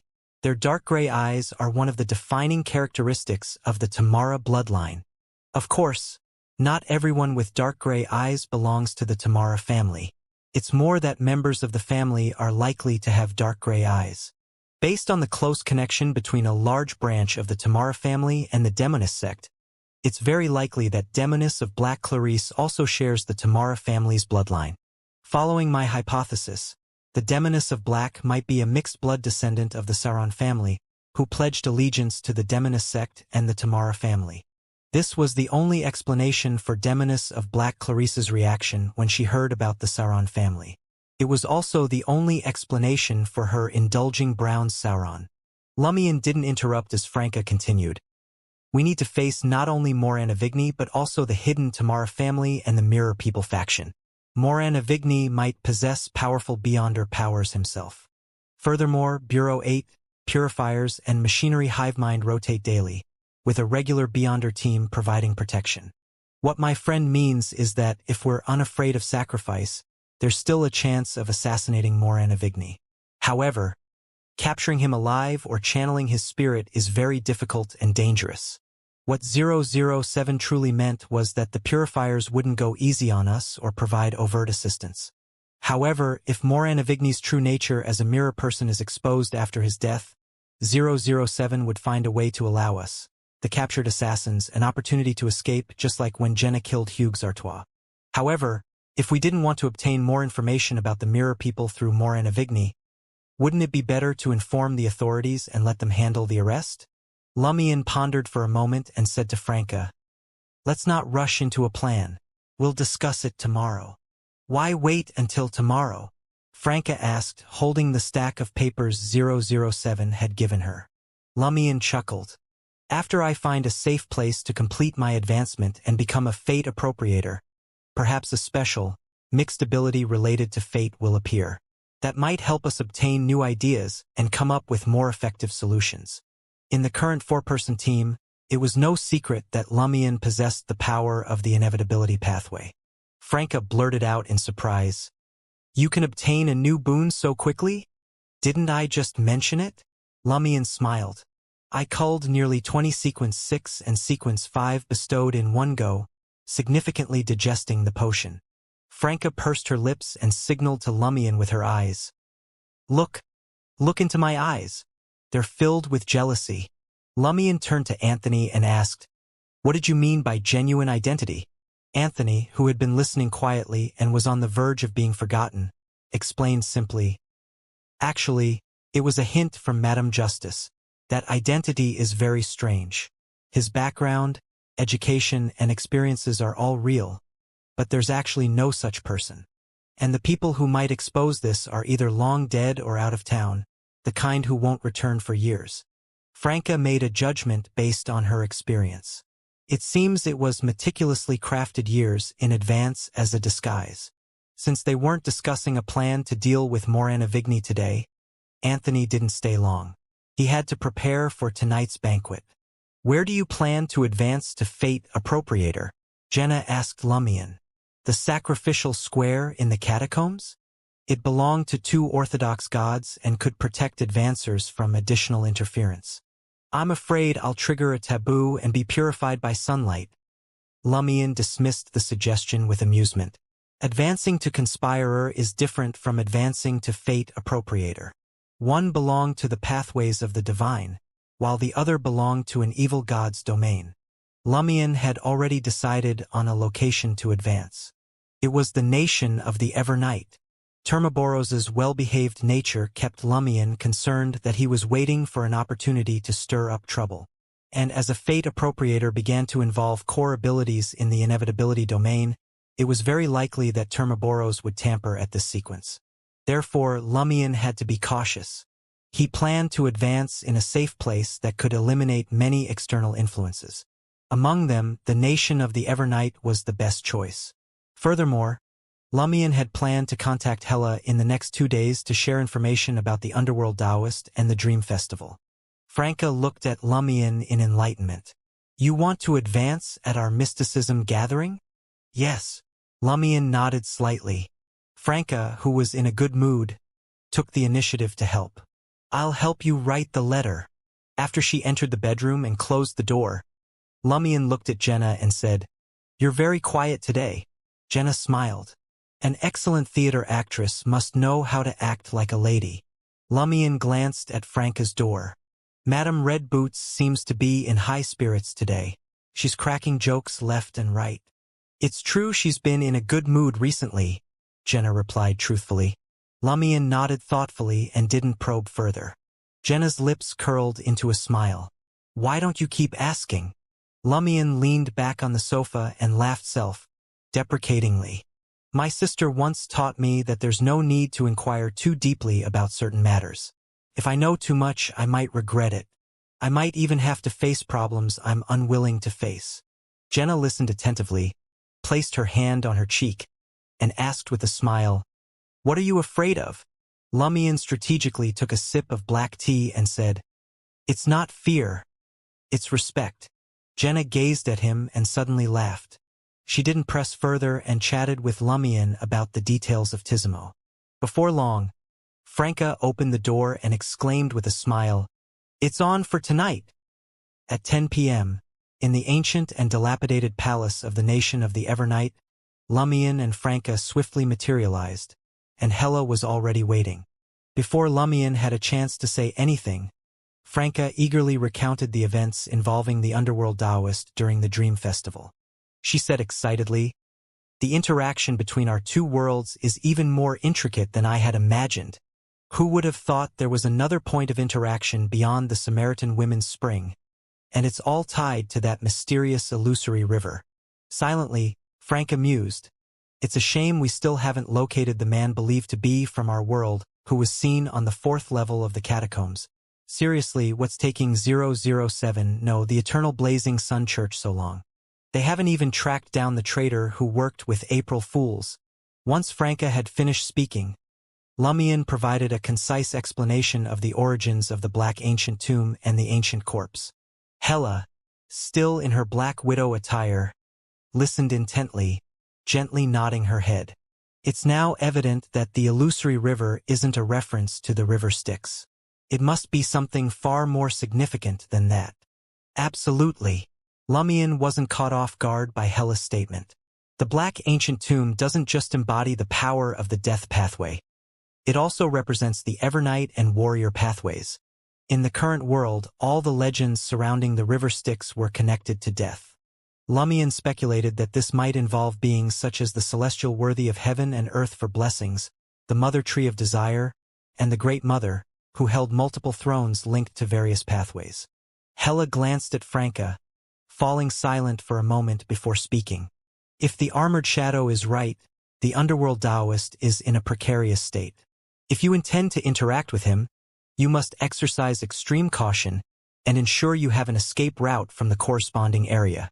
The Armored Shadow had described the underworld Taoist as having sacrificed himself to enter the river, implying the sacrifice of one's physical form or life. I understand. Franca let out a sigh. I'll give this matter more thought once I reach sequence 5. As she sighed, a smug thought crossed her mind. The pleasure potion has been largely digested lately. Even without additional opportunities, I can start preparing for the Demoness of Affliction's advancement ritual within 2 to 3 months.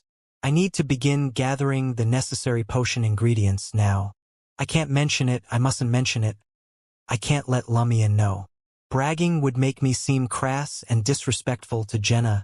Lumion's curious gaze alternated between Hela and Franca a couple of times. He sensed that Madame Hela had something crucial to tell Franca but refrained from doing so. It was rare for Lumion to perceive Madame Hela as having something on her mind. Her glance at Franca and few seconds of silence gave him the impression of hesitancy. Regrettably, Franca often has a carefree nature and doesn't pay much attention to details. Otherwise, she might be able to extract some information from her through direct questioning. Lumion's mind raced, and he concluded that if Madame Hela chose not to say anything at this point, she must have her reasons. Thus, he suppressed his curiosity and gestured towards the front of the dilapidated palace. I'll get the ritual ready. Sounds good, Franca responded with enthusiasm. While she had witnessed Lumion acquire ascetic powers that had taken place in 4th Epic Trier, a myriad of dangers had intertwined, causing her to shudder with fear. She had to maintain constant vigilance of her surroundings, unable to appreciate the situation with the same level of ease as she could now. After a moment of contemplation, Lumion retrieved a metal canister from a hidden pocket and tossed it to Franca. If things start going poorly for me later on, forcefully break through the wall of spirituality and throw this in front of me or on me. Should I unscrew the cap for you? Franca asked, a smile playing on her lips. What do you think? Lumion arched an eyebrow. Naturally, Franca replied, her smile unwavering. I'm just trying to lighten the mood. I want you to feel at ease. I appreciate it.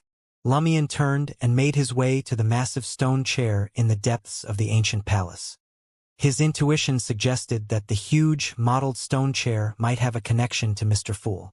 This would enable him to draw Mr. Fool's attention during the impending ritual.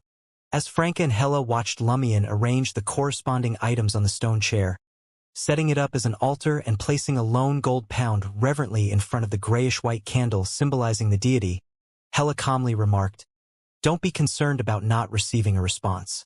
The secrets will remain secret, while the rest will be revealed."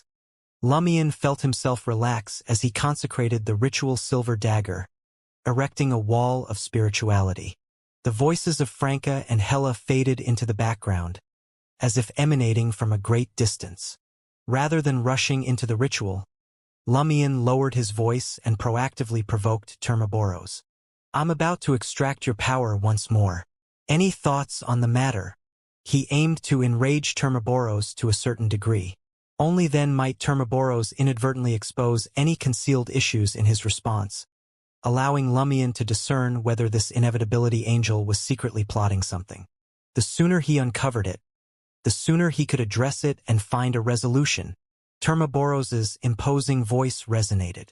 "The further you venture, the closer you draw to the end. This is an inevitability irreversible. Is that how you console yourself?" Lumion scoffed at Termaboros's enigmatic behavior. Termaboros's voice reverberated within Lumion's body. "Boons bring the recipient closer to the bestower. You may believe you're extracting my power, but in truth you're steadily aligning your fate with mine, becoming more and more like me. This grants me glimpses through your eyes and your fate. You and I are merely bugs ensnared by fate.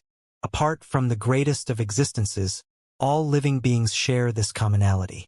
In the near future, you will come to understand, death is the end of all things, and madness is an eternal melody. That's essentially the same as saying nothing. Is Termaboros implying that I will face a setback in the near future?" Lumion chuckled and said, "Are you deliberately saying this to make me obtain the power of a fate appropriator while burdened with worry and fear, hoping I'll die here?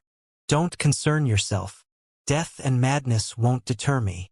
Without awaiting Termaboros's reply, Lumion fixed his gaze upon the candle flame and recited in a deep, resonant voice, "Power of inevitability. You are the past, the present, and the future. You are the cause, the effect, and the process." As the ritual progressed, Franca and Hella bore witness to the transformation of all the items on the altar. Stones softened, candles expanded, and the ground decayed into a swamp. Countless strange insects loomed in the void. The darkness outside the dilapidated palace intensified. A silver-black liquid flowed from Lumion's chest, enveloping him like corrupted mercury. Lumion writhed in agony. Throughout this process, his body alternated between contortion and normalcy, occasionally assuming postures that defied human anatomy. It was as though he were boneless, his skin and flesh infused with mercury. Franca was startled and experienced an inexplicable, illusory pain. Amidst the excruciating and familiar pain, Lumion caught sight of Aurora. Aurora, with her thick, long blonde hair, was attempting the soul-summoning spell. Lumion stepped forward and intervened, stopping Aurora. Just as he rejoiced in the belief that the problem had been nipped in the bud and Aurora wouldn't fracture into the evil personality of Roche Louise Sanson, he was horrified to discover that Aurora's body had undergone a drastic transformation. In a bloody state, she had expanded into a monster with 3 heads and 6 arms, sitting cross-legged. Lumion witnessed Aurora seeking assistance from Hela. Reluctantly, he offered his help, preventing his sister from forgetting this matter.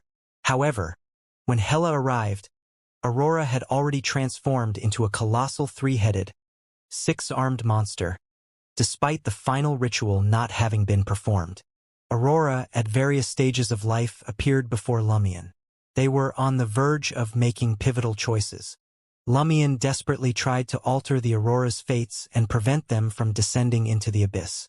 However, each time, although he managed to redirect fate to another tributary, Aurora's spirit and flesh ultimately crumbled, transforming her into a three-headed, six-armed monster. Is this inevitability? Is this an irreversible outcome? Lumion's eyes turned bloodshot as he made increasingly futile efforts. At that instant, he caught a whiff of an elegant and sweet scent, and a soothing chant echoed in his ears. Lumion quickly regained his senses and clarity of mind. The auroras before him abruptly vanished, leaving only the quietly burning candle flames. Instinctively, Lumion glanced behind him and realized that Franca and Hela were nearby. The wall of spirituality had been shattered. Simultaneously, Franca observed the flickering silver and iron, black colors in Lumion's eyes before they merged and settled into a silvery black hue. Lumion exhaled, recognizing that he had evaded danger and successfully acquired the power of a fate appropriator. Yet, a profound sense of frustration and disappointment lingered within him. What he had just experienced in the illusion seemed to foretell the ultimate outcome of his desire to resurrect Aurora. After 10 to 20 seconds, Lumion finally broke free from those emotions and regained his determination. How could anyone give up without even trying? Franca breathed a sigh of relief, screwed the cap back on, and asked with a smile, "How did it go? Any new abilities? You really don't consider yourself an outsider. How can you nonchalantly inquire about someone's new beyonder powers?" Lumion silently criticized Franca as he meticulously observed his transformation. His eyes, which had just returned to normal, once again turned silvery black, reflecting the images of Franca and Hela. Then, he perceived the mercury-colored illusory river that corresponded to the two ladies. He saw the sparkling light representing their past and present river trunks and the numerous tributaries that had branched off from the present. The illusory river slowly advanced, devouring all the tributaries, leaving only one behind, transforming it into the main bulk. The main bulk continued to split into new tributaries. Lumion noticed that one of the tributaries, regardless of whether it belonged to Franca or Hela, emitted a faint black hue. Black. When it comes to luck, this color signifies they'll face a deadly calamity. If the hue isn't dense, could it mean the calamity is potentially fatal but avoidable, that there's a chance of overcoming it? Yes, I'll watch others going forward. I might spot dense black. Maybe that implies if the corresponding tributary is selected, a deadly fate is sealed. Lumion continued observing Franca and Hela's fates, forming a related hypothesis. Since the tributaries constantly shifted, Lumion couldn't fully grasp a target's future fate. He could only catch glimpses of a few possibilities. The black mark let him pinpoint the critical junctures. This wasn't covered in the mystical knowledge accompanying a fate appropriator's power. Lumion strongly suspected that once luck observation evolved into fate observation, it could merge with a Reaper's weakness investigation to create this unique ability. It was like exposing a target's physical and spiritual weak points, the tributary leading to their demise. As I suspected, the hunter and inevitability pathway's visual abilities have combined. Lumion used the chance to examine Hela and Franca's fate rivers, realizing he could perceive fragments of their past and present destinies, similar to when he used fallen Mercury to discern others' fates. The difference now was that he could see it directly, without extending his spirituality. With the right abilities, he could touch the ethereal river that shimmered with mercury-like ripples, woven from intricate symbols. Put another way, he could see part of a target's fate without their awareness. Naturally, compared to touching the corresponding fate river through abilities, there were clear limits to relying on eyesight. Most life scenes in the Mercury River were quite hazy in such cases. The nearer to the present, the sharper they became. Likewise, the less they involved high-level matters, the clearer they appeared. Franca and Hellas' life scenes presented a vivid, striking contrast in this regard. Past and present fragments manifesting in Hellas' fate River's mercury ripples seemed veiled in fog, while others appeared cloaked in night, making them indiscernible. Only a handful could be perceived. Franca's was far clearer. Especially in the last week or two, Lumion could see everything except scenes with high-level entities like the Evernight Nation, Madame Judgment, and the Demoness of Black. During his exploratory observation, Lumion was abruptly startled. After a few seconds, he looked away, unsettled. "What's the matter?" Franca inquired, curious and concerned. "If you prefer not to disclose your specific abilities, that's fine." Only then did she realize she had been too eager to ask about the Fate Appropriator situation and potential abilities in front of Madame Hella. Lumion couldn't help swallowing hard. Composing himself, he met Hella's gaze. "There's nothing I can't share. I can no longer just observe luck. I can directly perceive the Fate River corresponding to each of you. It ranges from the main course to the tributaries, but most is indistinct. I can only clearly detect it when actively using my fate hunting ability, and there's a time constraint. Indeed, among the Fate River tributaries I saw, one likely leads to death." Lumion succinctly recounted his initial theory, the hue of his eyes gradually normalizing. "If death isn't inevitable, it should be termed a death calamity," Franca remarked, focusing on the symbolic import of black. "Death calamity?" Lumion and Hella turned to Franca, awaiting clarification. Franca laughed self-consciously. "Simply put, if you navigate a catastrophe, crisis, or incident that could cause death, you might emerge alive." "I see." Lumion considered briefly before saying, "Then I'll dub this ability the Eye of Calamity. Eyes that can perceive death calamities." The name mattered little to him. Its utility was paramount. Lumion then absorbed the mystical knowledge that had entered his body along with a Fate Appropriator's power. A Fate Appropriator's core actually lay in Fate Appropriation, split into 3 abilities. The first was Fate Appropriation. By touching the target's Fate River, he could appropriate and extract the desired fate. This differed somewhat from Fallen Mercury's abilities. One needn't kill the target to appropriate their fate, but it required time. The less weighty the corresponding fate, the quicker the process, and vice versa. A fate fragment's weightiness denoted its significance to the target's overall fate. Naturally, Lumion could also appropriate a fragment of the target's fate by slaying them. Moreover, the target's overall fate would be locked without further changes. The time to complete the appropriation was very brief. As a fate appropriator, Lumion could compress 2 fate fragments within himself, surpassing Fallen Mercury's single one. Usually, there could be 3, but Lumion hadn't been a dancer or acted as an alms monk. He hadn't even signed a full set of special contracts, meaning during the Inevitability Domain's initial trio of stages, he had seldom neared the power bestower in daily life. The fusion with the powers was comparatively weak. Had he not cultivated an ascetic's core spirit, perhaps he could have stored merely 1 fate fragment.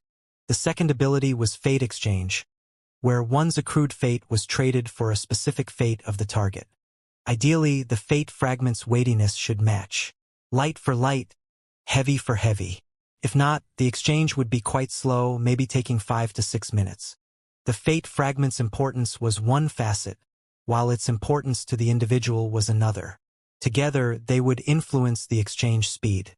Still, generally, it was swifter than directly appropriating the corresponding fate.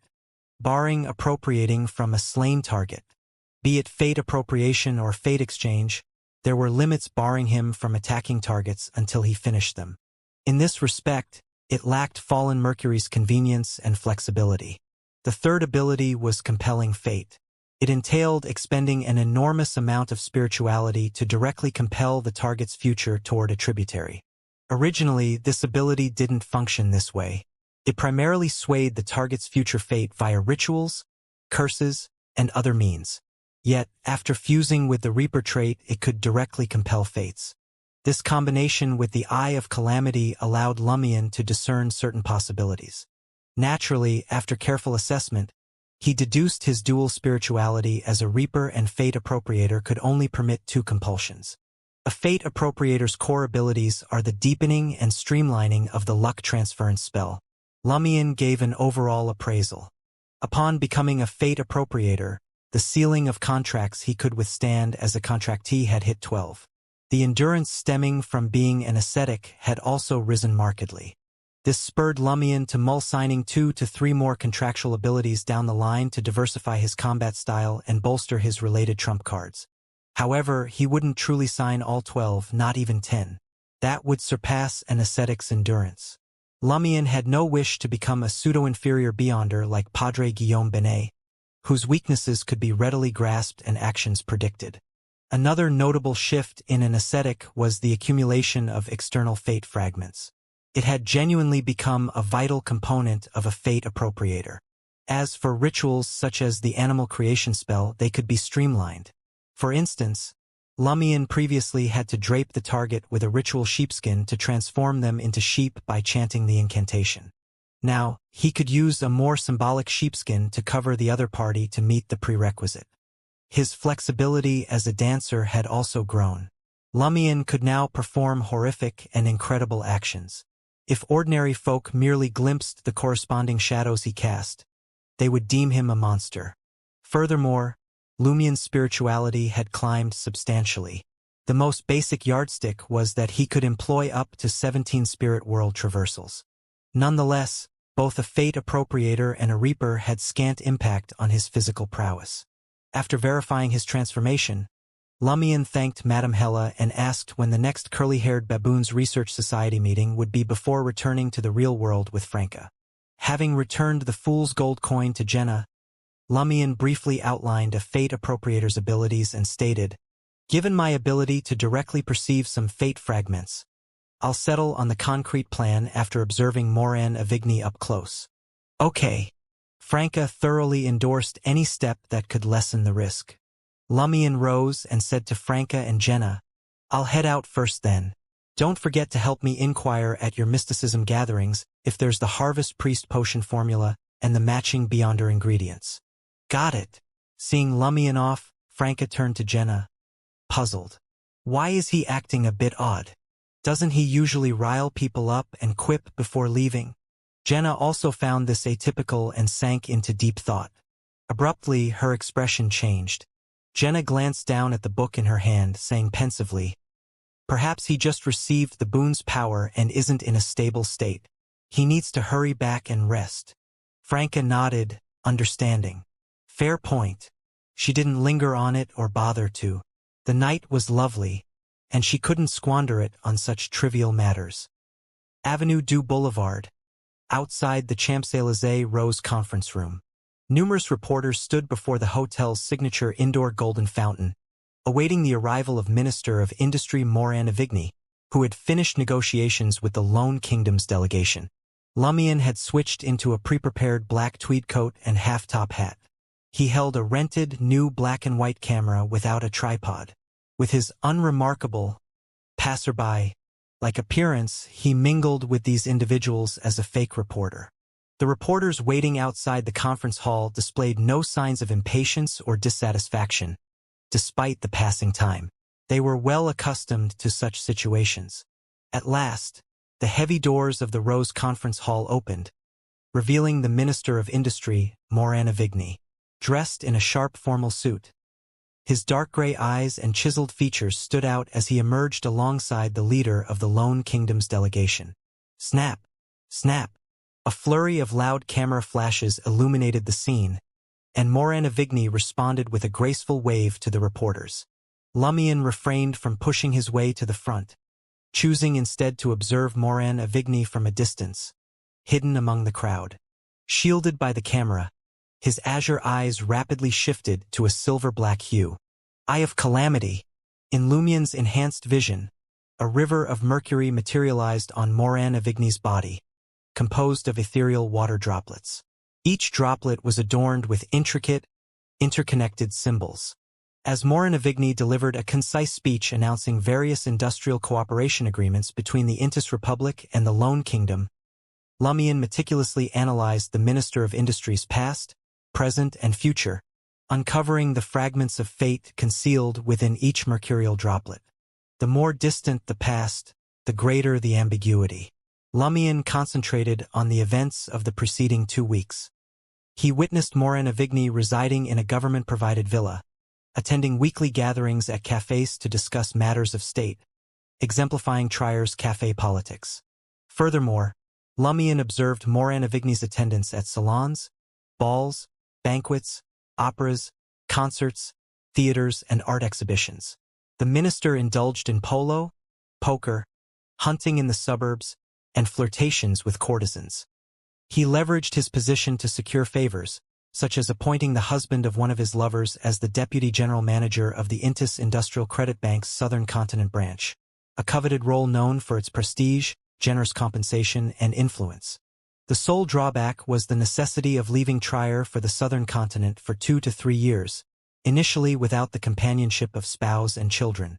These observations aligned perfectly with Lumion's preconceived notions of Trier's elite society.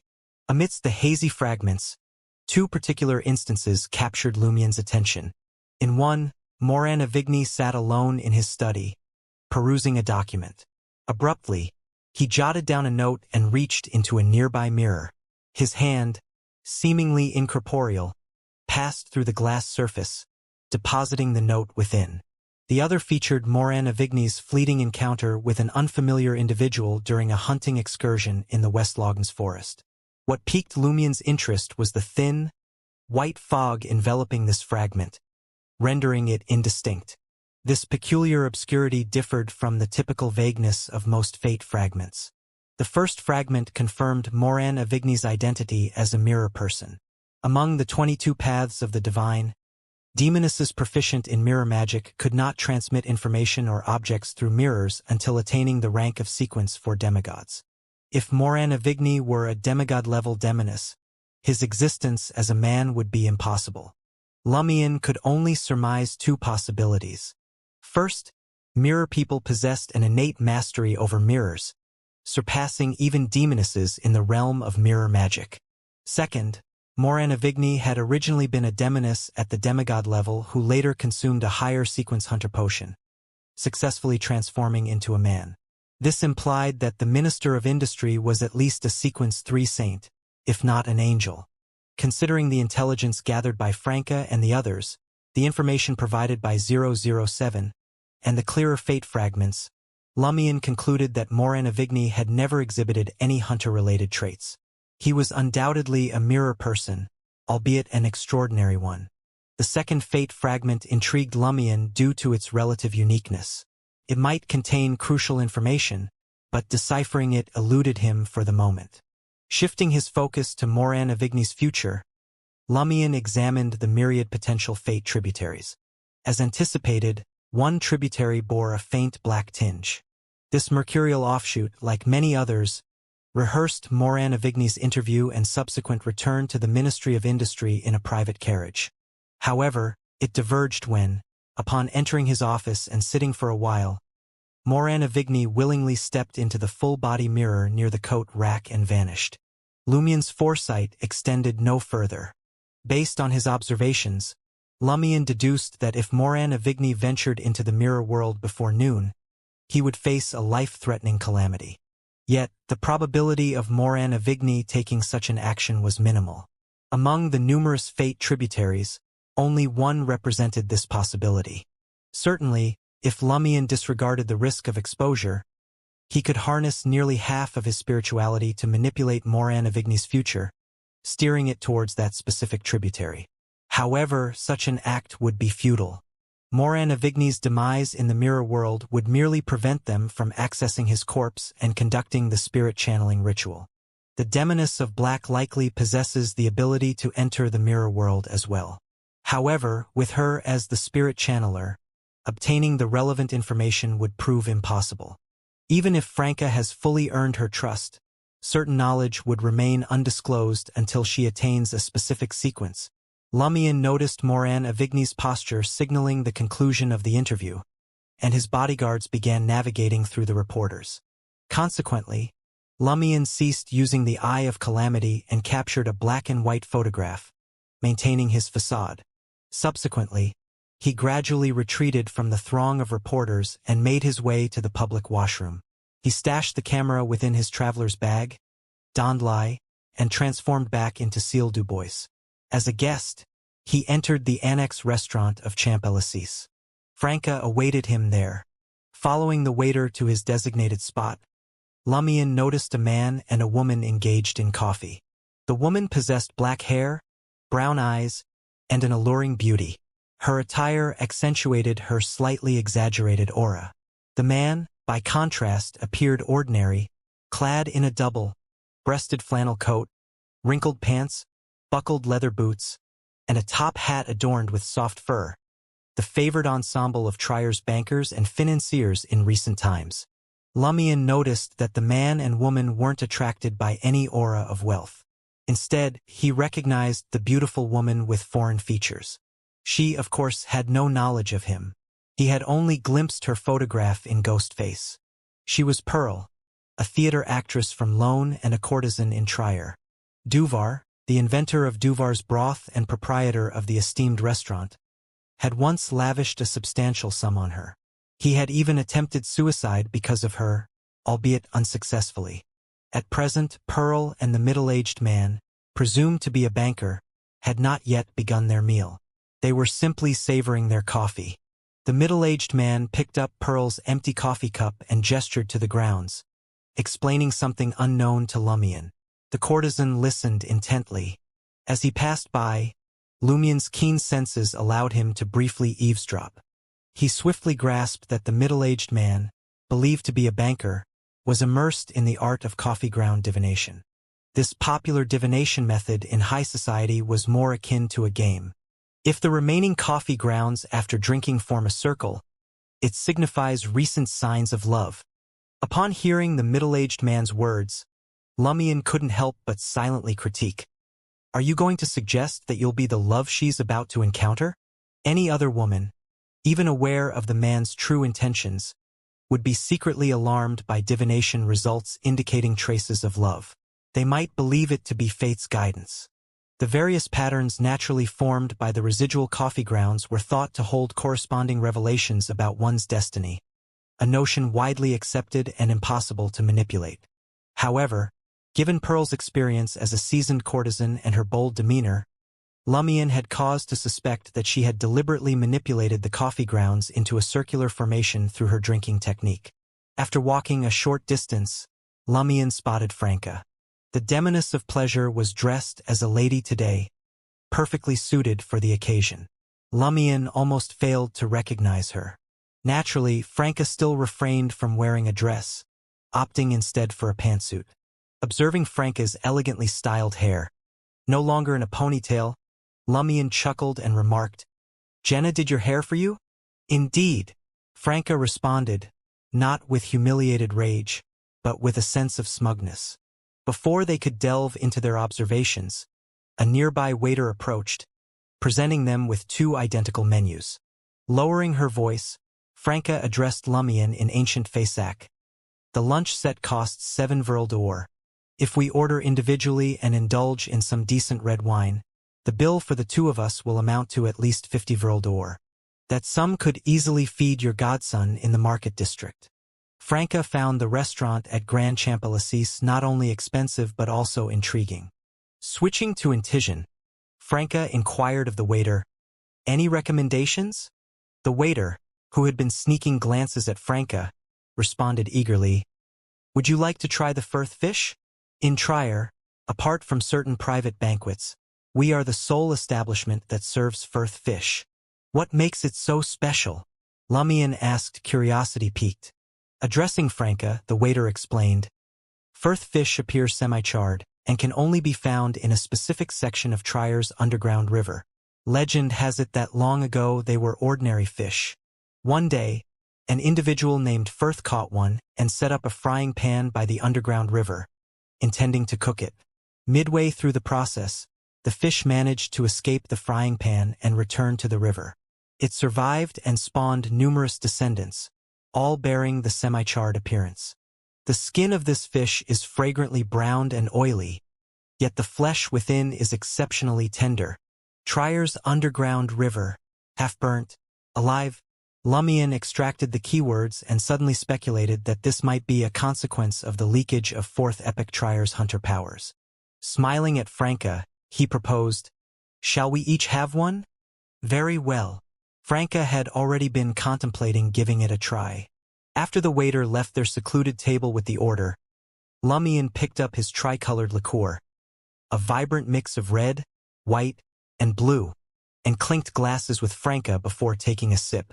Glancing around to ensure no one could overhear, he quietly recounted the detailed fate fragments of Moranavigny. As Franca listened, her expression gradually morphed, a frown creasing her lovely brow. "That white, thin fog you described, it reminds me of something," she said. "Does it have a mercurial, ever-shifting nature?" Lumion considered briefly before nodding. "Yes, it does." Franca let out a soft sigh. "It must be the same phenomenon then. You know how I told you about Jenna and I getting tailed by that entrustee of the vanished Deep Valley Cloister gatekeeper at the Mysticism gathering? The one we ended up fighting? Well, when I channeled the guy's spirit and asked about his organizational ties, his physical form and spirit abruptly detonated. My mirror cracked from the blast, but right before shattering, it filled with that same thin, mercurial white mist." Franca paused, collecting her thoughts. "According to the intel I passed along, 007 ran into a similar fog during their investigation of Deep Valley Town. Albert Goncourt, the Carbonari's leader, was spotted there too. As you're aware, the Carbonari played a role in stoking the riots during the hostile plan. Their other leader, operating under the alias General Philip, spearheaded that particular scheme." Lumion swiftly connected the dots Franca was laying out. "So you suspect the Carbonari is in league with multiple evil god cults, this peculiar white fog being tied to one of them, and that Moranavigny is also entangled with this group. Meaning our supposedly chance encounter with him in the West Loggins forest was anything but." "Precisely." Franca took another sip of her liqueur. "And what's the ultimate endgame for these mirror people? Surely not mere replacement of their originals. The mirror version of Gardner Martin had failed to succeed the real one, understandably using the hostile plan to deal with his counterpart. But Moranavigny, also a mirror person, had quietly replaced the original for decades, even fathering an illegitimate daughter and living a cushy life. Why collaborate with cults?" Smiling, Lumion replied, "The goals of mirror people as a whole versus as individuals are bound to differ. Investigating should reveal the former. Back in 4th Epic Trier, Mirror Gardner Martin mentioned their loyalty and service to someone who holds all the answers. Learning that person's identity should tell us the mirror people's endgame." Franca concurred succinctly. "We can plan our next moves around this strange fog. Deal with Moranavigny to get more info on the mirror people, which is already a lead. And capturing him or channeling his spirit could present other opportunities." Franca smiled. "Looks like 007 will be busy again." Their discussion of Moranavigny complete, Lumion picked up some roasted pre-meal bread, chewing as he recounted his encounter with Courtesan Pearl and the coffee ground divination he'd witnessed. "She's unlikely to be a demoness," Franca concluded, a hint of disappointment in her voice. Based on Lumion's description and reaction to Pearl's appearance, she could tell the courtesan wasn't a demoness. Unless deliberately feigning ugliness, a demoness' charms were impossible to conceal. Even gay men couldn't resist sneaking a few extra glances. "Definitely not." Lumion suddenly paused, remembering something. Shifting to casual conversation, he asked, "Does coffee ground divination actually hold mystical significance? Can it truly provide revelation?" Franca finished her bread, took another sip of the colorful liqueur, and smiled. "Of course mysticism is involved." Noting Lumion's lack of divination knowledge compared to his skill in reading fate, Franca explained with a smug grin.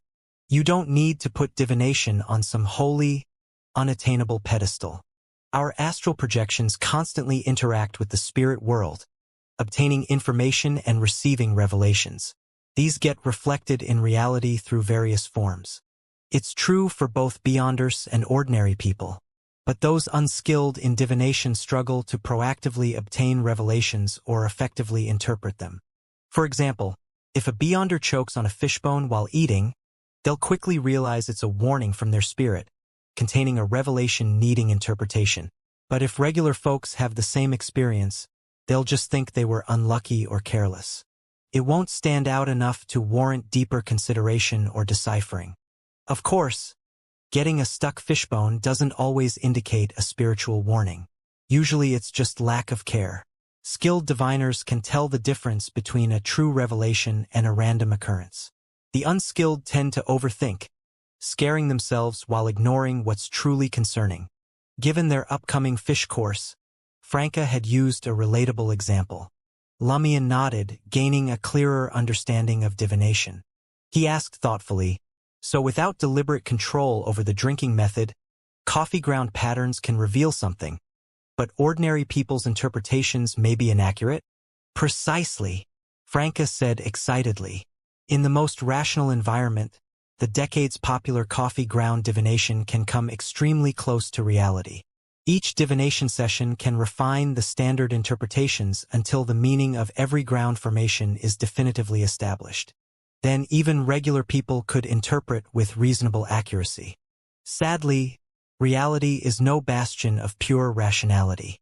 Believers in coffee divination subconsciously work to make even mistaken interpretations come true. Non-believers plainly see the interpretations don't match up. These conflicting approaches get all tangled together, preventing the codification of standard, reliable answers. In the end, it's just a game. As they conversed, the waiter served the various dishes, clearing used plates as part of the set procedure. The fried firth fish arrived as a later main course. Lumion cut a piece and tasted it. Tender flesh with an intriguing blend of charred and oily notes, the pepper and salt seasoning just right. "Delicious," Franca praised. "And warming too." Lumion also felt a current of warmth spread through him as the firth fish reached his stomach. "Some special ingredients indeed," he concluded, teasing Franca. "Just don't eat too fast. Wouldn't want you choking on a bone." Franca laughed. "You think a few bones can choke me?" Glancing around to confirm the waiter's departure, she asked, "I've been pondering something the last couple days. I still can't grasp the difference between using rituals and curses to influence a target's future fate versus directly compelling a fate change. I get the ritual part. It relies on the target's blood, close relatives, certain items, and mystically significant contact to alter their future fate. But how is that different from a curse?" Lumion organized his thoughts before explaining.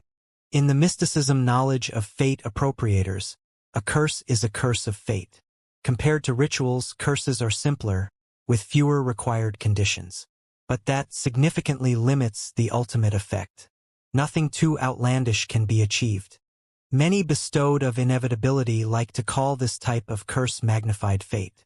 It can only target fate tributaries within the next 10 seconds, and must align with the current environment and circumstances. Meeting those prerequisites enables the fate curse to succeed. And the targeted fate tributary needs a certain probability of manifesting in the first place, or the success rate plummets.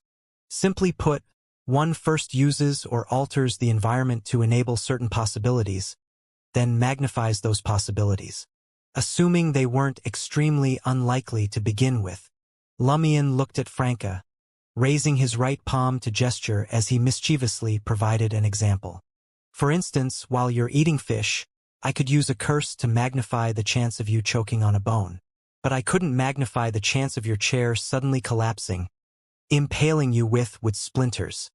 The moment he finished speaking, Franca froze, gasping twice as her throat worked. Within seconds, she spat out a bloody fishbone. "You actually did it?" Franca grumbled. "Luckily, my sequence grants strong throat control. I handled it myself." Franca suddenly paused. After a few seconds, she said, "Otherwise, we'd be seeking a doctor's aid." "How embarrassing would that be?" Lumion chuckled. I could have helped pull it out, magnifying the fate tributary of successful extraction. Franca was briefly speechless. After eating another bite of firth fish, she nodded. I understand the differences now.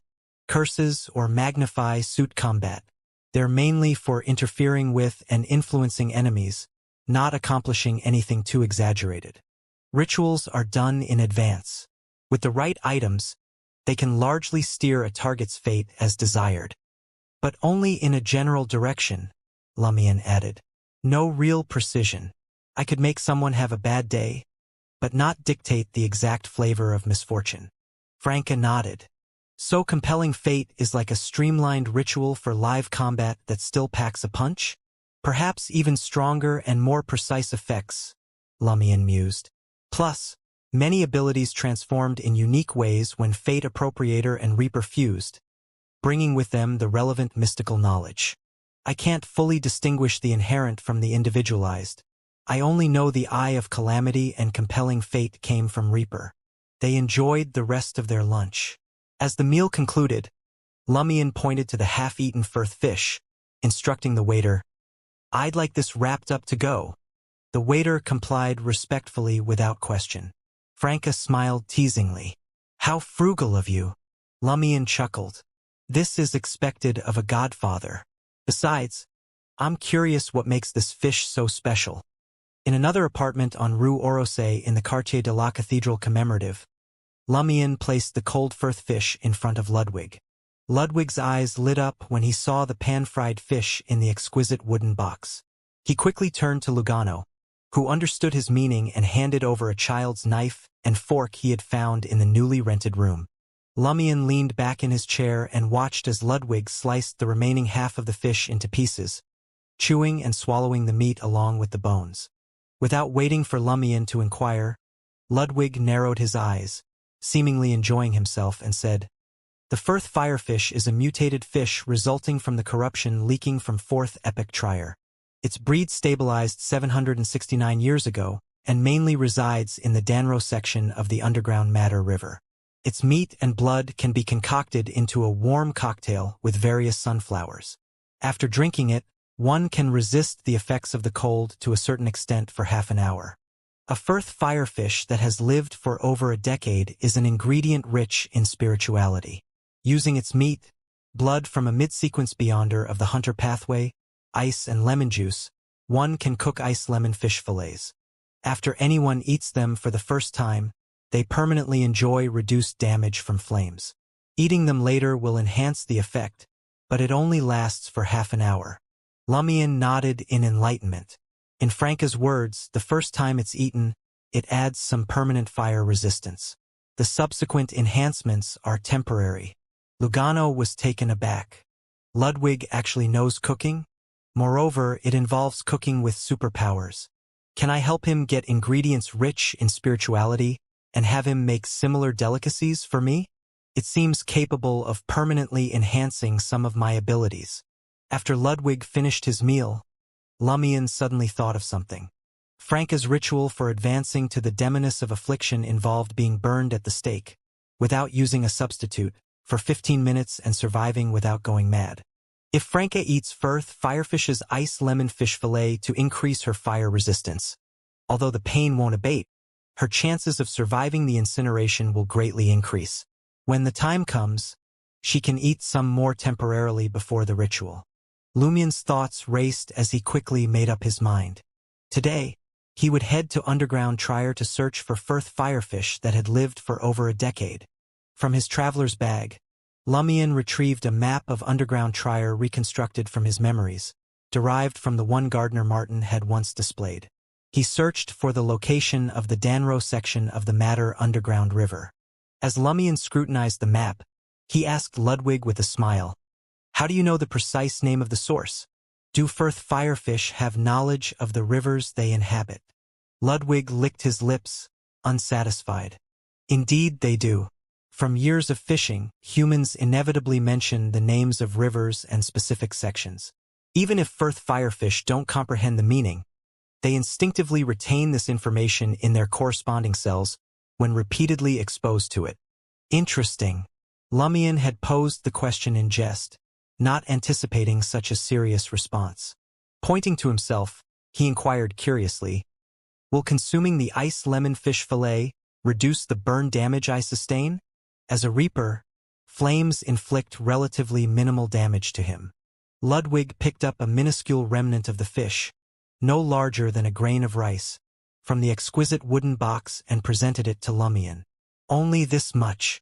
Without hesitation, the boy promptly popped the morsel into his mouth. "Well, that's better than nothing," Lumion remarked with a smile and a sigh. He intended to secure a special serving of ice lemon fish fillet for himself, with additional portions for Jenna, Anthony, Lugano, and Ludwig. To accomplish this task, Lumion proactively inquired, "How does a firth firefish that has lived for over a decade differ from its ordinary counterparts?" Ludwig's response sounded as if he were reciting from a textbook. "A firth firefish that has survived for more than a decade can grow to nearly a meter in length and tends to reside in caves at the riverbed. They rarely approach the surface but exhibit a keen sensitivity to blood and spiritually rich food. These fish are highly aggressive and willing to take significant risks driven by their instincts. Their skin has hardened, rendering them impervious to fishing spears.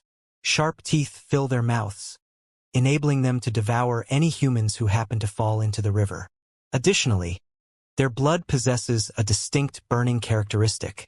After attentively listening, Lumion calmly assessed the information. Despite their longevity of over a decade, firth firefish did not possess beyonder characteristics or acquire supernatural abilities through boons. They belonged to a species that had undergone corruption but had since stabilized. If they were to continue living in such an environment for tens of thousands of years, they might evolve into creatures with their own intricate society, akin to the baiting's black insect.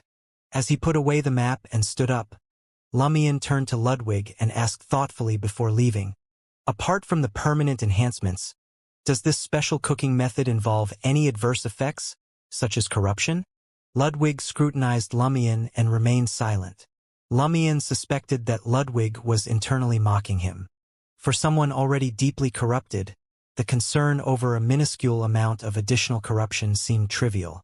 After a brief pause, Ludwig replied, "As a child, I lack understanding of such matters. What I do know is that if one desires to indulge in finer and more delectable cuisine, they must be willing to accept the associated risks. Those unwilling to take the risk can simply choose not to partake." Ludwig instinctively added, "If you don't wish to eat, you can always leave the food for me." With a slight nod, Lumion opened the door and exited the apartment. In the depths of underground Trier, the Matter River flowed through a tranquil, deserted, and dimly lit cave, its gentle splashing echoing in the distance. Emerging from the shadows, Lumion, Franca, and Jenna made their way to the riverbank. One carried a carbide lamp, while the other two traveled empty-handed. Although ingredient suppliers seeking to monopolize firth firefish guarded this section of the subterranean river, it posed no significant challenge for a hunter and two demonesses. Utilizing the shadows, they deftly navigated through the patrolled area and successfully reached the water's edge. Raising his carbide lamp, Lumion discovered that the underground river was not only expansive but also incredibly deep. Submerged caves lined the riverbed, inhabited by peculiar fish. After a quick survey, Lumion set the carbide lamp down, rolled up his sleeves, and crouched beside the river. Without hesitation, he plunged his right arm into the frigid water. "Is this your preferred method of fishing?" Franca inquired, well aware of Lumion's penchant for fishing. However, she hadn't anticipated him employing the same technique when his prey was, quite literally, fish. "What alternative do I have?" Lumion chuckled. "Would you prefer I strip down, dive into the underwater caves, and catch them with my bare hands?" "That's not an impossibility," Franca replied with a playful smile. "It would provide an excellent opportunity to admire your physique." Ignoring her comment, Lumion focused his spirituality, causing a thin layer of white flames to emanate from his thumb. The flames, resistant to the water's extinguishing effect, took the form of a small knife and carefully sliced his index finger. A single drop of blood seeped out, rapidly dispersing into the surrounding water. The firth firefish swimming in the shallows seemed to detect an ominous presence and swiftly retreated from the area where the blood had spread. Moments later, enormous firth firefish, their skin charred and hardened, emerged from the caves along the riverbed. One particularly swift specimen reached Lumien's right hand in a flash, its mouth wide open to reveal sharp, gleaming teeth. Before it could sink its teeth into his flesh, Lumien's palm abruptly clenched into a fist. Instead of withdrawing, he thrust his hand forward, punching directly into the fish's gaping maw. With a resounding bang, Lumien grasped the creature's skull and hauled the colossal firth fish out of the river. Silently, cold and sinister black flames ignited in the river, incinerating Lumien's blood that had merged with the water. It was Jenna. "We can return now," Lumien declared, tossing the massive firth fish to Franca.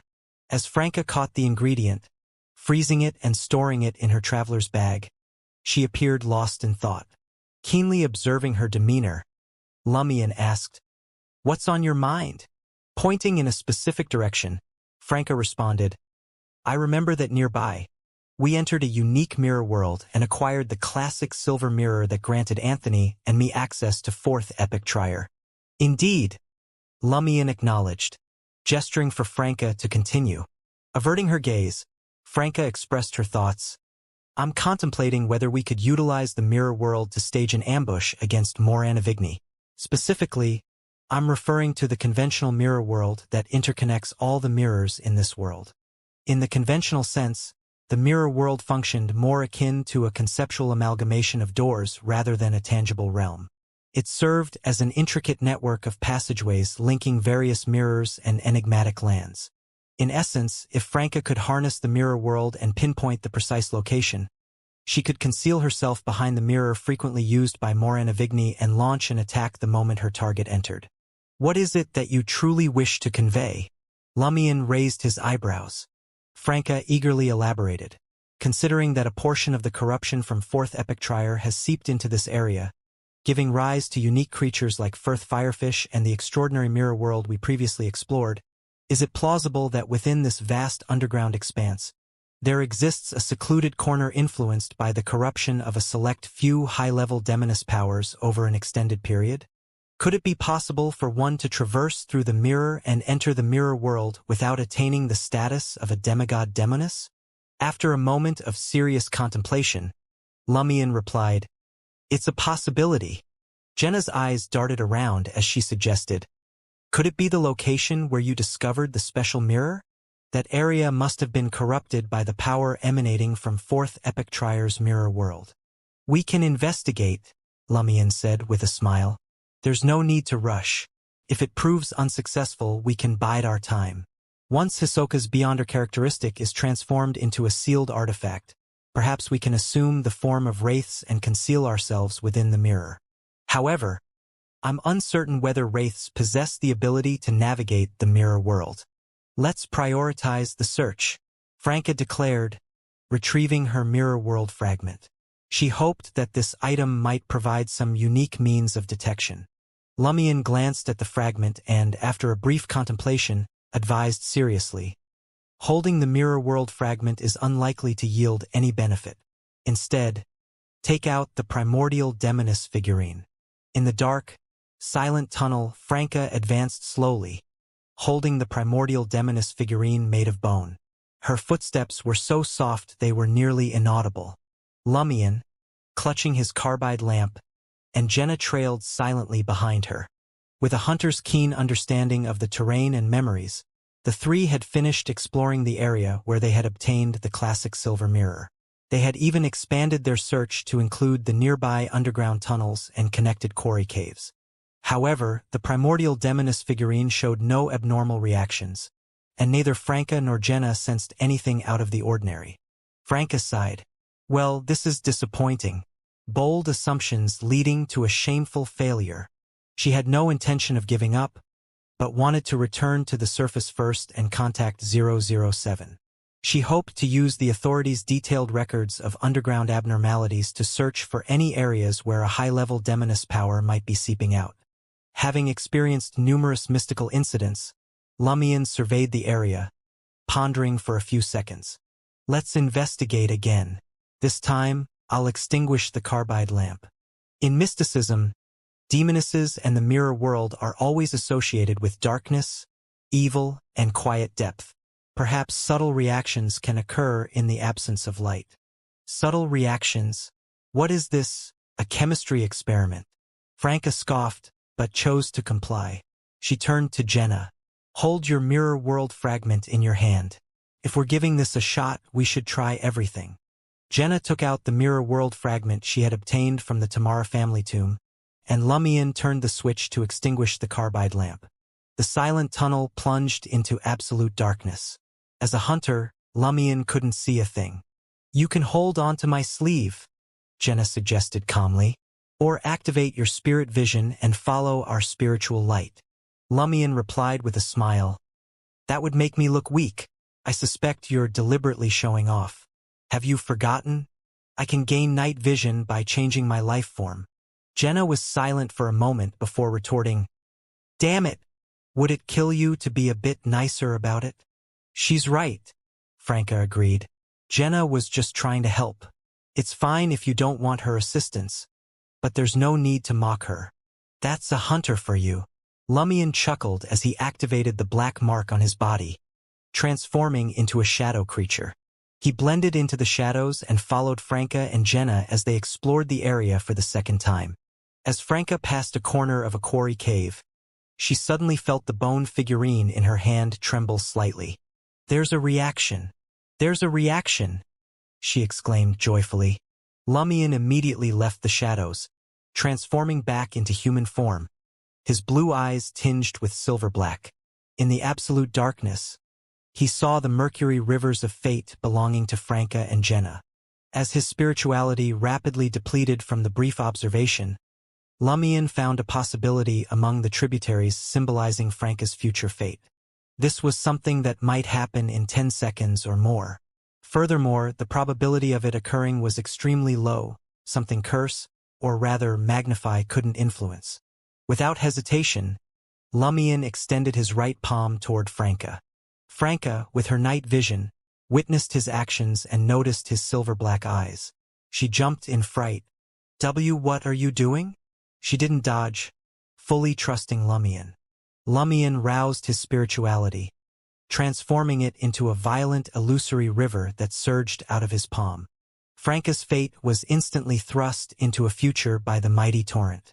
Compelling fate. Franca suddenly had an idea. Are you influencing my future, allowing me to successfully utilize the corrupted fate fragments here to make it a reality? Damn it, I really do have an idea. Maybe I should give it a try. Lumion, his spirituality greatly depleted, chuckled. Life is short. Why not give it a try? Franca could clearly detect the mockery in his tone. She gritted her teeth. I'll deal with you later. As she spoke, Franca placed the primordial demoness bone figurine on a protruding rock in a corner of the mine. Then she took out a mirror and placed it in front of the figurine. Lumion conjured a blazing white fireball and observed as Franca retrieved essential oils, extracts, perfume, and herbal powder from her traveler's bag, preparing for the ritual. Lumion turned to Jenna, who happened to look back at him. Franca simultaneously turned to face them. The three were taken aback for a moment before bursting into laughter. You two thought of it too? Franca said happily. Jenna shouldn't stay here. The primordial demoness might cast her gaze here later. As a pure female demoness, it would definitely not bode well for Jenna to be noticed by the primordial demoness. Could even mean death. Lumion replied with a smile. I'll send Jenna back first and come back after the ritual. With that, he reached out and grabbed Jenna's shoulder. Jenna said to Franca, Be careful. Don't worry. I'm a skilled worker, Franca replied, waving her hand cheerfully. As a member of the demoness sect, she regularly prayed to the primordial demoness through the bone figurine, following the demoness of Black's instructions. Occasionally, she even held a solo mass. Of course, this was the first time she would be praying to the primordial demoness through a ritual. After Lumion teleported away with Jenna, the quarry cave returned to darkness. With the bone figurine, Franca decided to use a dualistic ritual. After lighting the candle representing herself, she drew her needs on a faux goatskin with the corresponding symbols and patterns, drawing upon her extensive mysticism knowledge. Following that, she sanctified the ritual silver dagger and created a wall of spirituality. She dripped rose essential oil, musk, and perfume into the candle flame. Franca's heart skipped a beat as the alluring, complex scent quickly entered her nostrils. She couldn't help but inhale deeply. After completing all the preparations, Franca took 2 steps back and recited the primordial demoness honorific name in Hermes. The source of all catastrophes, the symbol of destruction and the apocalypse, the demoness who controls chaos. In the altar, a small amount of moss suddenly grew, entangling into vines that rose high, as if staring at Franca. The ground softened, and a frigid wind blew, causing Franca to tremble. Simultaneously, Franca sensed the fragrance in the area grow sweeter, carrying a warm charm that made her blush. This invigorated her specific desires, and charming scenes surfaced in her mind. Suppressing the heat in her body and shaking off her discomfort, Franca briefly recounted how Moran Avigny was a mirror person and how she wanted to capture him. Then, following the ritual standard procedure, she said, "I pray for the power of the mirror. I pray for the power of chaos. I pray for God's protection. I pray for a fixed entrance to the mirror world to appear here. Roses, a herb that belongs to the demoness. Please pass your power to my incantation. Musk, a herb that belongs to the demoness. Please pass your power to my incantation." After reciting the incantation, Franca ignited the faux goatskin and placed it on the mirror in front of the bone figurine. As the faux goatskin burned away, Franca felt the candle flame dim, as if a layer of translucent mullioned glass had materialized around it. A strange power was activated, gathering in the mirror. The human head-sized mirror suddenly darkened, turning shadowy and illusory. It melded with the protruding rock where the figurine was placed and vanished. In the next moment, the candle flame returned to normal, and the fragrance lingering in the air still unsettled Franca. Her thoughts raced, requiring immense strength to control herself. After tidying up the bone figurine and other items, Franca took a deep breath and exhaled slowly. Damn it, just the charm and pleasure emanating from the ritual nearly made me lose myself. All I wanted was to approach the source of the charm and enjoy the pleasures bestowed by her. As expected of the primordial demoness who controls pleasure and feminine charm. Damn it, I'm an idiot. Why did I take a deep breath? The smell here hasn't dissipated. I need to quickly confirm if there's an entrance to the mirror world before heading back to Jenna. As these thoughts raced through Franca's mind, she saw Lumien's figure swiftly materialize at the edge of the quarry cave. Franca jumped in fright. "Why are you back already?" Lumien chuckled. "You're in pretty good shape. Didn't I say I'd return after your ritual?" As he spoke, Lumien noticed Franca's lake blue eyes rippling under the dim candlelight, as if they could captivate one's soul. Lumien's words faltered.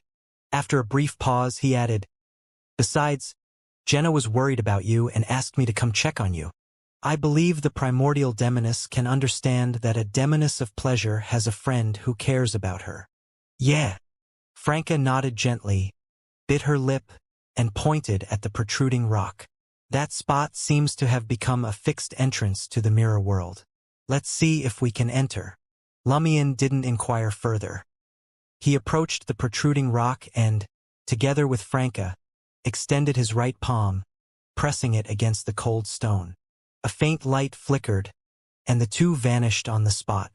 After a brief moment of vertigo, a dark, illusory path appeared before Lumien and Franca's eyes. Surrounding them were numerous similar tunnels, intertwining to form a complicated and mysterious colossal spiderweb. Is this an ordinary mirror world? Lumien gazed at the dark, illusory paths around him that resembled a mosquito landing on a complicated spiderweb. For some reason, he felt a surge of fear, as if a colossal, warped, pitch-black spider could crawl out from the depths of this strange land at any moment and drag him and Franca into the darkness that symbolized destruction. Is every illusory path connected to a mirror? Franca's voice suddenly echoed in Lumien's ears, so close he could hear her breathing.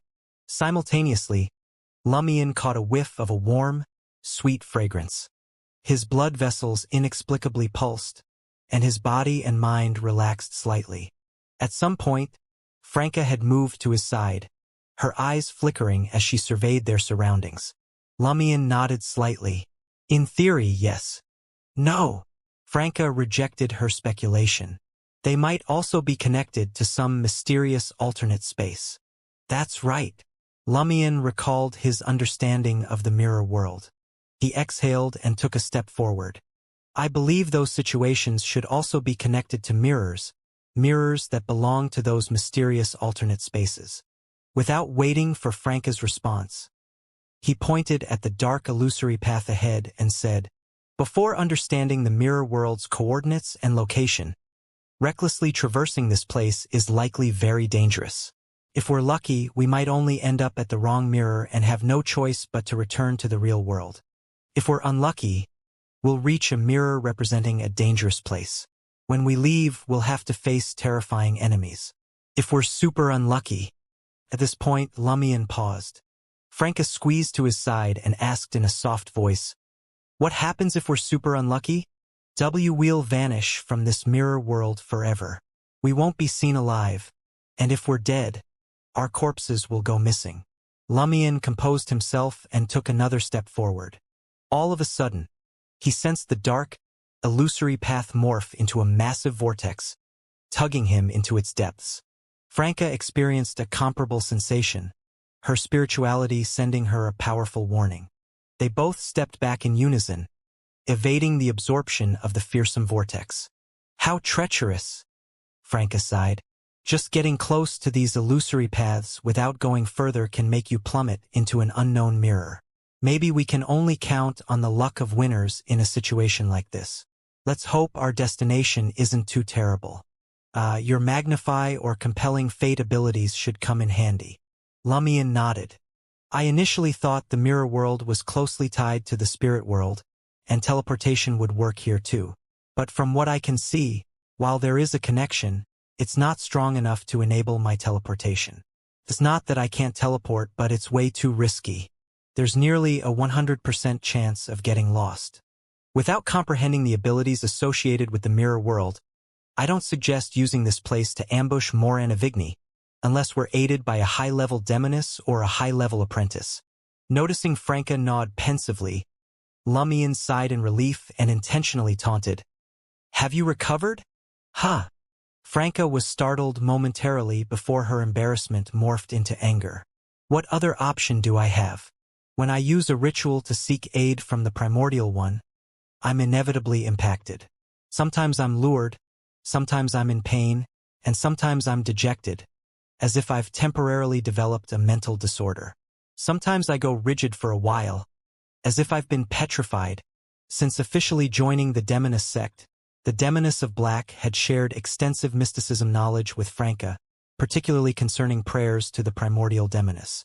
On such topics, the Demoness of Black explained, as the ritual's host, the ritual itself granted a degree of protection. The extent to which she was influenced by the primordial one's overflowing presence was quite minimal. Once the ritual concluded, she would recover after withstanding it for 10 to 20 seconds. The only thing to watch out for was the desires arising from their typical reaction to being entranced by the primordial one. Their fading would be comparatively gradual, but what demoness didn't have numerous lovers? There was no need to be overly concerned about this. The longer Franca talked, the more forceful she became, even a tad aggrieved. That's a genuine deity. How can I possibly resist a genuine deity's overflowing influence? If I weren't the ritual's host, I would have been unable to restrain myself and would have unleashed my primal instincts. Franca couldn't suppress a chuckle at the reference to her primal nature. Within the mirror world, she had consistently called the primordial demoness the primordial one to prevent blasphemy. After pondering for a moment, Lumien replied, praying to a different genuine deity won't lead to anything comparable unless someone present is blasphemous. It's the primordial one's fault for being in such a terrible state. Franca had already come up with the justification. Don't assume you can withstand it simply because you're an ascetic. If you had been there and not the ritual's host, I would have witnessed your primal nature erupt. At this juncture, she appraised Lumion and grinned. It's not like you didn't react. Were you worried you couldn't restrain yourself? So you purposely exposed me and created an awkward situation. Subconsciously, Franca's breathing turned labored again. Lumion scoffed. When I got there, the scene's lingering effects hadn't fully dissipated, and a peculiar fragrance permeated the air. That was a genuine deity. How could I withstand even the tiniest bit of a genuine deity's overflowing influence? He echoed Franca's words. Really? Is it merely due to the lingering aroma? Franca's lake-blue eyes narrowed menacingly, as if challenged. The aqueous light in her eyes resurfaced, glittering like shards of sunlight. Lumion exhaled and stepped to the side, grasping Franca's upper arm. I'll send you back first. Jenna is waiting for you. We're heading back already? Franca asked, surprised. Won't you explore the mirror world further and consider how to utilize this place? I have a plan. Lumion tugged Franca away from the illusory tunnel's spiderweb-like darkness. As they returned to the quarry cave, Franca, her focus diverted, inquired, "What plan?" While Lumion tried to activate the black mark on his right shoulder, he responded impassively, "Contractability." He intended to establish a contract with a Beyonder creature possessing a mirror world traversal ability to acquire the corresponding characteristics. Regardless, he hadn't determined which 3 abilities to contract this time. This could be one of them. You're right. A contract ability. Franca was thrilled. She then noticed Lumion was still motionless. Comprehending, she murmured into his ear, "Didn't you want to teleport? Why haven't we departed? Does your spirit world traversal activation always take this long? Or are you enduring something?" As Franca completed her sentence, the pair vanished from the gloomy quarry cave. That evening, in Lumion's rented apartment, the nearly 1-meter-long Firth firefish was set on the dining table. Ludwig used a child's table knife to break through the charred and tough fish skin, cutting the fair fish meat into pieces. Lumion glanced at Franca, who had donned a light-colored hunting suit, and noticed the demoness of pleasure's gaze was elusive, brimming with embarrassment. She appeared to be lamenting. "Kill me. This is too mortifying. I don't want to live anymore." Lumion, who had been feeling slightly embarrassed himself, smiled. He mouthed to Franca, "Post-nut clarity is truly remarkable." Despite Franca's inability to lip-read, she still sensed Lumion's ridicule. Pleasure is detrimental. Pleasure is detrimental. Irrespective of gender, when thoughts of pleasure dominate one's mind, one will invariably engage in various actions that result in their own ruin. How humiliating. I don't want to live. In that instant, Franca longed for a crevice in the ground to conceal herself. Anthony, sitting silently at the dining table, glanced at Lumion, then at Franca, before looking away. At last, Ludwig removed the inedible parts and sliced the fish fillets into 3 soup pots. Franca sealed one of the pots with ice and stored it in her traveler's bag for later use. Ludwig slid the other one to Lugano and spoke in a childish tone. "Can we have fish fillet and clam cream broth tonight?" "Sure," Lugano promptly agreed. He made an effort to avert his gaze from Franca and Jenna, the 2 demonesses, believing it was disrespectful to his boss. From his viewpoint, these 2 demonesses were probably the boss's lovers. He couldn't help but marvel inwardly, as expected of the boss. He really has demonesses as his lovers, and there are 2 of them. Back then, Emperor Roselle only had 1. After adding a generous amount of lemon juice to the pot of fish fillets, Ludwig slid them toward Lumion. His intention was evident. He required the blood of a mid-sequence Beyonder of the Hunter pathway. "How much do you need?" Lumion inquired. "Enough to stir it up," Ludwig replied, acting as if this was the bare minimum. Jenna frowned and asked, "How much does each person need to eat to gain that permanent effect?" Ludwig answered innocently, "Different physiques and sequences need different quantities. You'll only find out when you actually eat it." Lumion raised his eyebrows and poured the rest of Gardner Martin's blood into the soup pot. Noticing it was still insufficient, he used a ritual silver dagger to slice his hand and drip 20 to 30 milliliters of blood into it. Ludwig observed with anticipation. "Aren't you concerned about corruption?" Lumion asked with a smirk. Ludwig shook his head. "The quantity here isn't substantial." Franca tried her best to act normally and remarked with amusement, "Discussing toxicity without considering dosage is just playing the rogue." "Indeed." Ludwig concurred with Franca and stirred the fish slices in the soup with a spoon. Gradually, the tender white fish soaked up the seemingly searing blood, and the fish slowly started to brown. "Add some ice," Ludwig instructed Franca and Jenna. The two demonesses rose in unison and extended their hands toward the soup pot. Drops of white frost condensed and descended like rain, noticeably slowing the browning of the fish until it ceased. Ludwig leaped off his chair and dashed into the kitchen, returning with a few silver plates. He distributed 7 to 8 ice lemon fish fillets to each of them. "Is that all?" Jenna asked with a surprised smile. "If it's not enough, you can have 2 or 3 more," Ludwig replied earnestly. Jenna instinctively wanted to say something, but she refrained when she saw Ludwig's childlike demeanor. She pointed at their plates and said, "Did you request so much of Lumion's blood just to eat such a small portion of the fish? Why not prepare less and save the remaining half of the pot for tomorrow?" Ludwig hugged the soup pot in front of him and shouted, "Mine!" Jenna suddenly felt like a witch stealing candy from a child. "He's definitely abusing his power." Lumion glanced at Ludwig and shook his head in amusement. "At least you have some sense when it comes to food." With that, Lumion polished off all the ice lemon fish fillets on his plate. The sour lemon flavor, tender fish texture, scorching aroma, and subtle sweetness with hints of fish and oil burst forth in Lumion's mouth. The taste exceeded his expectations.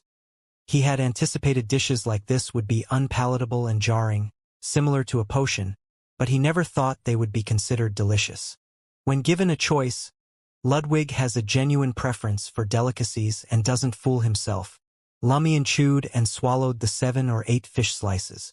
A mild burning sensation spread from his throat to his stomach, reminiscent of drinking a glass of liquor. The sensation quickly faded, and nothing unusual happened. "That's it? It worked." Lumion glanced at Ludwig. Ludwig shook his head. "Give it another 2 to 3 minutes for your stomach to absorb it." "So fast?" Franca asked, surprised. She respected mysticism, but having taken potions before, she knew they worked instantaneously. Ludwig's delicacies, however, seemed to require digestion and absorption by the stomach, contradicting how the organ typically functioned. Plus, the stomach didn't absorb everything. Ludwig responded seriously, "A chef's creations can be rapidly absorbed by the stomach." "Chef?" Lumion nodded, deep in thought. He remembered Ludwig frequently commenting on various things like a food connoisseur. Without further explanation, Ludwig buried his face in the soup pot before him and polished off the remaining ice lemon fish fillets. Jenna and the others promptly finished the fish slices on their own plates. 2 minutes later, Lumion felt his body growing warm, with a tingling sensation in his skin and flesh. The effect on him was minimal. It paled in comparison to drinking a potion, let alone the pain of burning himself with flames. Soon, Lumion returned to normal, his expression unaltered. He glanced playfully at Franca, Jenna, and Anthony, waiting to see how the ice lemon fish fillet would affect them. A minute later, Jenna and the others suddenly flushed, as if they had eaten incredibly spicy food from the Phaenopotter Kingdom Highlands. "Hiss!" Lugano let out a pained gasp, feeling a searing sensation in his breath. Originating from within his body, he couldn't have treated it even if he wanted to. Frost enveloped Franca's body, seemingly trying to soothe the pain in her skin and flesh. It was futile. Jenna and Anthony grimaced but made no unnecessary movements. They bore the discomfort, waiting for the ice lemon fish fillet to finish transforming their bodies. This lasted for 10 to 20 seconds before the quartet's expressions relaxed. "How does it feel?" Lumion asked with a smile. Franca instinctively recalled the sensation and said, "It was like every inch of my skin and flesh had been burned." Not quite that intense, relatively mild. While speaking, she took a matchbox from her traveler's bag and experimentally lit 2 matches. She held them to the back of her left hand for a bit. Franca's expression gradually contorted. She endured the pain in her left hand momentarily before pulling it back and shaking it. The matchbox fell to the ground. "It still hurts." Franca reported the experiment results to Lumion and Jenna through gritted teeth. Ludwig hastily replied, "It doesn't reduce pain." "How's the wound?" Jenna asked, concerned. Franca immediately checked the back of her left hand, seeing only slight burn marks on her pale skin with minimal physical damage. "It works, even though the flame temperature wasn't that high to begin with." Franca's expression eased. Across the dining table, Anthony carefully considered his words before saying, "I think I'm a bit more irritable than usual, but within reasonable limits." Jenna added, "I'm grumpy too, but not drastically." Franca and Lugano confirmed experiencing the same thing. Swallowing the ice lemon fish fillet, Ludwig explained, "That's to be expected. Effectiveness comes with corruption." Jenna and Franca turned to Lumion. Lumion spread his hands, smiling. "I don't feel any different." For him, the ice lemon fish fillet's corruption was negligible. Franca wasn't sure whether to feel envious or sympathetic. After a moment's thought, she said, "This is like a milder version of being a contractee, tolerating certain negative effects in exchange for corresponding beyonder traits. Sure, the effects are noticeably weaker, but the upside is it's passive. Plus, the negative effects are minimal. Going forward, when you get similar ingredients, you need to clarify the permanent and negative effects. You can't just eat everything. Choices have to be made. Otherwise, things can easily go wrong." Lumion glanced at Ludwig and said, "That depends on the individual. Maybe a chef or the gourmet pathway had sequences that mitigated the corresponding impact, akin to alms monks and ascetics who were contractees." Franca grasped Lumion's implication and continued excitedly, "Dishes and concoctions without permanent effects are like various apothecary pathway agents. I've always envied contractees. I wanted the freedom to mix and match abilities, creating a unique character build. Now, without accepting an evil god's boon, I finally have a chance, albeit a diluted one." Jenna's heart raced, and the 2 demonesses gazed at Ludwig, eyes shining. To them, he was no longer the gluttonous monster child Lumion had described, but a beyonder chef deserving of their care and attention. Ludwig concentrated on eating the leftover ice lemon fish fillet, not reacting further. In a quarry cave in underground Trier, Franca, Jenna, and Anthony stood beyond the spirituality wall, observing Lumion conduct the ritual to acquire new contract abilities. Having thoroughly reviewed Madam Magician's information on spirit world entities and possessing the strange creature knowledge granted by the boon, Lumion swiftly identified 2 potential contract targets with mirror travel abilities. The first was a spirit world being called Bloody Jack. According to the information, in the Lone Kingdom South, some mysticism enthusiasts and folklore academics were playing a divination game when they spotted a blurry figure in the mirror wielding a large axe, drenched in blood. This figure would emerge from the mirror, assaulting and slaughtering everyone present. The second was the Daratra diamond maggots, mentioned in the contractee's mysticism knowledge. They could grant mirror traversal in exchange for sacrificing a crystallized meteorite. The drawback was that one's body would become denser and shorter. Lumion undeniably wanted to summon Bloody Jack, but wasn't certain if it possessed an ability akin to mirror traversal. Gazing at the 3 lit candles, Lumion stepped back twice and chanted in ancient Hermes, "The fool that doesn't belong to this era. You are the ruler above the gray fog. You are the king of yellow and black who wields good luck. I beseech your shelter. I pray for your attention. In the name of the great fool, I summon." the peculiar creature that wanders about the unfounded, the slaughterer hidden in the mirror, Jack from the bloody world. The bluish-black candle flame instantly swelled, forming an illusory door adorned with enigmatic patterns amidst the pervasive, eerie gray mist. The door gradually opened, and darkness poured out, engulfing the mirror Lumion had placed on the altar. The mirror abruptly levitated, pointing directly at Lumion. Within, an indistinct figure in a blood-stained old jacket dragged a massive axe. Opening his mouth, Lumion made his throat and chest resonate as he spoke the mystical language of fate. Silver-black words akin to symbols materialized in midair, descending onto the faux goatskin at the altar's edge, forming a concise and ominous contract. Upon the contract's formation, Lumion connected with Bloody Jack, comprehending its abilities and traits. He listened to its demands. Bloody Jack possessed 3 mirror-related abilities and traits, which Lumion named Mirror Mark, Mirror Concealment, and Mirror Traversal. Mirror marks could invisibly mark a mirror, inverted from reality to pinpoint a target. Mirror Concealment allowed the user to hide within the dark tunnels, avoiding being pulled into another mirror.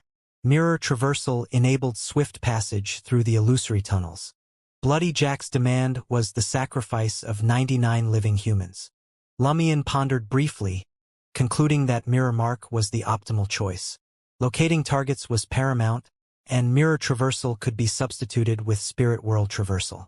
Rapid travel wasn't essential when he could arrive directly. His eyes suddenly glinted silvery black, mirroring Bloody Jack's River of Fate.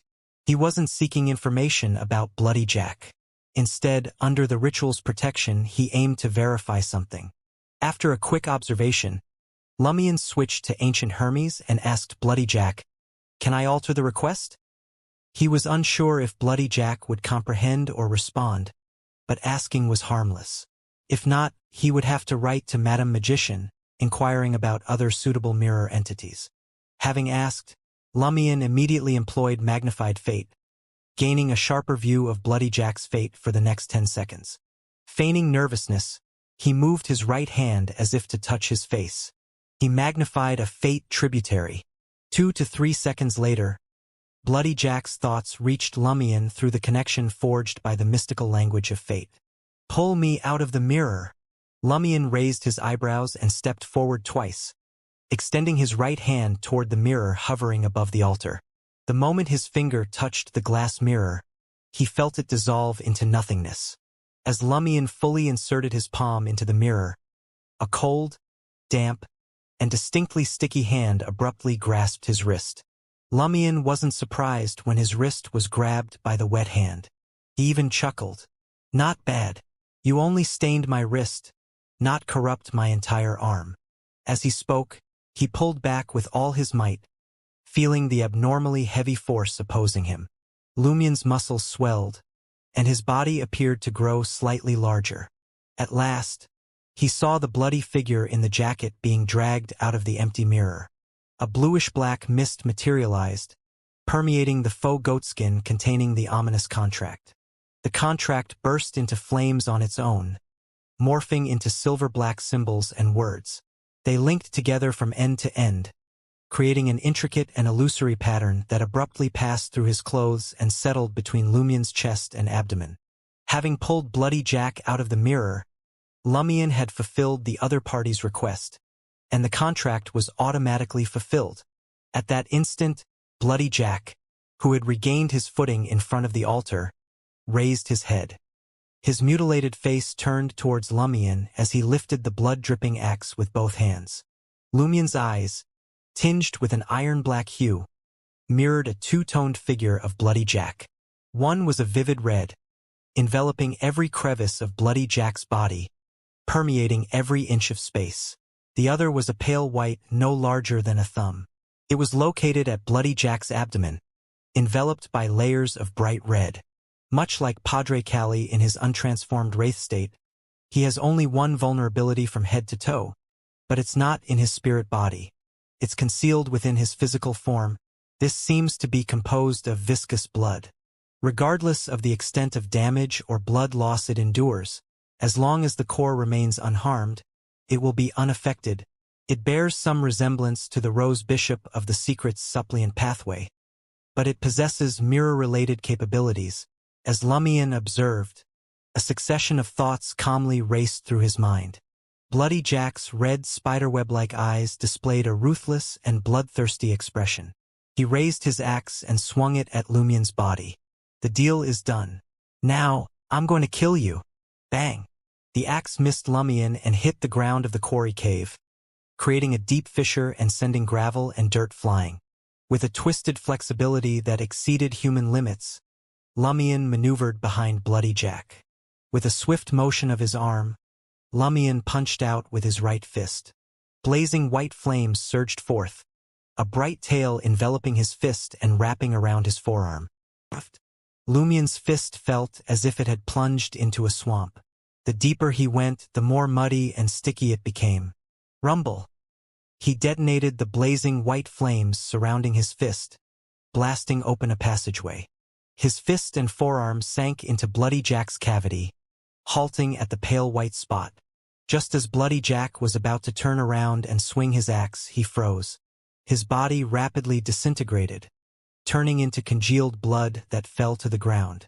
The blood clots writhed and reassembled into Bloody Jack, but there was still a gap in his abdomen that couldn't be filled. Seeing this, Lumion's body ignited with a blazing white flame, ready to attack with all his might. Bloody Jack instantly turned ethereal and retreated into the mirror on the altar. Lumion chuckled and abandoned the pursuit, ending the summoning ritual at a moderate pace. His objective had been achieved. He had acquired the contracted ability, Mirror Mark.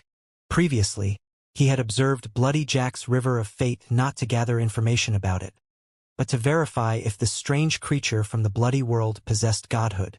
If Bloody Jack didn't have godhood, Lumion could complete some risky transactions with him to circumvent the requirement of 99 living sacrifices. If Bloody Jack had godhood, he would undoubtedly suffer a backlash. However, he was protected by the ritual and under Mr. Fool's Grey Fog's supervision, so he wouldn't be significantly affected. It was precisely because he was aware of this that Lumion dared to agree to drag Bloody Jack out of the mirror, allowing him to no longer be restricted by the ritual. It turned out that as long as the contracted party could communicate normally, the price to pay when signing the contract would be significantly lower. Of course, there was no way to avoid the negative effects entirely. Although Lumion obtained the Mirror Mark, it would also make him more susceptible to attracting abnormal events and strange dangers related to mirrors. As the crack created by Bloody Jack spread to the wall of spirituality, causing it to gradually disintegrate, Franca took the opportunity to curiously inquire about what had just transpired. Lumion gave a brief account of his negotiation with Bloody Jack and smiled. I worked hard to reach Sequence 5, so that these evil creatures would be able to communicate with me calmly. Franca couldn't resist laughing. You call that calm? With a sigh, she said, if it weren't for dealing with Moran Avigny, the Mirror Mark wouldn't be a wise choice. You wouldn't have much use for it normally. It's like wasting a contract slot. This was due to Lumion's lack of mirror-related abilities. Without a fixed mirror world entrance, he couldn't pass through mirrors, let alone use the Mirror Mark to locate his target. Lumion wasn't bothered by it. The sealed artifact corresponding to the Hisoka Beyonder characteristic might have the ability to transform into a wraith. The Mirror Mark could be used to complement it. Let's hope that's the case, Franca said, sighing. This is why contractees can't compare to shepherds. Once you sign a contract and gain an ability, you're stuck with it. Even if that ability becomes useless, it still takes up a slot and brings the associated negative effects. Many contracted abilities were acquired to fulfill specific needs for a limited time. After that period, they often became useless. For instance, Lumion's Knee's face could only be used occasionally as an illusion during combat after he obtained the Lie Earring. Lumion smiled. Who says I can't get rid of it? Franca was caught off guard. Lumion's lips curved into a bright smile. Kill the contract target, and the contract will automatically be nullified. Franca and Jenna gasped inwardly. After a moment, Franca joked, Very good. Keep that smile. That's the smile of a homicidal maniac. No, a reaper. Jenna nodded thoughtfully. No wonder you didn't kill Bloody Jack just now and only scared it away. You were worried that the newly acquired abilities would vanish instantly. Didn't you mention you were planning to contract 3 abilities this time? Have you thought about the other 2? Yes. Lumion wasn't in a rush to complete the second ritual. He casually chatted, one is to boost my defense or substitution abilities, while the other is to handle undead creatures.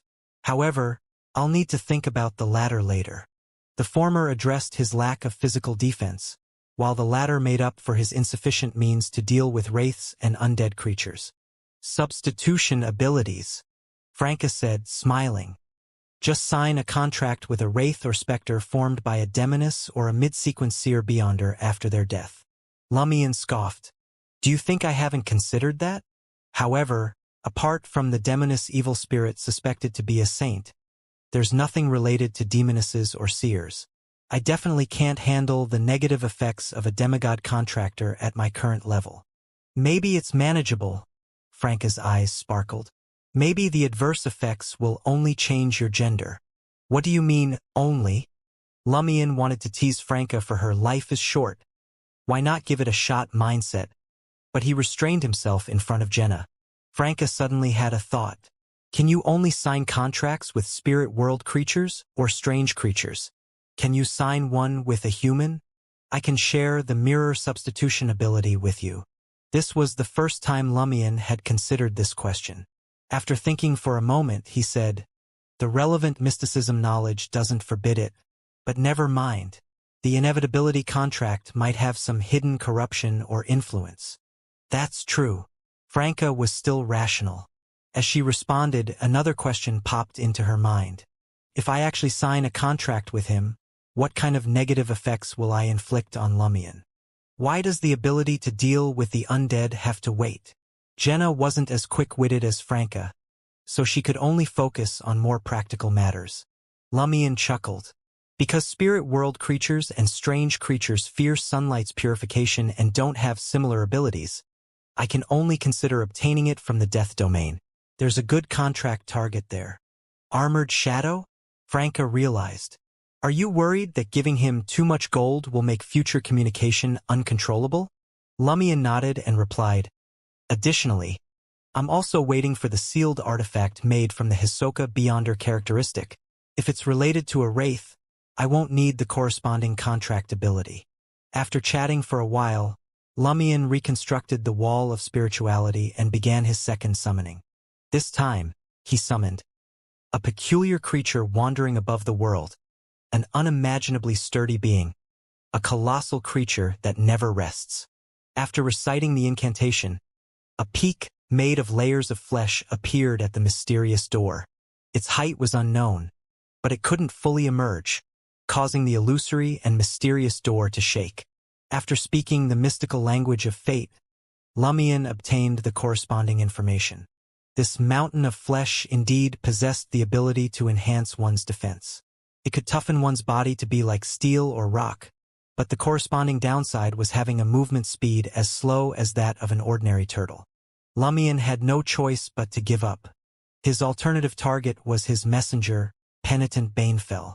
According to the messenger information provided by Madam Magician, Banefell had the ability to bring his shadow to life and switch positions with his body at critical moments. Since he was summoning his messenger, Lumion didn't perform the ritual in Mr. Fool's name. He simply called forth Penitent Banefell, who was garbed in a black clergyman's robe, resembling a charred corpse with black flames clinging to his body. I wish to enter into another contract with you, Lumion requested with a smile.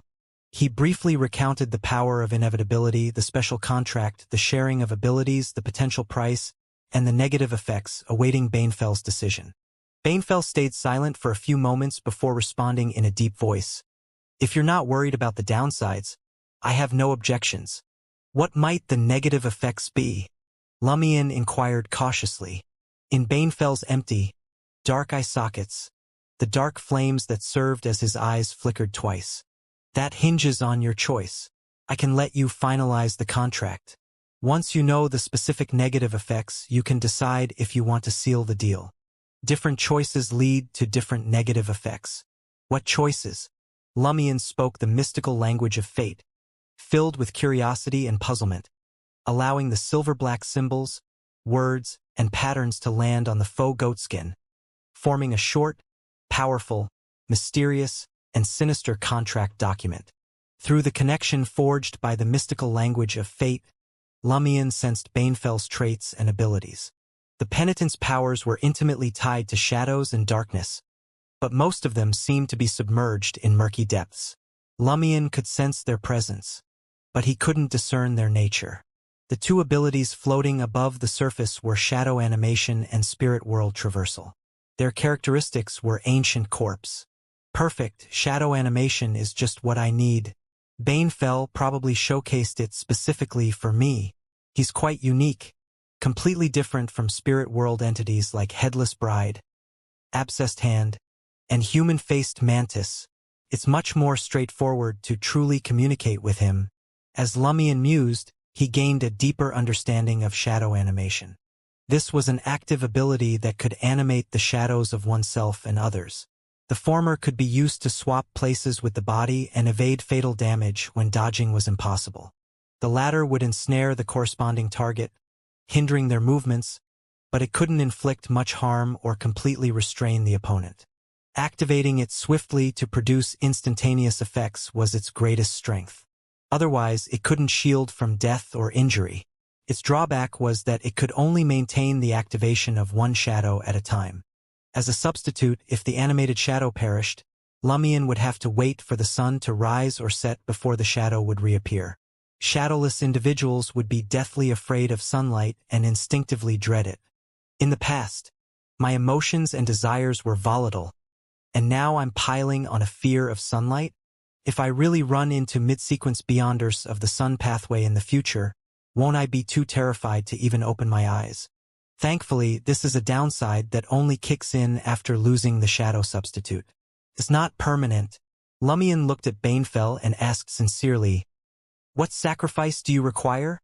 Or rather, what price must I pay?" So far, he still hadn't figured out the negative repercussions of signing a contract with Banefell. Penitent Banefell, with only a thin layer of charred skin clinging to his bones, replied, "Any mystical item in your possession. Anyone, is this the so-called choice? Picking a mystical item to offer directly shapes the ultimate negative effects." Lumion had an epiphany as he took stock of the mystical items he carried. His knee-jerk thought was the Pride armor. After all, he couldn't effectively use the sealed artifact at present. However, looking at Banefell's charred corpse, he felt that he wasn't just sacrificing an item but attempting to off his messenger. Furthermore, while he couldn't use the Pride armor for now, Franca, Jenna, and Anthony could. Lumion had already taught them the corresponding usage techniques. At the crux of it all was a single mantra: don't wear it yourself. Only utilize the negative effects by letting the target trigger them. As for proactively triggering higher-level negative effects in exchange for indiscriminate area of effect damage, there was no way to teach that. It had to be improvised based on the environment and the enemy's traits. After all, demonesses likely relished this method. It was brutally effective in bullying targets without substitute-type abilities. Mystery prying glasses, flog boxing gloves, Eye of Truth, Lie earring, Mr. K's finger, Symphony of Hatred bone flute, Fury of the sea brooch, Traveler's bag, Omabella's umbilical cord remains, Expired misfortune gold coins and unlucky banknotes, Serial killer beyonder characteristic. Lumion went through these items one by one. Excluding non-mystical items and ones that were very handy to him at the moment, Lumion ultimately decided to choose between the mystery prying glasses and the Eye of Truth. Their abilities overlapped to a degree. Keeping one sufficed. After a brief moment of contemplation, Lumion opted to offer the Eye of Truth to Banefell. He believed that the mystery prying glasses had fewer negative effects than the Eye of Truth when usage time was limited. Furthermore, the Eye of Truth could only see the truth. The mystery prying glasses could at least be used to paint supernatural works and disguise himself. After Lumion became an ascetic, he could effectively rein in the urge to paint while donning the mystery prying glasses. He could paint as needed or abstain. Lumion produced the peculiar Eye of Truth and handed it to Banefell. Just as Banefell grasped the eyewear, which appeared entwined with flesh and blood vessels, Lumion suddenly sensed the downside of signing the contract. In scenes closely tied to Banefell's past, he would witness truths better left unseen. However, it's fine if such effects only happen when it involves this messenger's enigmatic background. Otherwise, I would have cut today's ritual short and made a new choice after finding a suitable contract partner. In Aurora and Franca's words, seeing what shouldn't be seen is a death sentence. Lumion pondered for a moment and replied to Banefell in a deep voice. The contract stands. As he finished speaking, the short and sinister contract spontaneously ignited without fire, transforming into silver-black symbols, words, and patterns that seared onto Lumion's arm. Lumion glanced down at his shadow and saw it warp on its own, as if performing a powerful dance. A smile spread across Lumion's face. After about 10 seconds, his shadow settled. Lumion expressed his gratitude to Banefell and ended the summoning, stowing away all the items on the altar. It's done, Franca asked eagerly. It wasn't that she doubted Lumion couldn't even handle his messenger, but she worried the nature of his abilities might not meet the requirements or come with too many strings attached. Lumion nodded and briefly recounted the situation with shadow animation. As he walked towards the Quarry Cave's exit, he said to Franca, Jenna, and Anthony, "Now we can hatch a plan to deal with Morana Vigny. Franca, contact the Demoness of Black and let her know we're about to make our move. However, to avoid spooking the family and hidden forces behind Morana Vigny, she doesn't need to observe nearby for now. Just request an emergency help charm from her that can contact her through a mirror if the mirror people have hidden allies. Yes, it's a golden opportunity to test the Demoness of Black's stance towards the Tamara family and the mirror people. Also, inform the Eternal Blazing Sun Church that they can get ready to cut us some slack. Jenna, write to Madam Judgment and clue her in on our plan in the event the Demoness of Black is in bed with the mirror people. Anthony." Lumion's mind raced as he considered various details and doled out missions to his companions. Franca, Jenna, and Anthony didn't just passively accept their tasks. They actively chimed in with ideas and helped Lumion fill in gaps and polish his brainstorming. Upon returning to apartment 702 at 9 Rue Orosai, Anthony ducked out early to keep up appearances at the Trier Psychiatrist Guild. Jenna, meanwhile, changed into a dark black cloak dress and seized the chance to play the part of a witch. Soon, only Lumion and Franca remained in the apartment's living room. The atmosphere grew awkward, and a prolonged silence hung in the air. Lumion broke the ice as if nothing had happened. "How's Jenna coming along with digesting the witch potion?" Franca breathed a sigh of relief and said, "Not bad. She's found her groove acting as a witch. Ask around the market district and you'll hear whispers of witches appearing in the dead of night to punish rowdy drunkards. Some claim to have fallen into an icy river. Some wake up the next day aching all over, while others get splitting headaches come evening and don't dare drink anymore.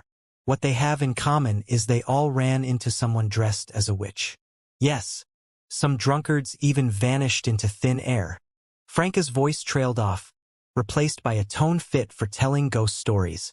"The missing ones committed serious offenses. The others are guilty of beating their families, harassing passers-by, and groping women," Lumion guessed with a smile, based on his read of Jenna. "Bingo!" Franca nodded with a bright smile. Lumion pondered for a moment and asked, "Aren't you worried the Demoness of Black will catch wind of this rumor and send someone to investigate?" Franca felt smug and pointed at herself. "You're looking at her. Me. In the Demoness sect, I'm the one handling matters tied to the market district." She then sighed and said, "Jenna is a natural. She whipped up a solid acting plan in under a month. Maybe she can digest the witch potion before I advance to affliction. If those incidents hadn't happened, she would have been a star actress. Acting is second nature to her." Lumion agreed. The two fell silent again. After a few seconds, Franca put on a brave face and said,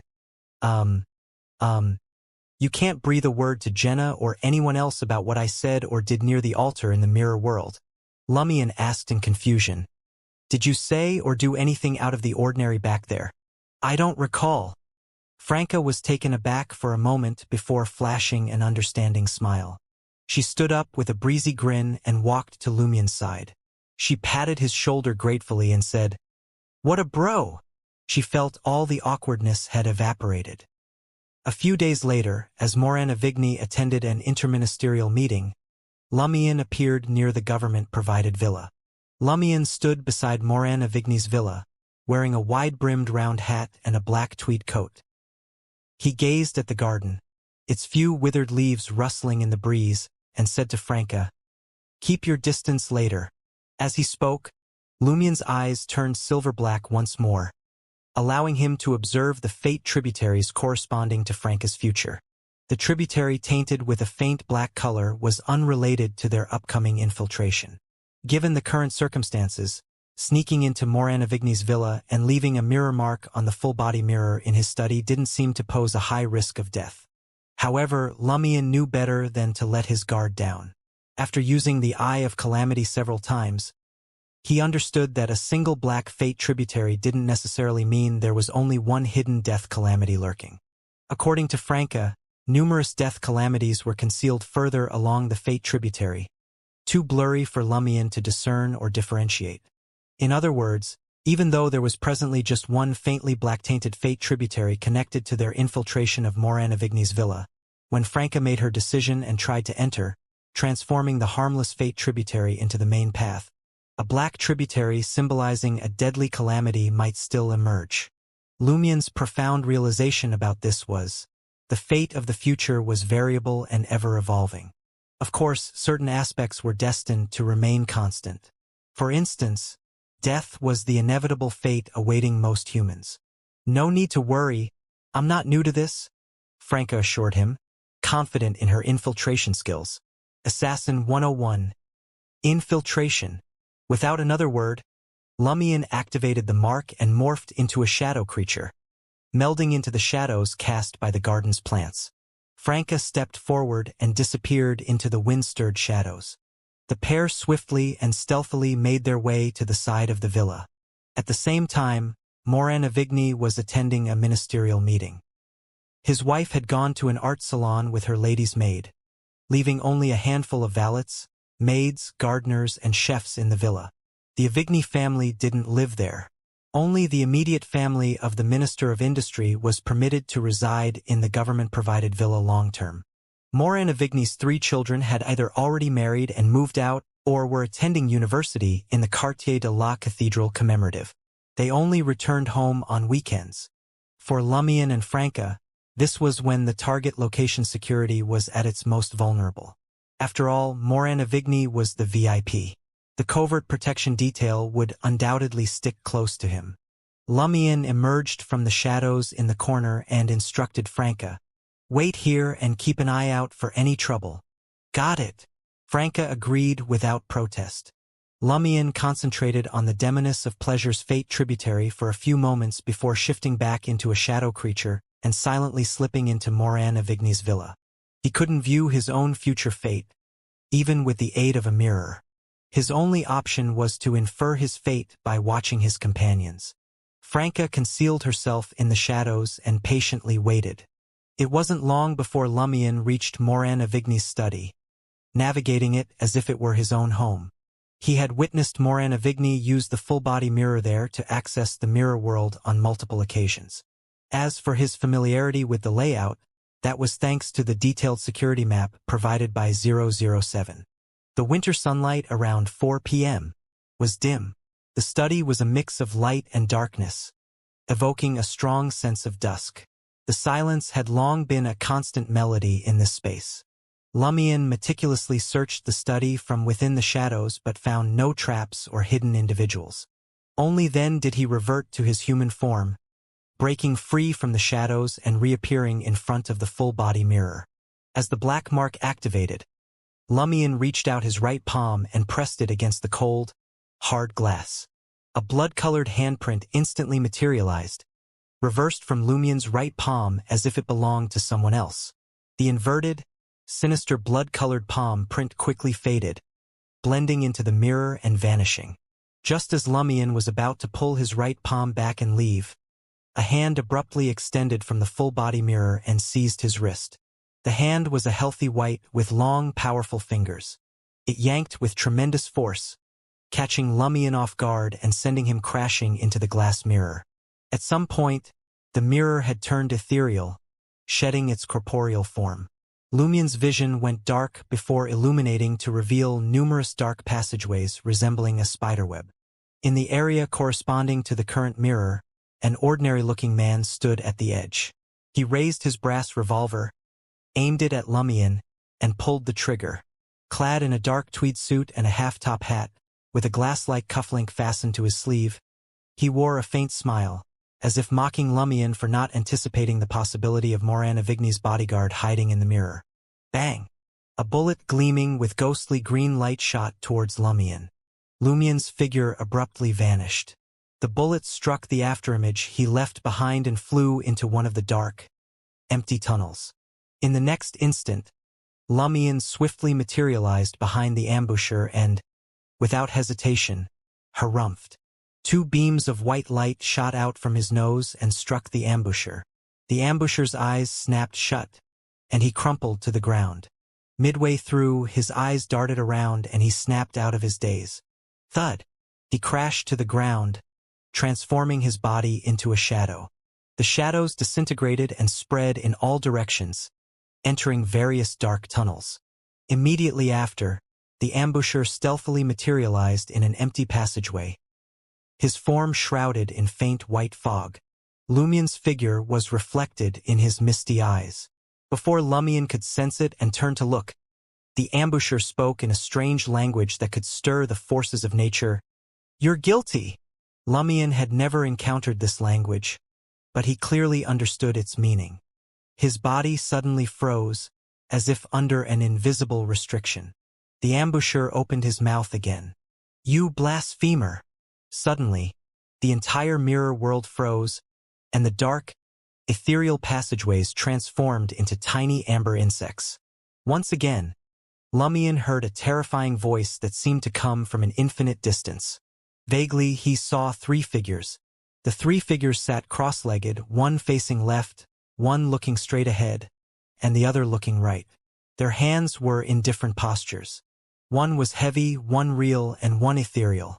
They were in three different states, constantly moving, changing, and interchanging around a silver circle.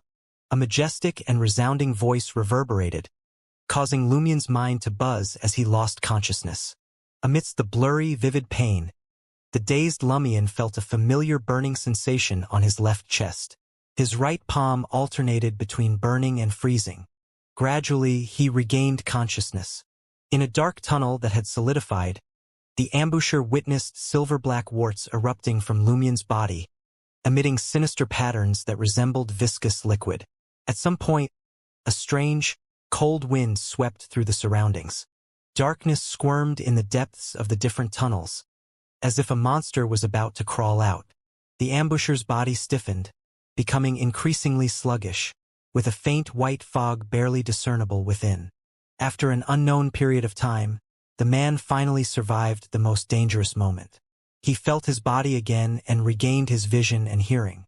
As Lumion's warts and patterns faded, the ambusher instinctively felt a lingering fear. How did he commit blasphemy? Which deity did he blaspheme against? Why didn't he lose control? I've never encountered such a situation before. The beyonder powers possessed by the ambusher allowed him to discern the target's crimes and accuse him of various charges. The damage and effects of different crimes were completely different, and the accuser couldn't predict them beforehand. They could only make a guess based on their experience from previous cases. This was the first time the ambusher had encountered a situation where he nearly succumbed to the overflowing influence of the deity after the sinner was punished by a deity for blasphemy. Fortunately, he recovered before the target. The ambusher raised the brass revolver once more and aimed it at Lumion, who was hunched over in pain. Just as he pulled the trigger, Lumion's head snapped up, his expression contorted with ferocity. Bang! A bullet shimmering with starlight shot out from the muzzle, locked onto the target's body. Almost simultaneously, Lumion's shadow came to life and flipped upward. Crack! The black shadow shattered like a mirror. Along with the starlight, it caved in and was obliterated. After briefly disappearing, Lumion materialized behind the ambusher and harumphed once more. He had used shadow animation in time, and the shadow had triggered Franca's mirror substitution. This was why Lumion had Franca infiltrate the villa and stay outside. Relying on mirror substitution required maintaining a certain distance. It turned out his shadow could also share mirror substitution. 2 beams of white light shot out, causing the ambusher to close his eyes again. This time, Lumion didn't give the enemy a chance to quickly wake up. He extended his right foot and blocked the enemy, preventing him from falling. Simultaneously, he drew his revolver and pressed it against the target's forehead. The ambusher's eyes darted around, and he awoke to the terrifying pressure emanating from the muzzle. He forced a smile, handed over his revolver, and whispered, "I'll give this to you. Can you let me go?" Lumion's thoughts raced as he took the revolver and nodded. "Okay." He then holstered his revolver. The ambusher maintained a humble and ingratiating smile as he turned around and walked deeper into the dark tunnel. Suddenly, Lumion heard Termaboros's magnificent voice. "It's best not to let him go." Lumion's eyes narrowed as he instantly sensed something was off. Why did I agree to that deal just now? Why would I let him go? Warned by Termaboros, Lumion sensed something was off. The ambusher was slowly making his exit, as if concerned that moving too fast would prematurely alert Lumion to the abnormality. Strangely, no massive vortex emerged from the dark, empty tunnel's depths, stopping the ambusher, who had already gone in, from getting pulled into another mirror. As he watched him go, Lumion glanced at his restored shadow, put away the brass revolver taken from the enemy, and pulled out the flog boxing gloves from his traveler's bag. He put them on at a measured pace.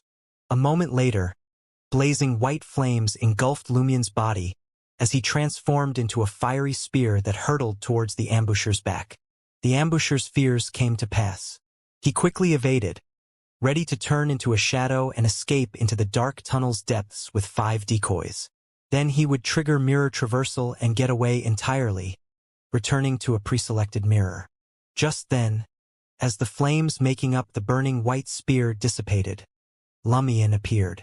The ambusher's shadow came alive, ensnaring the body that hadn't fully transformed into a shadow, briefly keeping it from dividing into 6 separate forms. It was forced to remain in place. Lumion advanced and dashed in front of the terrified ambusher. He alternated punches, starting the flogging. Bang! Lumion's initial punch heightened the ambusher's fear, and the target narrowly freed himself from his shadow's entanglement. Bang! Lumion's next punch instantly set off the enemy's already tense fear. This wasn't chance. The ambusher's fear clearly exceeded normal levels in this situation. Lumion, his eyes silver-black, foresaw the corresponding future and exploited this vulnerability. Fear played out in his mind as he punched. Thus, the first punch worsened the situation, and the second significantly raised the odds, successfully triggering the fear. The ambusher went rigid, heart briefly ceasing from the detonating fear. His mind blanked, and blood poured from his nose. Seeing this, Lumion took out the ritual sheepskin from his traveler's bag and threw it over the ambusher's head. Right after, he spoke the activation incantation in Hermes' "Sheep!" Amid a dark flash, the ambusher turned into a sheep with light white and gray wool. Lumion stared at the fearful sheep with bloodshot eyes. Removing the flog boxing gloves and returning them to his traveler's bag, he grinned and said, "So, you think I'll release you for a measly gun?" Lumion then stooped down, scooped up the limp sheep, and went back to the mirror in Moran Avigny's study, trying to exit. Unable to enter or leave mirrors, he wasn't certain he could depart so simply. If not, he would utilize the pre-prepared mirror mark and spirit world traversal to go directly to the unique, permanent mirror world exit in Underground Trier. Then he would teleport to locate Franca. This would avert any issues behind the mirror. Lumion's vision faded and brightened as he emerged in Moran Avigny's study with the frightened sheep. He rushed to the window and warily opened it. Sure enough, Franca had exited the shadows and waited by the small windowsill.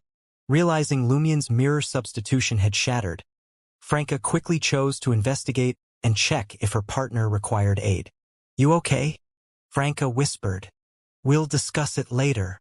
Lumien threw her the sheep. Franca promptly caught the sheep and vanished into the shadows with it. In no rush to go, Lumien donned gloves and took care of the various traces he had left behind. Soon, Franca returned, using the primordial Demoness figurine, her mirror, and Demoness black magic to handle the anti-divination and anti-prophecy part. In an abandoned tunnel close to the permanent mirror world entrance in underground Trier, Franca, now fully briefed by Lumien, eyed the quivering sheep and said eagerly, "How should we question it? Should I ready a mechanical typewriter like last time? But we've run out of truth serum." Anthony, sans gold-rimmed glasses and back in veteran garb, gazed at the sheep for a couple seconds before responding, "I'll talk with him. Should we step out first?" Jenna asked out of caution. Anthony agreed with a nod. "I don't mind you observing, but he'll feel more at ease with less people, facilitating communication. Concerned our attendance will scare him and impact the hypnotism?" Lumien spun around pensively and exited the sealed dark tunnel alongside Franca and Jenna. Soon, the sheep appeared with Anthony, no longer as scared and nervous. "You may cancel the animal creation spell," Anthony told Lumien, smiling. "He realizes we're acting in his best interest and wishes to assist. Provided we avoid topics that will impact his faith in a deity and directly affect his life, he'll speak honestly and amiably." The sheep nodded gravely, confirming Anthony's words. Lumien faced Franca and Jenna, seeing matching emotions in their eyes. A hypnotist is truly terrifying. A spectator is truly terrifying. Indeed, Lumien reflected inwardly. Looking at the sheep, he uttered the Hermes incantation, "His Grace." With a dark flicker, the sheepskin automatically vanished, and the ambusher materialized before Lumien and the others, half-crouched.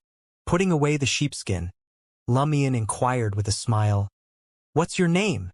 "Jebus Lada," the ambusher answered nonchalantly, like talking to a buddy. Holding the carbide lamp, Lumien warmly asked, "Were you guarding Moran Avigny?" "Yes," Jebus Lada replied frankly. "Mainly to conceal myself behind the mirror and watch the outside. Also to prevent mirror world mishaps and ensure Moran Avigny isn't found out and ambushed when he uses it to do specific things in various locations.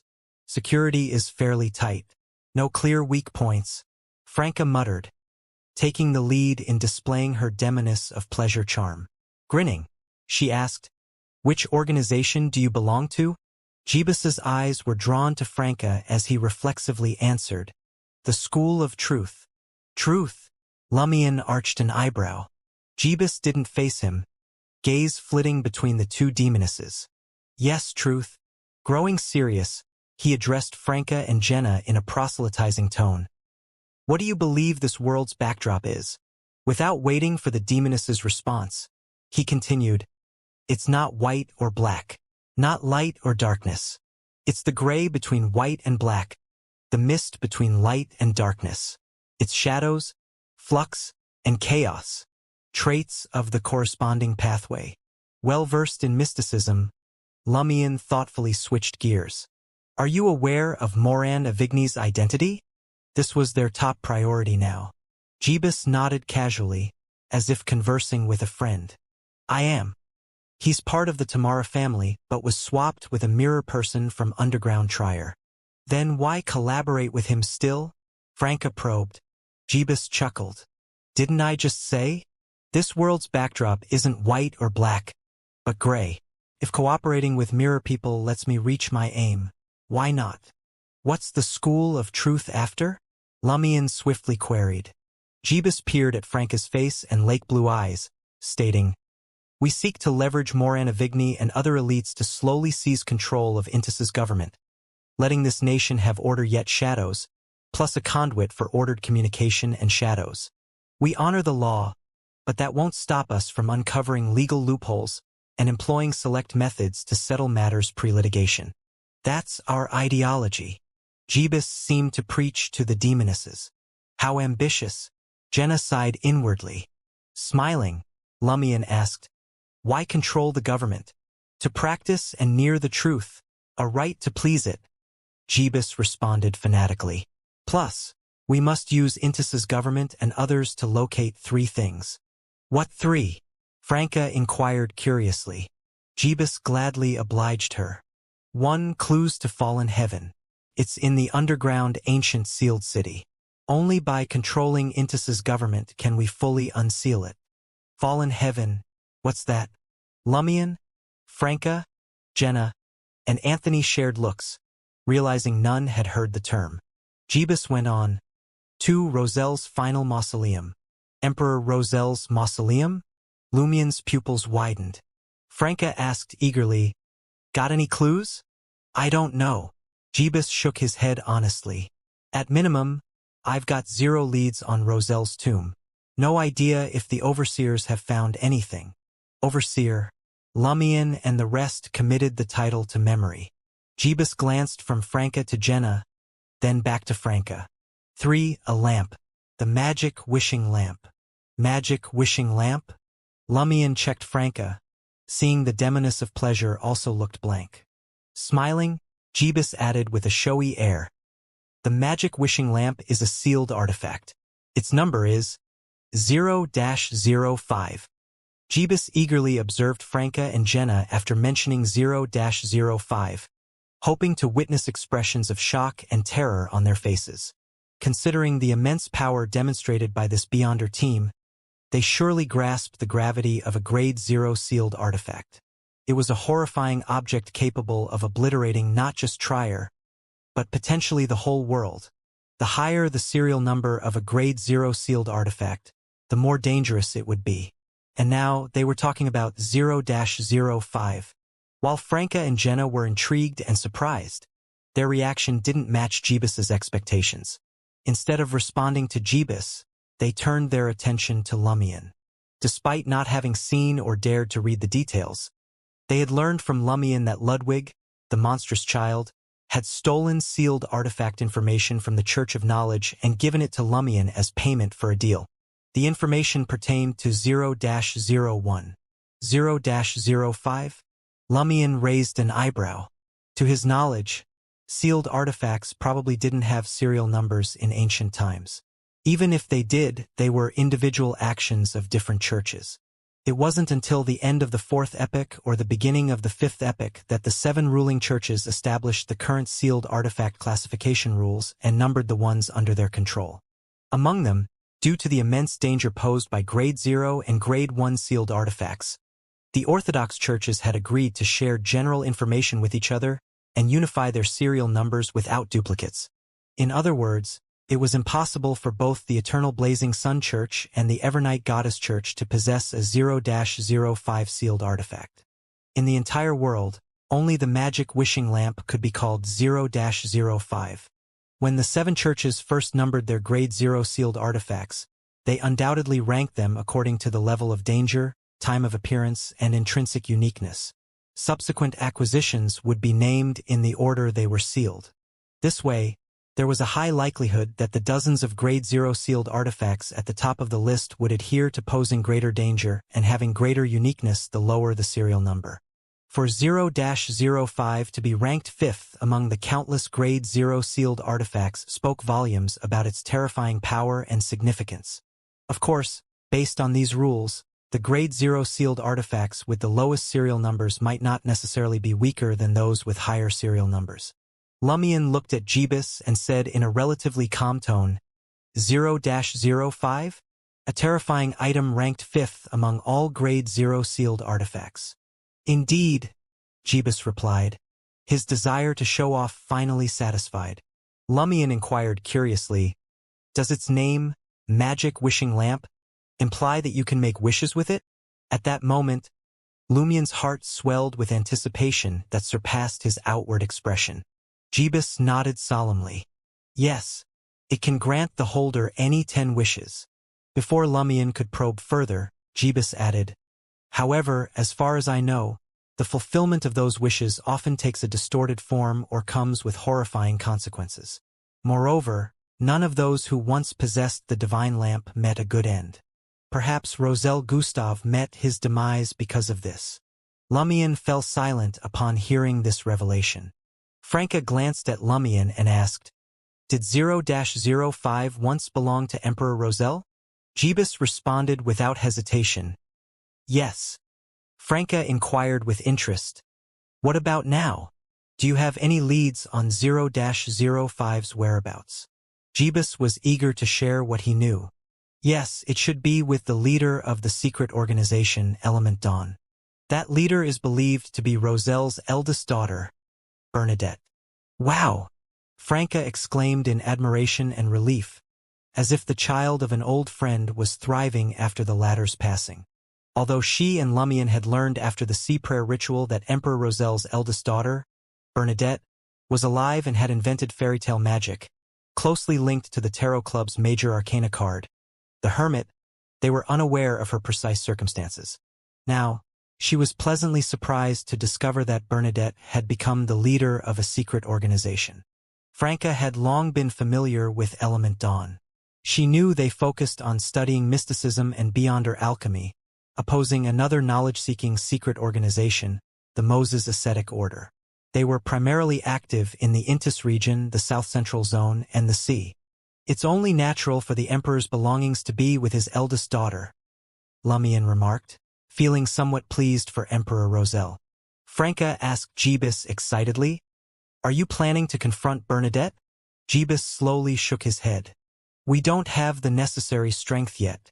That's one of the reasons we collaborate with the Mirror People. Only by embracing and pleasing the truth can the overseers obtain more boons to resist Bernadette and her subordinates. Controlling the government and embracing the truth to varying degrees is a boon-seeking ritual? Yes, Jebus himself mentioned that this is a ritual to please the truth. Their boon.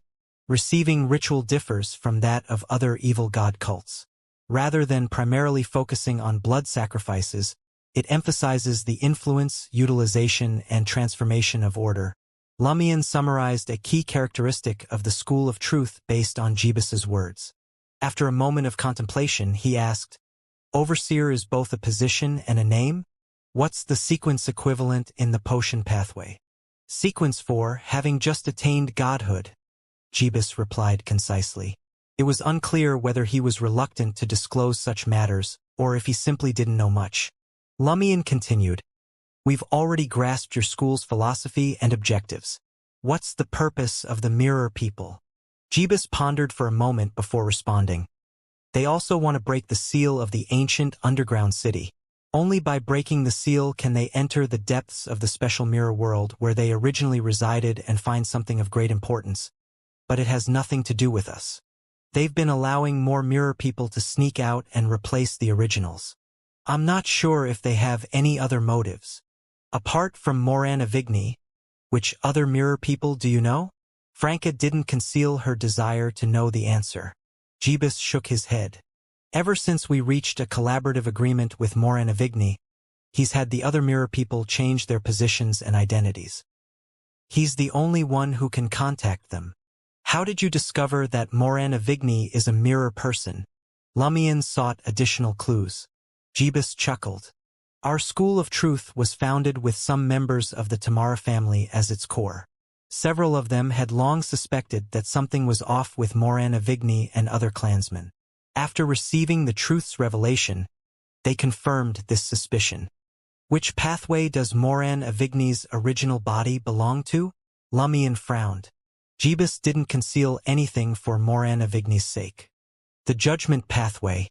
Not only does he possess the power of the Judgment Pathway, but he can also wield mirror-related powers.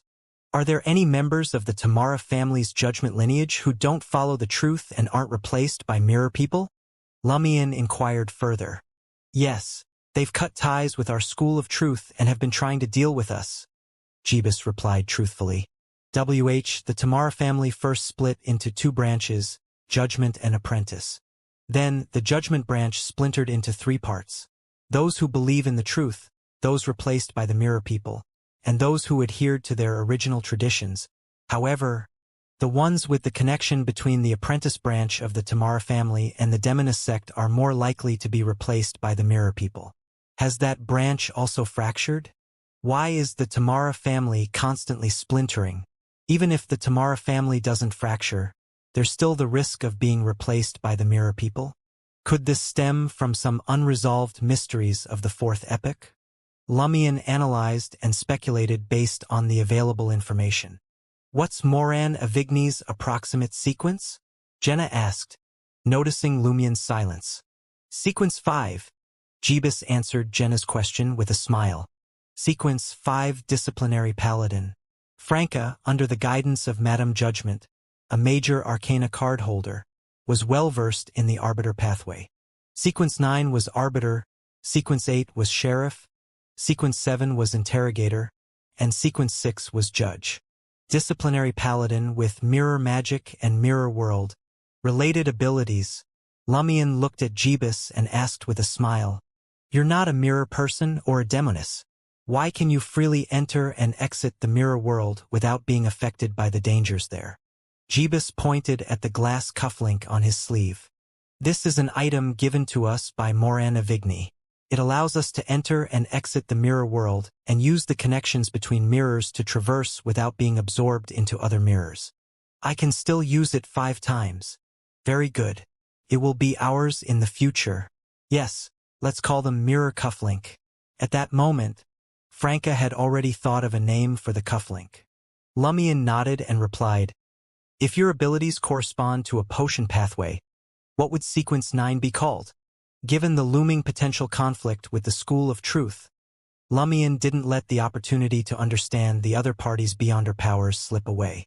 A proud smile graced Jeebus's face. "It's Broker. We are the gray between white and black, the fog between light and darkness. We are the bridge between order and shadows. Could you say something more comprehensible?" Franca muttered under her breath. Lumion smiled and asked without hesitation, "What abilities does Broker possess?" Jeebus reorganized his thoughts and said, "We can become more attuned to certain needs and find suitable candidates to fulfill them. We can also facilitate the corresponding transactions through our words and connections." With his conspirer's mind, Lumion pondered seriously for 2 seconds before fully grasping Jeebus's true meaning. Amused, he said, "Put it in simpler terms that are closer to mysticism." Jeebus glanced at Franca and Jenna and eagerly explained, "I have 2 primary abilities. One is called Gray Perception. I can more acutely sense the gray areas between white and black, including my desire and need to enter that gray domain. The other is Exceptional Eloquence. This includes mastery of language and the ability to observe others' expressions and decipher their words." "That's it?" Lumion asked, raising his eyebrows. "That's it," Jeebus replied candidly with a shake of his head. "Don't brokers charge fees for their services?" Lumion inquired with a smile. "Before reaching a deal, we will agree on a price with both parties. Sometimes we don't even ask for one. It's mainly to establish and maintain relationships," Jeebus answered seriously. "None of this involves any superpowers. I had thought a broker's beyonder powers could derive corresponding benefits from every transaction they facilitate, including beyonder enhancements. However, this is clearly an exaggeration. It doesn't seem to belong to Sequence 9. The 2 abilities Jeebus mentioned are very fitting for those at Sequence 9. From the looks of it, brokers and spectators are quite similar. They can hardly participate directly in beyonder battles and are considered more supplementary support." Lumion nodded in enlightenment. Franca asked with interest, "What's Sequence 8? "It's Shadow Merchant," Jeebus replied with a smile as he gazed at the demoness of pleasure's face. Without waiting for Franca to inquire further, he took the initiative to explain, "We can detect mysterious creatures and dangerous entities hidden in darkness and shadow while remaining safe from their attacks, thereby allowing us to reach certain deals with them." Jenna couldn't help but ask, "Invulnerable to hidden mysterious creatures and dangerous entities? Isn't this ability too powerful?" Jeebus replied with a smile, "That's usually the case, but you can't attack the other party first or secretly exert any influence that's disadvantageous to them. You can't harbor malice when striking a deal." lest the other party discovers it. Furthermore, you'll suffer indiscriminate damage if embroiled in a battlefield. You can't make creatures engaged in combat stand down. What if you see something you shouldn't? Lumion asked after some thought. I will endure the corresponding corruption, Jeebus answered without attempting to boast. So it seems a shadow merchant possesses an aura that prevents nearby creatures from harboring malice towards them? Franca realized. Jeebus praised, Madam, your summary is better than mine. However, it's not that you don't generate malice at all, but that you reduce their malice to a certain extent. The higher the other party's level, the weaker the effect. In other words, interacting with those mysterious creatures and dangerous entities to reach a deal is still risky and requires courage. At this point, Jeebus chuckled. Taking risks is a necessary quality for successful merchants. From the looks of it, you embody that? Lumion deliberately provoked. Of course, Jeebus replied proudly. I've made deals with many dangerous creatures and obtained valuable items. Then, through new deals, I used them to exchange for more useful items from believers of the Great Mother, the Mother Tree of Desire, and other beyonders. These include bullets that can absorb life, bullets that cause a target's implosion, and bullets that can impregnate a human, among other things. Bullets that can impregnate a human. Lumion was suddenly traumatized. He was grateful he hadn't given Jeebus a chance to fire that bullet. Franca and Jenna felt an inexplicable fear, their bodies turning cold. Even Anthony's expression shifted slightly. Jeebus's gaze swept across Franca, Jenna, Lumion, and his friend Anthony. He said solemnly, using our connections with various creatures, we shadow merchants can assist you in obtaining anything you desire, as long as you pay a sufficient price. Of course, we can't guarantee success in every transaction. I want the sequence 4 potion formula of the Hunter pathway, Lumion said with a smile.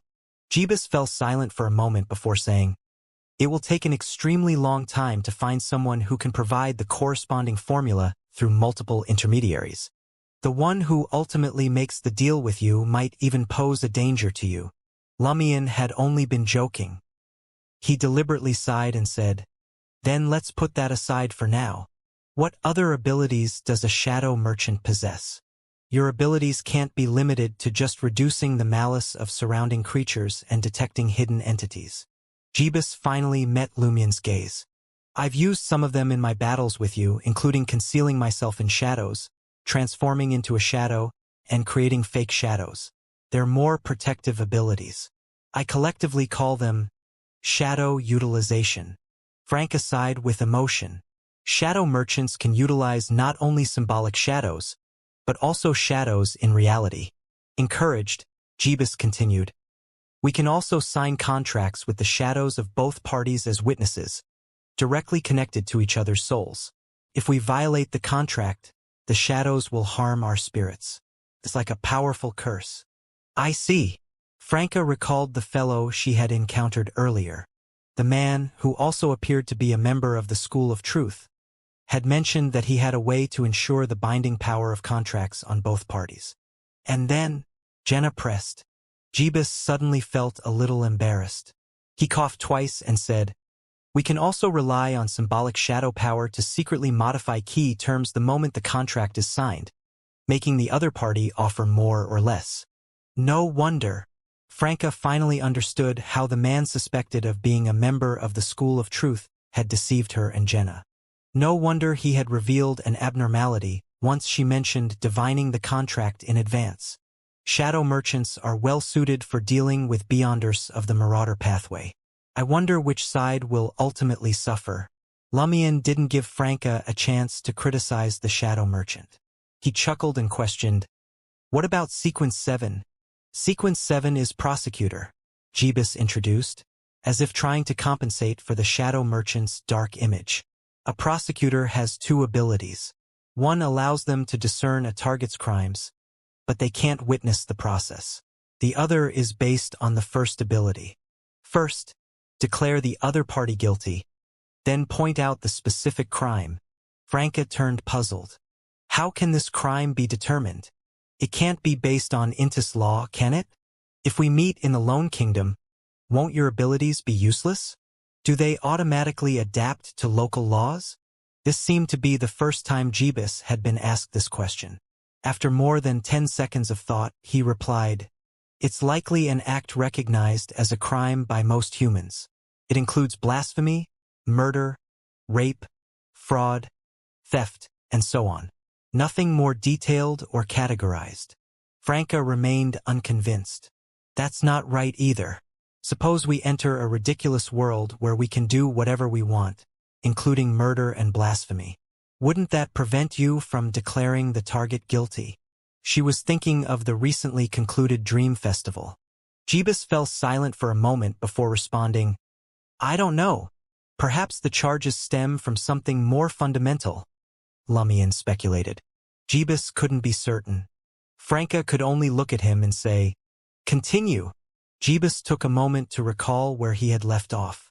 After pointing out the crime, the target will receive the corresponding punishment from the world itself or some entity.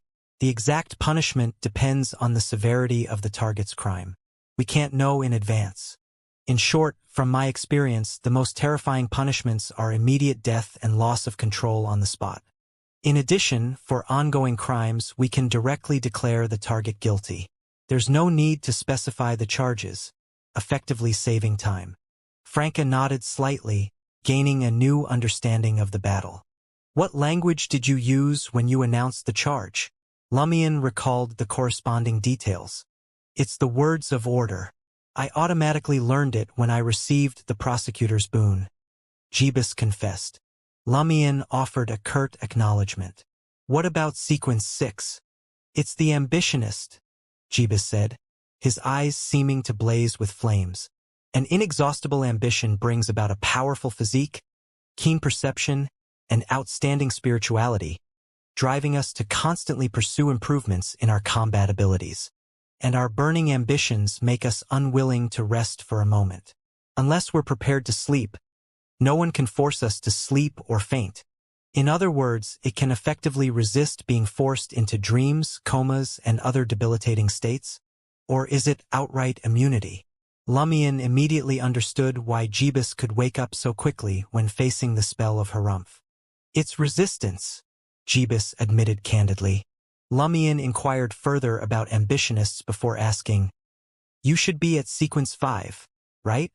"Yes." Jeebus puffed out his chest in front of the two demonesses.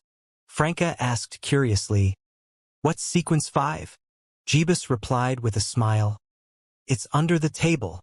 "Under the table?" Franca, Lumian, and the others simultaneously thought of the authority holders under the table transaction they had obtained from General Philip. Could it be formed by the power of a sequence 5 boon of the broker pathway? Lumian gazed at Jeebus, in no hurry to comprehend the hidden box's abilities.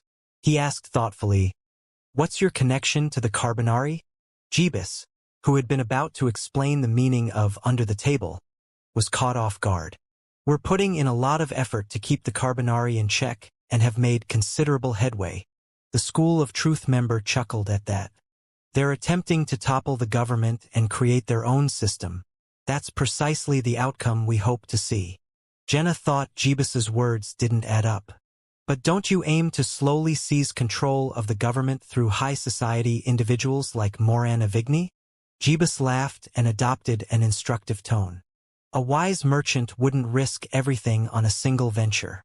The same principle applies to exceptional ambitionists." Hearing this, Lumian abruptly shifted the topic. "From what you've described, ambitionists primarily enhance their bodies, perception, and spirituality. It doesn't appear to involve their intellect." Before Jeebus could reply, Franca responded with a grin. "Who says ambitionists require intelligence? It's not the same as being a conspirer. Ambitionists prioritize ambition over the capability to actually achieve it. Exceptional intelligence isn't a prerequisite for them. We've encountered many foolish ambitionists throughout history." The pair's back and forth left Jeebus speechless. Fortunately, Lumian didn't dwell on the subject. He turned the conversation back to the Carbonari. "Has Albert Goncourt already sided with you?" "Most likely," Jeebus answered uncertainly. "I don't handle the Carbonari. Was it because of you brokers that the Dream Seekers charity group formed ties with the Carbonari? Lumion thought of General Philip. Jeebus grinned again. Philip was a man with grand aspirations who had long aimed to bring various secret organizations together. As brokers, shadow merchants, and ambitionists, we definitely had to help him. Regrettably, while his scheme was successful, others took advantage of him. He also disappeared in the ancient underground city. Incidentally, I'm not sure if you know, but it's actually 4th Epic Trier. You guys! Franca had a thought but kept it to herself. She merely sighed. Only then did Lumion inquire about Under the Table. What extra capabilities do you gain at Sequence 5? Jeebus kept his eyes fixed on the two demonesses. Under the Table is the sole ability, but there are 2 ways to utilize it. The first is to establish an unseen and tranquil under-the-table atmosphere in combat and emergency scenarios. You can forcibly meet your demands by offering the enemy valuable items, but you can't injure them or impact their state in any other way. Additionally, you must behave normally. If not, the enemy who agreed to the under-the-table deal can easily detect that something is amiss and snap out of it. Such under-the-table transactions aren't guaranteed to work. The target's inclination and experience in the gray domain determine the success rate. The broker sequence's gray perception ability can assess this. If you're up against an unshadowed of the sun pathway, success is nearly impossible even without the suppression of godhood. Unshadowed referred to the sun pathway's sequence 4. Lumion had a realization. You previously made me release you through such an under-the-table transaction? Correct, Jeebus said frankly. You have extensive experience with the gray domain and a strong inclination in that respect. On Lumion's behalf, Franca complimented Jeebus, saying, You have a talent for reading people. Gray perception may be an ability acquired as a Sequence 9 broker, but it's incredibly useful, Jeebus bragged, seeming objective. Jenna pressed, And the other under-the-table transaction? Jeebus answered with a smile. That requires a certain amount of time. It's not suitable for combat or emergency situations. In simple terms, we'll utilize a barely sealed space as the operating target to create a genuine under-the-table scenario. We'll be on one side of the transaction under this table. The mysterious creature or dangerous entity concealed in the shadows and darkness will be on the other side, but we won't know their identity beforehand. We also won't be able to sense who the other party is during the transaction.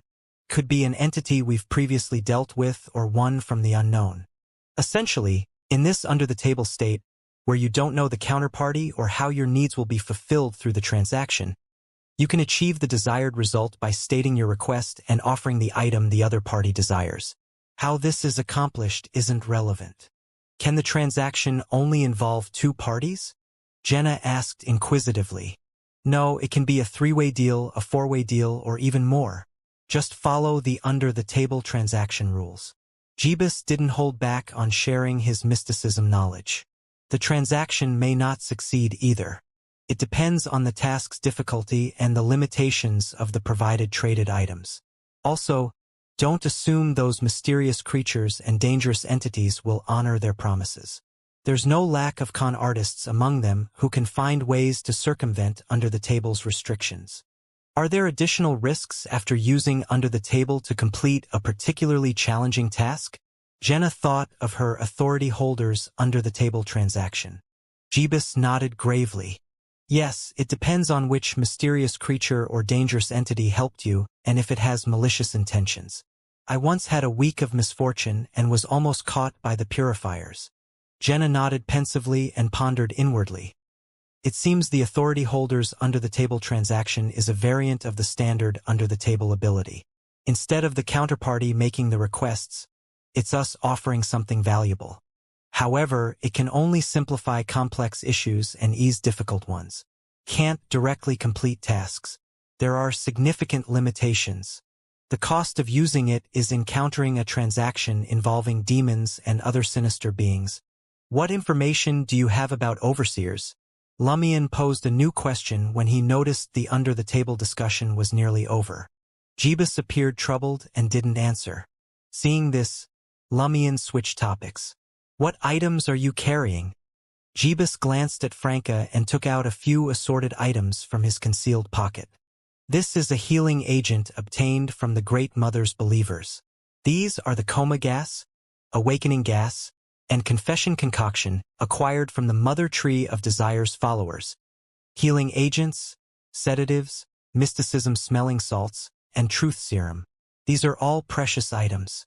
Lumion gave a small nod at the 4 metal canisters with various labels. His gaze then moved to Jeebus's other palm, where 6 bullets rested. The 6 bullets were brass, but their surface patterns and colors differed. One looked normal, one had a luminous tip, and one appeared to be corroded by potent acid. One flickered with a dark green light, one radiated a brilliant starlight, and another had a faint luster as if it had been matted many times. Jeebus introduced them with enthusiasm. These are the impregnating bullet, poison bullet, putrid bullet, weakening bullet, implosion bullet, and deprivation bullet. I traded for them from various deity believers. Intrigued, Franca pointed at the ordinary bullet from a distance. Is this the impregnating bullet? Indeed.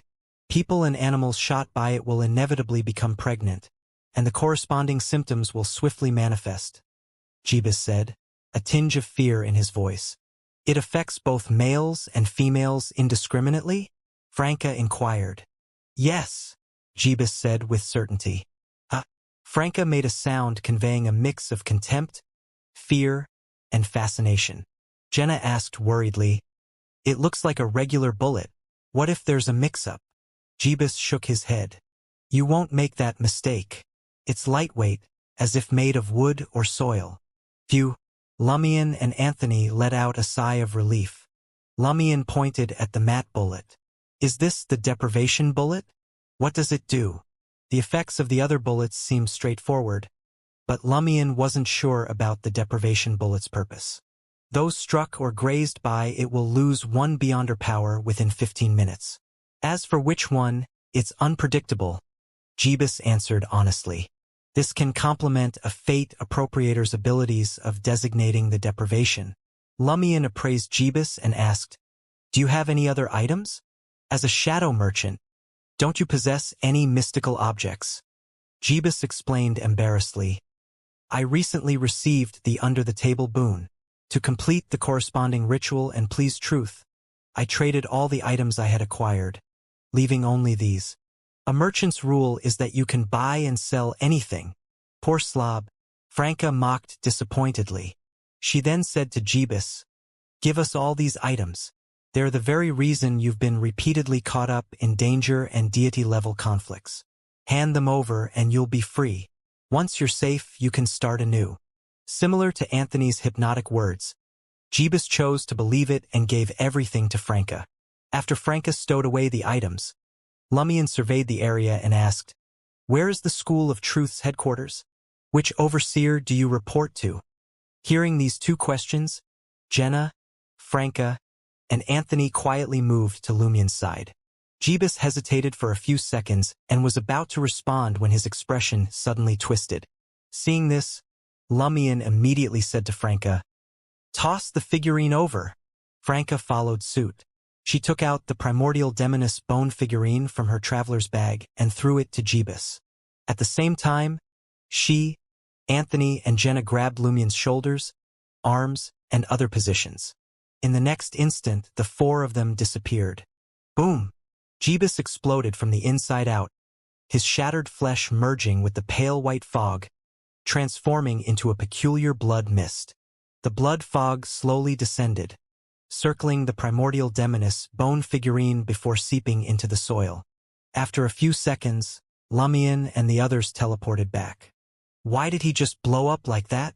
Lumion muttered, frowning as he watched the blood slowly soaking into the soil. He gripped the carbide lamp tightly. His 2 questions hadn't been intended to end Jeebus's life. He had simply wanted to carefully test the limits 1 step at a time. Anthony calmly explained, The fundamental rule of hypnosis is to never directly threaten the subject's life. So when Jeebus was asked something that would seriously endanger him, he either would refuse to answer or the shock would jolt him awake, breaking the hypnotic hold. I was ready for the possibility of him breaking free from the hypnosis, Lumion said, having anticipated this outcome. Jeebus couldn't dodge the spell of Harumph at that range. Lumion also had 3 ritualistic dogskins and a cowhide in his traveler's bag. Since becoming an ascetic, he could now craft the mystical animal hides required for the animal creation spell himself. So he had imbued extra powers into the ones he already possessed. Thinking back on what had transpired, Jenna mused, Jeebus was going to answer at first, meaning he didn't think those 2 questions would put his life at risk. Heh.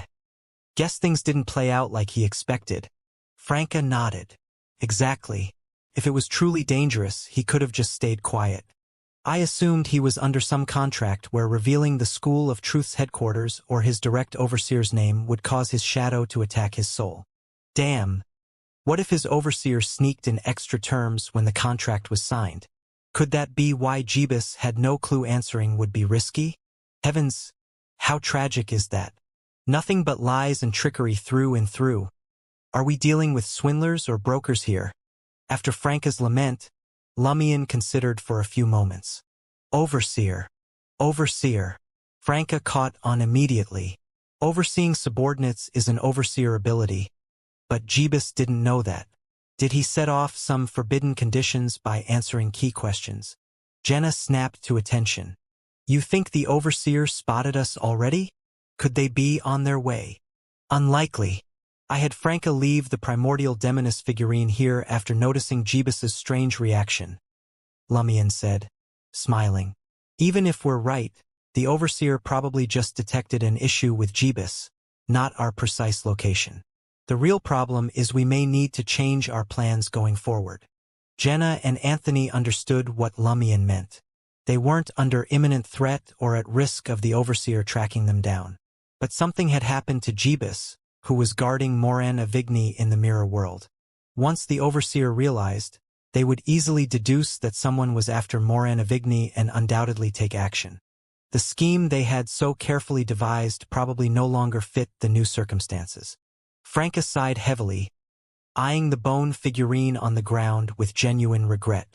I resisted when the Demoness of Black first gave me this figurine. Now I'm wishing she'd given me a dozen. Poking fun at herself, she stooped down to retrieve the primordial demoness figurine. She delicately cleaned it off and murmured appreciatively. Lumion took stock of his own actions. I should have been watching how Jeebus's fate tributary shifted using the Eye of Calamity. Maybe then I could have intervened in time to stop him from responding. He hadn't anticipated Jeebus being oblivious to which questions would violate a taboo. This wasn't about religious devotion or advanced mystical knowledge. Jeebus ought to have known what he could and couldn't say. If not, his daily life would have been cut short many times over. Franca remembered. The School of Truth member Jenna and I ran into before had the same thing happen when we asked his organizational affiliation and why he was capitalizing on the gatekeeper vanishing. Based on Jeebus's answer, stating the School of Truth itself isn't forbidden. And I bet the guy who wasn't even an ambitionist yet had no idea why he was exploiting the gatekeeper's absence. Seems it really is an overseer ability after all.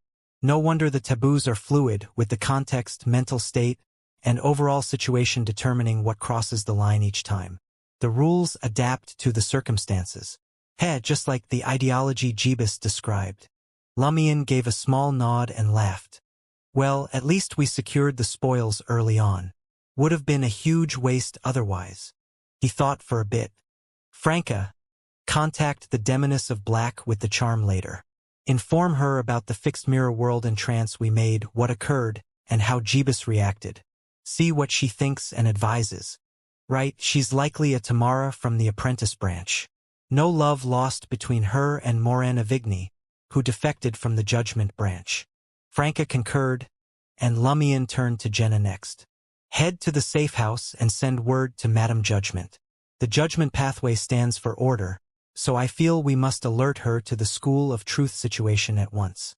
I'll take you there. Got it. Jenna was accustomed to Lumion delegating tasks in moments like these. Finally, Lumion addressed Anthony. Join me at the Pleasure Pavilion to await Moran Avigny's arrival. Watch him closely for any unusual behavior. Situated on Avenue du Boulevard, the opulent pavilion of pleasure functioned as the Intis Republic's presidential estate. Morane Avigny was due to attend a ministerial meeting convened by the president there. Anthony inclined his head slightly to convey his assent. Observation was a spectator's forte, after all. Inside the quarry cave housing the mirror world's fixed entryway, Franca leaned against the wall, her night vision active. She produced a compact and a charm fashioned from ashen stone. Clasping the charm, Franca infused it with her spirituality. Reciting the Hermes activation phrase, she intoned, "Eyes." Wreathed in obsidian flames, the rock-like grayish charm flared to life. Franca touched it to the compact's glass, causing the mirror to lose solidity and turn incorporeal. The burning charm sank through without resistance, vanishing from sight. Moments later, Franca sensed a presence surround her. A mass of dark locks then rose from the makeup mirror's surface. The rippling black tresses obscured her view. As the hair fully emerged, Franca tightened her grasp, and Clarice took form before her. The demoness of Black's own hair remained immaculately tied up, with no trace of the ominous raven strands. Even having met her prior, Franca couldn't suppress a rush of awe at Clarice's allure. The woman possessed a breathtaking beauty that effortlessly ensnared any who beheld her. Clarice regarded Franca, her melodic voice gentle as she inquired, "You have an update?" Composing herself, Franca detailed her suspicion of corruption seeping out of underground Trier. She had ventured to a particular sector bearing the primordial demoness figurine, ultimately pinpointing the target site. She elaborated on beseeching the primordial one via the figurine, obtaining a reply, and securing a permanent gateway to the mirror plane. A rare glimmer of approval showed on Clarice's face. "Your instincts are sharp and your mind keen. Impressive that you conceived of and accomplished this. Perhaps you too shall rise to be a colored demoness one day." "Demoness of yellow?" Franca grumbled to herself. She went on to outline the scheme she had hatched with Lumien's crew, withholding specifics about the Tarot Club and portraying the mirror mark power as an item. Clarice listened attentively without comment. Franca recounted the offensive against Lumien amid his probe, his triumph over Jeebus, and the bounty of intel gleaned through a spectator. The demoness of Black nodded. "Your lovers are quite capable, the hunter in particular." Dear Clarice smirked. "The taste of a hunter isn't bad either. The higher their sequence, the more intense and brave they grow. Emperor, even an elite demoness has perused your clandestine annals. Every demoness probably owns an edition." Franca wavered between finding Emperor Roselle's plight humorous or pitiable. "It certainly has its perks." Franca played along, smiling and trying to mask her chagrin. The demoness of Black proceeded. "However, both you and he erred. Upon amassing adequate knowledge, you should have ceased questioning without delay. The wiser course was to first ambush Morane Avigny, seize him, then interrogate further." "Agreed." Franca accepted the demoness of Black's reproach. In hindsight, the location of the School of Truth's headquarters and the presiding overseer's identity were not essential facts for their immediate needs. They could have morphed Jeebus into a dog and set Lugano and Ludwig to guard him. While the overseer remained unaware, she and the rest could have lurked within the mirror, poised for Morane Avigny to unwittingly enter of his own accord. Ample chances to take a second captive would have presented themselves down the line. However, this was Lumien's style. It had long been apparent to Franca that Lumien was predisposed to extracting intelligence on the spot. Only extraordinary reasons would induce him to postpone, as if he feared the slightest delay might thwart him from procuring otherwise obtainable insight. Demoness of Black Clarice refrained from belaboring the point. Nodding, she declared, "Abide here for my return. I'll look into these developments, but it may require some time." "As you wish, Madame Clarice." Franca made no effort to conceal her gratified smile. Outside the dazzling pavilion of pleasure on Avenue du Boulevard, Lumien and Anthony seamlessly rejoined the throng of journalists. Lumion and Anthony only had to wait briefly before the ministers began exiting the pavilion of pleasure one by one. They quickly approached Moran Avigny, the Minister of Industry. While listening to the other reporters' questions, they employed their unique abilities to observe him closely. After just over 10 seconds, Lumion turned to Anthony and gave a small shake of his head, indicating that, for now, there was nothing unusual about Moran's River of Fate. He trusted that Anthony, being a spectator, would understand his unspoken message. Anthony responded with a slight head shake of his own, confirming to Lumion that Moran Avigny's expression and behavior appeared normal. Has the overseer directly responsible for Jebus not reached out to Moran Avigny? Or could our assumption be incorrect? Is it possible that Jebus's death wasn't detected by the overseer's monitoring? Have they not fully grasped the situation with Jebus? These thoughts raced through Lumion's mind as he continued his observation. This was precisely why he had come in person to the Pavilion of Pleasure to await Moran Avigny's appearance. Only by acquiring the most current and reliable information could he assess whether to move forward with the original plan, adjust it, or temporarily set it aside. Indeed, within Moran Avigny's River of Fate, a tributary of him entering the full-body mirror in the study still exists, shrouded in an intense black hue. Lumion, unconcerned about the drain on his spirituality, maintained his focus on any potential shifts in Moran Avigny's destiny. Following a short interview, the debonair Minister of Industry, flanked by his bodyguards, descended the steps of the Pavilion of Pleasure and headed towards his stylish four-wheeled, four-seater carriage.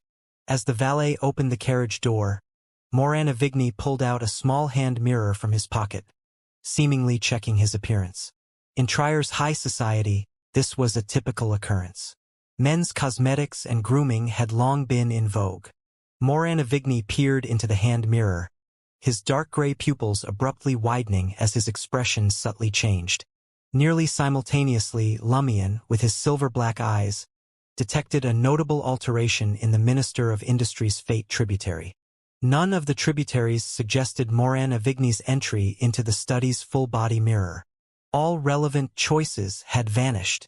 As a result, even if Lumion depleted nearly half of his spirituality and employed compelling fate, he would be unable to force Moran Avigny to willingly enter the study's full-body mirror. Compelling fate wasn't about creating destiny. Choices had to exist before they could be compelled. Taking advantage of the moment when the reporters had shifted their focus and the two of them were slowly trailing behind, Anthony quietly said to Lumion. When Moran Avigny looked at himself in the hand mirror, he experienced a palpable sense of fear. As Lumion followed the other reporters, he continued to assess Moran Avigny and formed a related hypothesis. Someone was utilizing the mirror world and the hand mirror to convey a message to Moran Avigny. The transmitted information likely pertained to the mysterious demise of Jebus Lada, who was tasked with guarding the study's full-body mirror, and the disappearance of his body. For Moran Avigny, this implied that someone was conspiring against him. The shadow was already looming over him, its source and circumstances unknown. Under such conditions, fear was inevitable. For the majority of people, emotions would inevitably manifest to some degree in their facial expressions and physical movements, making them readily apparent to spectators. Yes, given that Jebus possessed a mirror cufflink, it's reasonable to assume that the overseer above him would have comparable items. They might even possess the additional capability to communicate via the mirror world, Lumion recalled, thinking of the glass cufflink now in Franca's possession. Moreover, Jebus had disclosed that Moran Avigny had instructed the other mirror people from the Tamara family to assume new identities and relocate, leaving him as the sole contact with the School of Truth. Consequently, when the overseer discovered Jebus's unexplained disappearance and ultimate death, they would be unable to reach the other mirror people. They could only await the conclusion of Moran Avigny's ministerial meeting to send him a warning. Our prior conjectures have been validated. The overseer did indeed detected Jebus's death. Whether the overseer was limited by his abilities or hindered by the primordial Demoness figurine is uncertain, but he was unable to immediately locate us and launch a counterattack. We must abandon the original plan. Getting Moran Avigny to willingly enter the study's full-body mirror is no longer feasible. Lost in thought, Lumion watched as Moranavigny tucked away the hand mirror, boarded the carriage and headed home. Taking advantage of the still somewhat chaotic scene, he and Anthony discreetly left the pavilion of pleasure. At the periphery of a square adorned with statues and obelisks, Lumion scanned his surroundings. Confirming that no one was nearby, he murmured to Anthony, "What do you think frightened Moranavigny?" He had already shared his theory with Anthony. Drawing on his spectator perspective, Anthony endeavored to analyze the psychological states of the School of Truth and Moranavigny. Without intel on the enemy, it's improbable that the School of Truth, a secret organization worshipping an evil deity, would dispatch additional demigod-level operatives to Moranavigny's proximity to enhance protection for the Mirror people. Unlike an Orthodox church, they can't afford to act rashly and perpetually escalate their involvement. They must consider the possibility that the group that apprehended Jeebus is equally formidable, potentially including a demigod in their ranks. They might even suspect that this could be a covert mission orchestrated by the Purifier, Machinery Hivemind, or an elite unit from Bureau 8. In essence, the Overseer will convey to Moranavigny that he's now on his own. They'll offer indirect support but can't intervene directly. Other cults might react with insanity, extremism, and irrationality while still defending Moranavigny. However, based on Jeebus's ideology, the School of Truth will refrain from such actions. That explains why Moranavigny couldn't conceal his fear. It's tantamount to being forsaken. Lumion gently nodded. Anthony continued his analysis. We must also take into account Moranavigny's unique characteristic as a mirror person. The mirror people we've previously encountered not only pursued their own ambitions but also exhibited a certain zealotry towards their leader and overarching objectives. Based on my observations, while Moranavigny is undeniably terrified, he managed to exercise some restraint. Upon entering the carriage, he appeared resolute and determined. Lumion comprehended and remarked, "Is he contemplating self-sacrifice?" He'll promptly alert the other mirror people and urge them to swiftly conceal themselves. As for himself, he's under the strict protection of officials, rendering escape impossible. His only option is to remain in place, visible to the enemy faction, hoping that his fortune is sufficient and the official protection proves effective. Heh. In times like these, protection becomes another form of confinement. Anthony shifted the topic. Which tributary turned black following the change in Moranavigny's fate? Lumion shook his head. Nothing at present. This is an exceptionally unique situation. It signifies that it will manifest only when Moranavigny makes a new choice, branching into a new fate tributary. At this juncture, Lumion exhaled slowly and stated, "I don't perceive any other opportunities at the moment.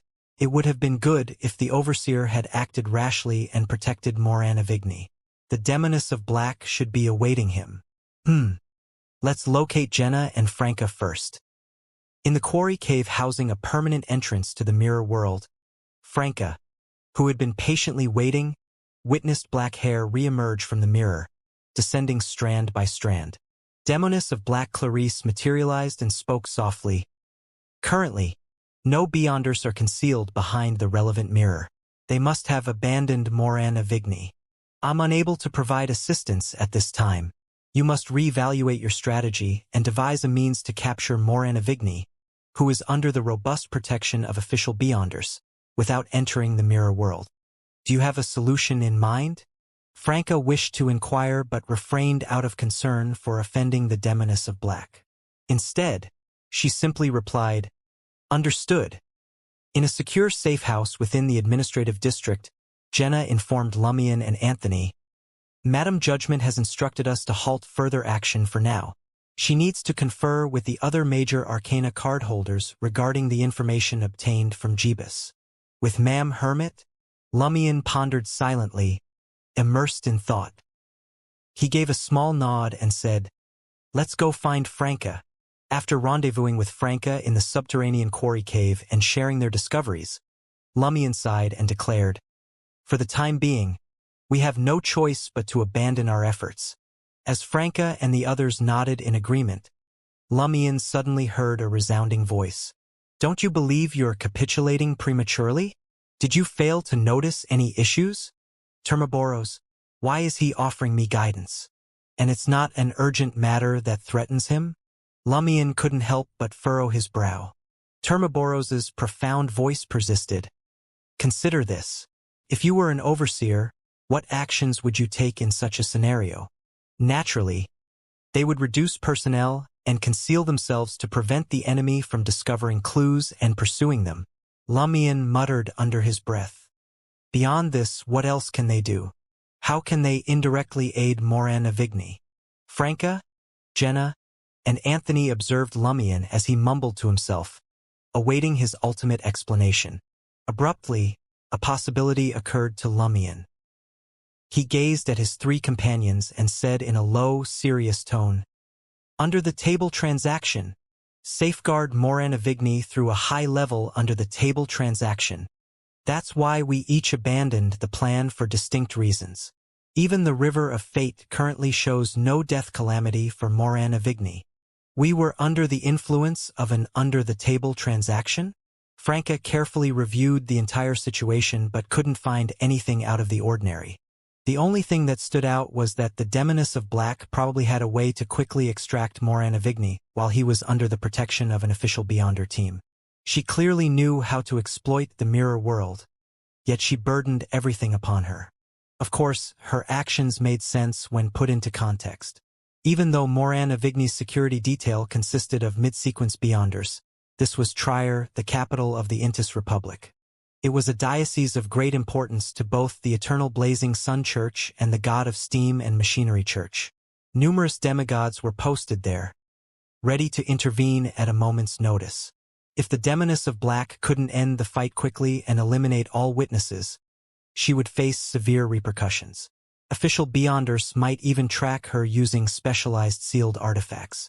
If something happened to her, the Demoness Sect's Trier branch would be dealt a crippling blow. In a situation like this, it would be wiser for her to assign a capable member of middling rank to handle the matter while she focused on damage control. If things went south, she could easily cut ties with Franca and her lovers. This assumed, of course, that Moran Avigny wasn't valuable enough for the Demoness sect to go to great lengths to eliminate him. If he were, the sect would have evacuated non-essential personnel beforehand and assembled high-ranking, color-named demonesses in Trier. I think there's an issue here. It's not that we shouldn't or can't abandon the mission, but rather that we gave up far too readily and hastily, Anthony remarked, analyzing the situation from a human behavioral standpoint. Franca nodded pensively and added, "Indeed, the Demoness of Black only briefly verified the absence of hidden Beyonders behind the mirror in question before concluding that Moran Avigny had been abandoned and would receive no further assistance. That's way too rushed and convenient," Jenna commented. After a moment's hesitation, she asked, "Was Madame Judgment affected as well?" "It's possible." Lumion glanced down at his chest. Lowering his voice, he asked, "Termaboros, why weren't you impacted? Is it because you're an angel?" Termaboros's imposing voice echoed within Lumion's body. "It's hard to say for certain. Could also be due to the Fool's Seal. While the seal does limit me, it can also serve as a safeguard under certain circumstances. Similar to Narration's Abomination Corpse, the overseers under the table transaction couldn't breach Mr. Fool's Seal, so it had no effect on Termaboros?" Lumion nodded in understanding and said to Jenna, "We need to inform Madame Judgment of our suspicions.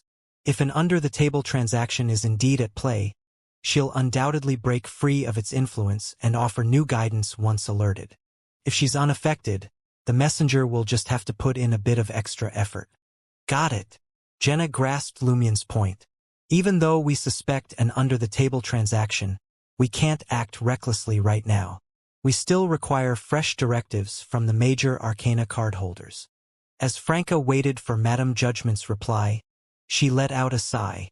"Is something wrong?" Jenna inquired, her worry apparent.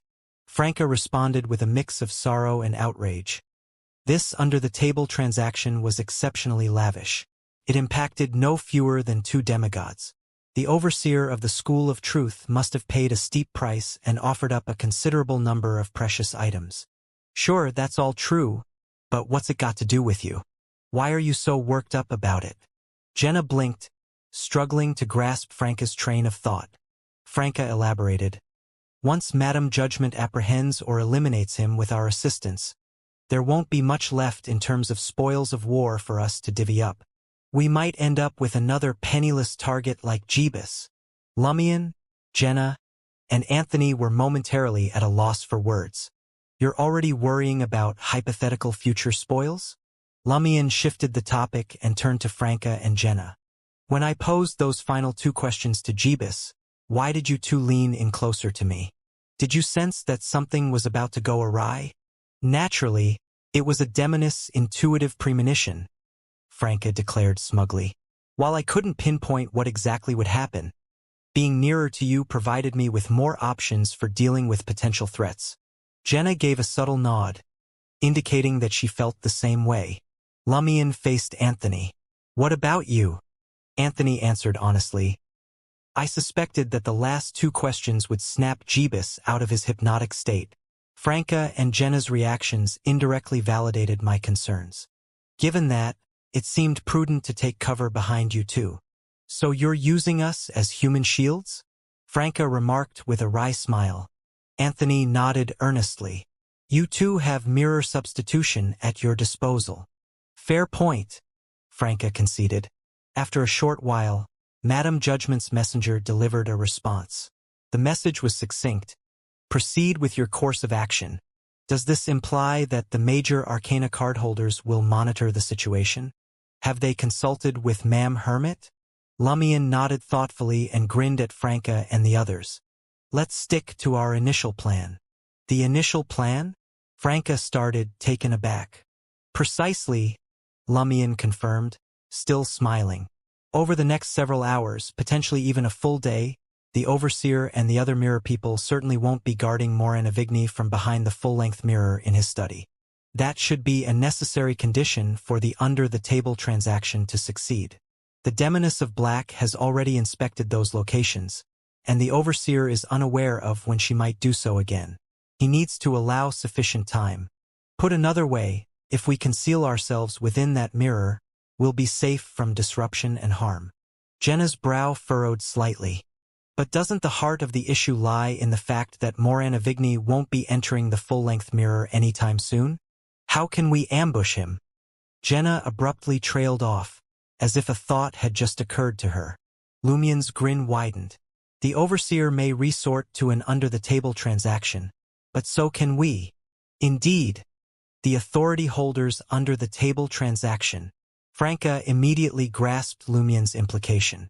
Lumion planned to harness the authority holders under the table transaction to plant the idea in Moran Avigny's mind to re-enter the full-length mirror.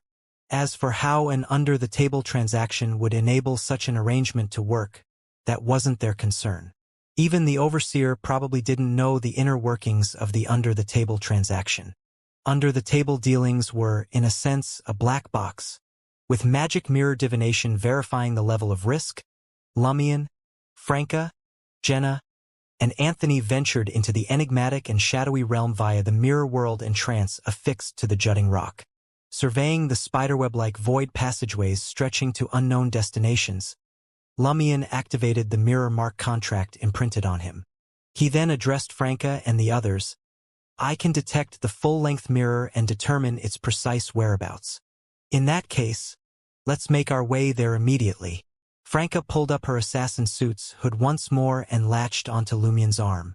She had already donned the mirror cufflink, but why squander one of its uses when other means were available? As soon as Jenna and Anthony grabbed hold of him again, Lumion triggered the spirit world traversal mark and teleported through one of the dark, vacant passageways to a deep, black aqueous light.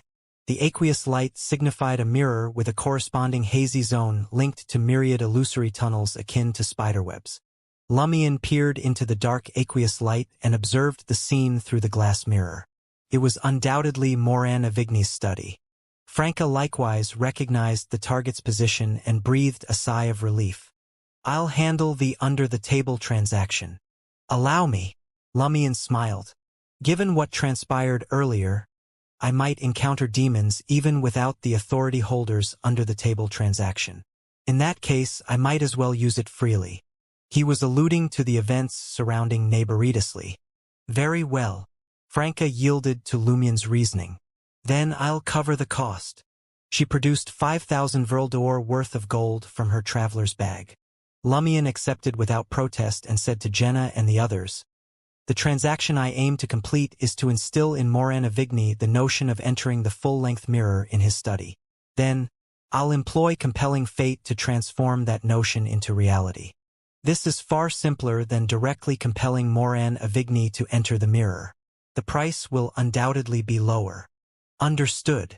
Jenna retrieved the authority holder's under the table transaction from her backpack. The small, dark wooden box still had 8 uses remaining. Lumien grasped Franca's pouch of gold coins in his right hand and reached through the membrane like curtain. He then felt 5 damp, wrinkled fingers. They swiftly closed around the pouch containing the gold coins. Lumien's expression remained neutral as he articulated his request in Hermes. After a brief pause, the wrinkled, moist palm returned the pouch of gold coins. "WH?" Lumien glanced up and apprised Franca and the others of the development. Franca promptly understood. "It's demanding more money."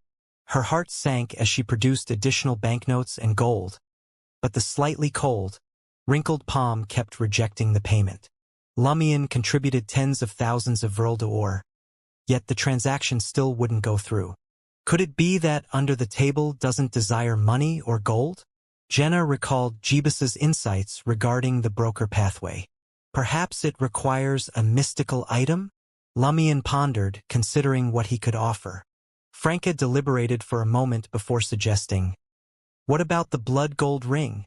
It has considerable drawbacks, and we've hardly used it." The blood gold ring had come from Mad Lady and corresponded to some of the capabilities of a Sequence 6 Rose Bishop of the Secret's Suppliant pathway. The 4 of them conferred for a while before deciding to attempt the transaction with the blood gold ring. The moment the blood gold ring touched under the table, the 5 fingers of the palm clenched firmly and withdrew, taking the ring with them. This indicated that the deal had been finalized. Phew! Lumien exhaled in relief and remarked, "I'm curious to see how the under-the-table transaction will unfold." Franca pressed a hand to her chest and prayed to Mr. Fool. "Please don't let us run into any swindlers." Praise the fool. The word swindler hung in the air, leaving Lumien and the others in stunned silence as similar thoughts raced through their minds. Surely they couldn't be that unlucky, right?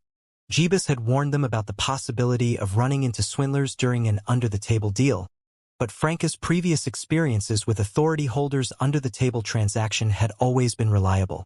Plus, the blood gold ring had been accepted this time around. If Lumien hadn't been personally overseeing the transaction, he would have used the Eye of Calamity to assess the likelihood of it being finalized and look for ways to interfere. But for now, the 4 of them had no choice but to wait patiently. Hidden behind the dark, watery light, they watched the scene unfolding in the study through the glass mirror. As the night wore on, Lumien and his companions nibbled on the rations he'd packed for Ludwig in his traveler's bag to keep their hunger at bay. Close to 10 p.m., Moran Avigny strode into the study, leaving the wooden door wide open. He sank into an armchair beneath the gas wall lamp, grabbed a book from a nearby pile, and began casually flipping through it.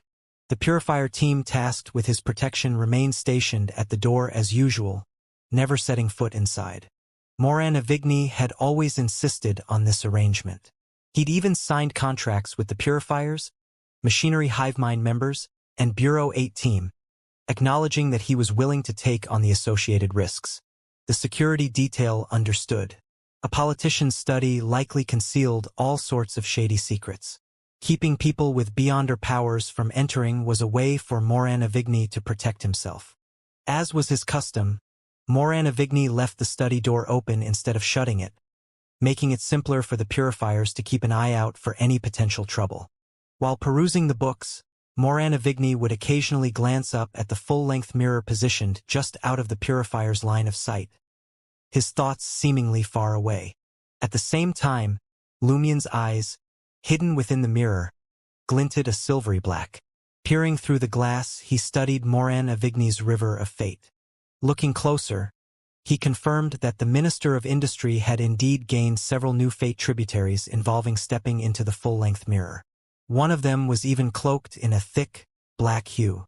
Seizing the moment when Moranavigny ducked his head to resume reading, Lumion slowly reached his right palm out from the mirror, pressing it firmly against the glass as if it were merely a reflection. Then, he unleashed his remaining spirituality, transforming it into a raging, phantom river that surged toward the mercury stream, symbolizing Moranavigny's fate from a few meters away. The main trunk of Moranavigny's fate swallowed up the other tributaries and rushed into the dense, black one. Compelling fate, channeling the spirituality he'd accumulated using his ascetic abilities. Lumion quickly withdrew his palm to avoid tipping off Moranavigny. He gave Franca and the others a nod, signaling that both the under-the-table deal and his compelling of fate had been successful. As for the exact way Moranavigny would embark on this fated path, Lumion couldn't say. The details were beyond his sight. Franca and Jenna let out sighs of relief, not daring to speak lest they alert Moranavigny, who possessed mirror-related abilities. They shared their understanding with Lumion through gratified smiles and relaxed nods. They retreated to their positions, preparing for the upcoming ambush. Just as fate was being compelled, Moranavigny's spirituality abruptly sensed a warning, filling him with a feeling of impending danger. The mirror message he'd received at dusk sprang to mind, and he started to suspect that the unknown enemy the Overseer had mentioned was plotting something that could put his life at risk. Unable to resist, Moranavigny glanced at the full-length mirror once more, debating whether to flee into it and abandon this place before the purifiers had a chance to react. He yearned to shed his current identity and vanish completely from the hidden enemy's radar. Fighting back his impulses, he turned his head to look at the purifiers standing guard at the door. There could be a trap lurking behind the mirror. His best bet was to pray that the official Beyonders would be able to shield him. "This is Trier, and I'm a minister of the country." Right then, his valet appeared at the door, carrying a glass of warm milk. Drinking warm milk before showering and brushing his teeth was part of Moranavigny's nightly routine to help him sleep. The purifiers carried out their standard checks before permitting the valet to enter the study. "Your milk, sir," the valet said deferentially, extending a white porcelain cup brimming with the liquid. Moranavigny had made immense contributions to Intis's industrial growth and had been awarded the Legion of Honor Medal, earning him the rank of knight. Nodding his head slightly, Moranavigny reached out his right hand to accept the glass. All of a sudden, he noticed his valet's eyes cloud over, an indescribable agony lurking in their depths. A heartbeat later, the valet's mouth flew open and he vomited. What he spat out was a solid, writhing chunk of blood-colored flesh, hurled directly at Moranavigny. The flesh swiftly ballooned, morphing into a cloak of flesh and blood that wrapped around Moranavigny. It wriggled inward, seemingly trying to force its way into the Minister of Industry's body. In the mirror, Lumion was stunned. This aura, it's Mr. K. Why had he shown up out of nowhere to try to assassinate Moranavigny? With a sharp crack, Moranavigny, cocooned in the flesh and blood cloak, transformed into a mirror and shattered. Nearly simultaneously, the purifiers at the door sprang into action. A column of pure light wreathed in flames plummeted from the sky, bathing the cloak and causing it to visibly start melting. Witnessing this, Moranavigny spun around without hesitation and lunged at the mirror nearest to him. He had already revealed mirror substitution to the purifiers. Short of eliminating every witness without a trace, he would undoubtedly face intense scrutiny later on and lose the protection of the contract. His only option was to take advantage of this chance to escape through the mirror world while the purifiers tangled with the assassin. As he watched Moranavigny's figure loom larger and nearer to the full-length mirror, a thought abruptly struck Lumion. Could this be fate? He instantly retreated and disappeared. A moment later, Moranavigny's figure passed through the mirror, emerging behind the hazy, shadowy, and nearly vacant-looking glass. The purifiers outside were shocked to see this. At the same time, they grasped that something was seriously wrong with the target under their protection.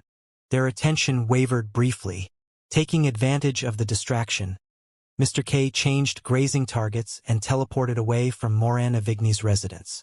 In the space behind the mirror, Moran Avigny didn't linger. He promptly activated mirror traversal, rapidly changing positions to throw off any would-be pursuers. Just then, he felt his body grow inexplicably heavier, his movements oddly constricted, stopping him from successfully slipping into an empty, dark tunnel. It was as though someone had seized him. Right after that, Moran Avigny sensed invisible threads coiling around his limbs and torso, layer upon layer. With his sheriff powers, he pinpointed the source of the sinister threads. They were close by. Moran Avigny angled his head marginally and peered at an empty corner. His eyes flashed with two blinding lightning bolts. Psychic piercing.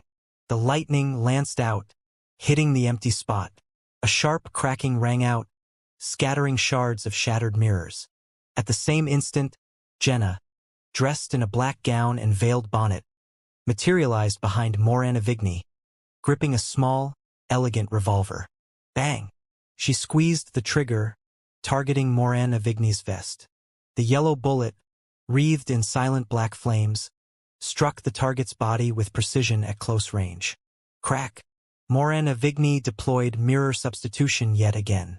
As broken mirrors rained down, his figure rematerialized in a different corner of the hazy space. Franca and Jenna vanished without a trace.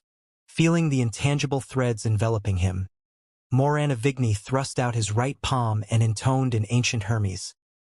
Invisibility is prohibited here. The instant he uttered the final word, innumerable transparent spider silks undulated throughout the area, resembling seaweed blanketing a section of ocean. Franca, garbed as an assassin, and Jenna, clad in dark attire, circled or advanced, respectively, poised to strike again.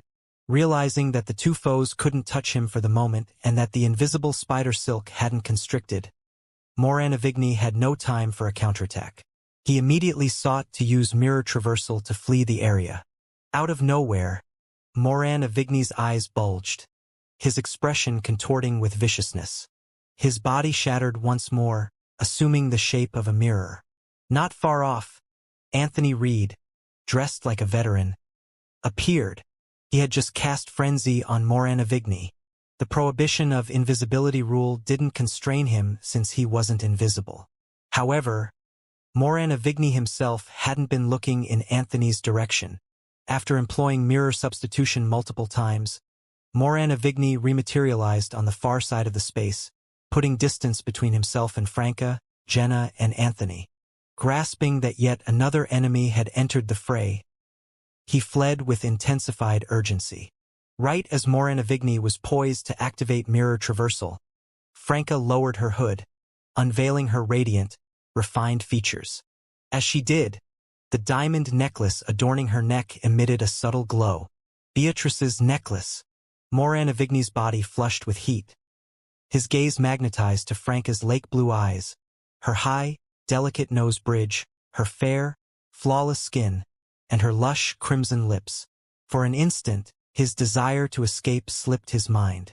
The activation of Beatrice's necklace didn't pose a direct threat to Moran Avigny's life, so it failed to trigger mirror substitution. Moran Avigny lacked the time to deploy it himself. His cravings had already swelled beyond his control.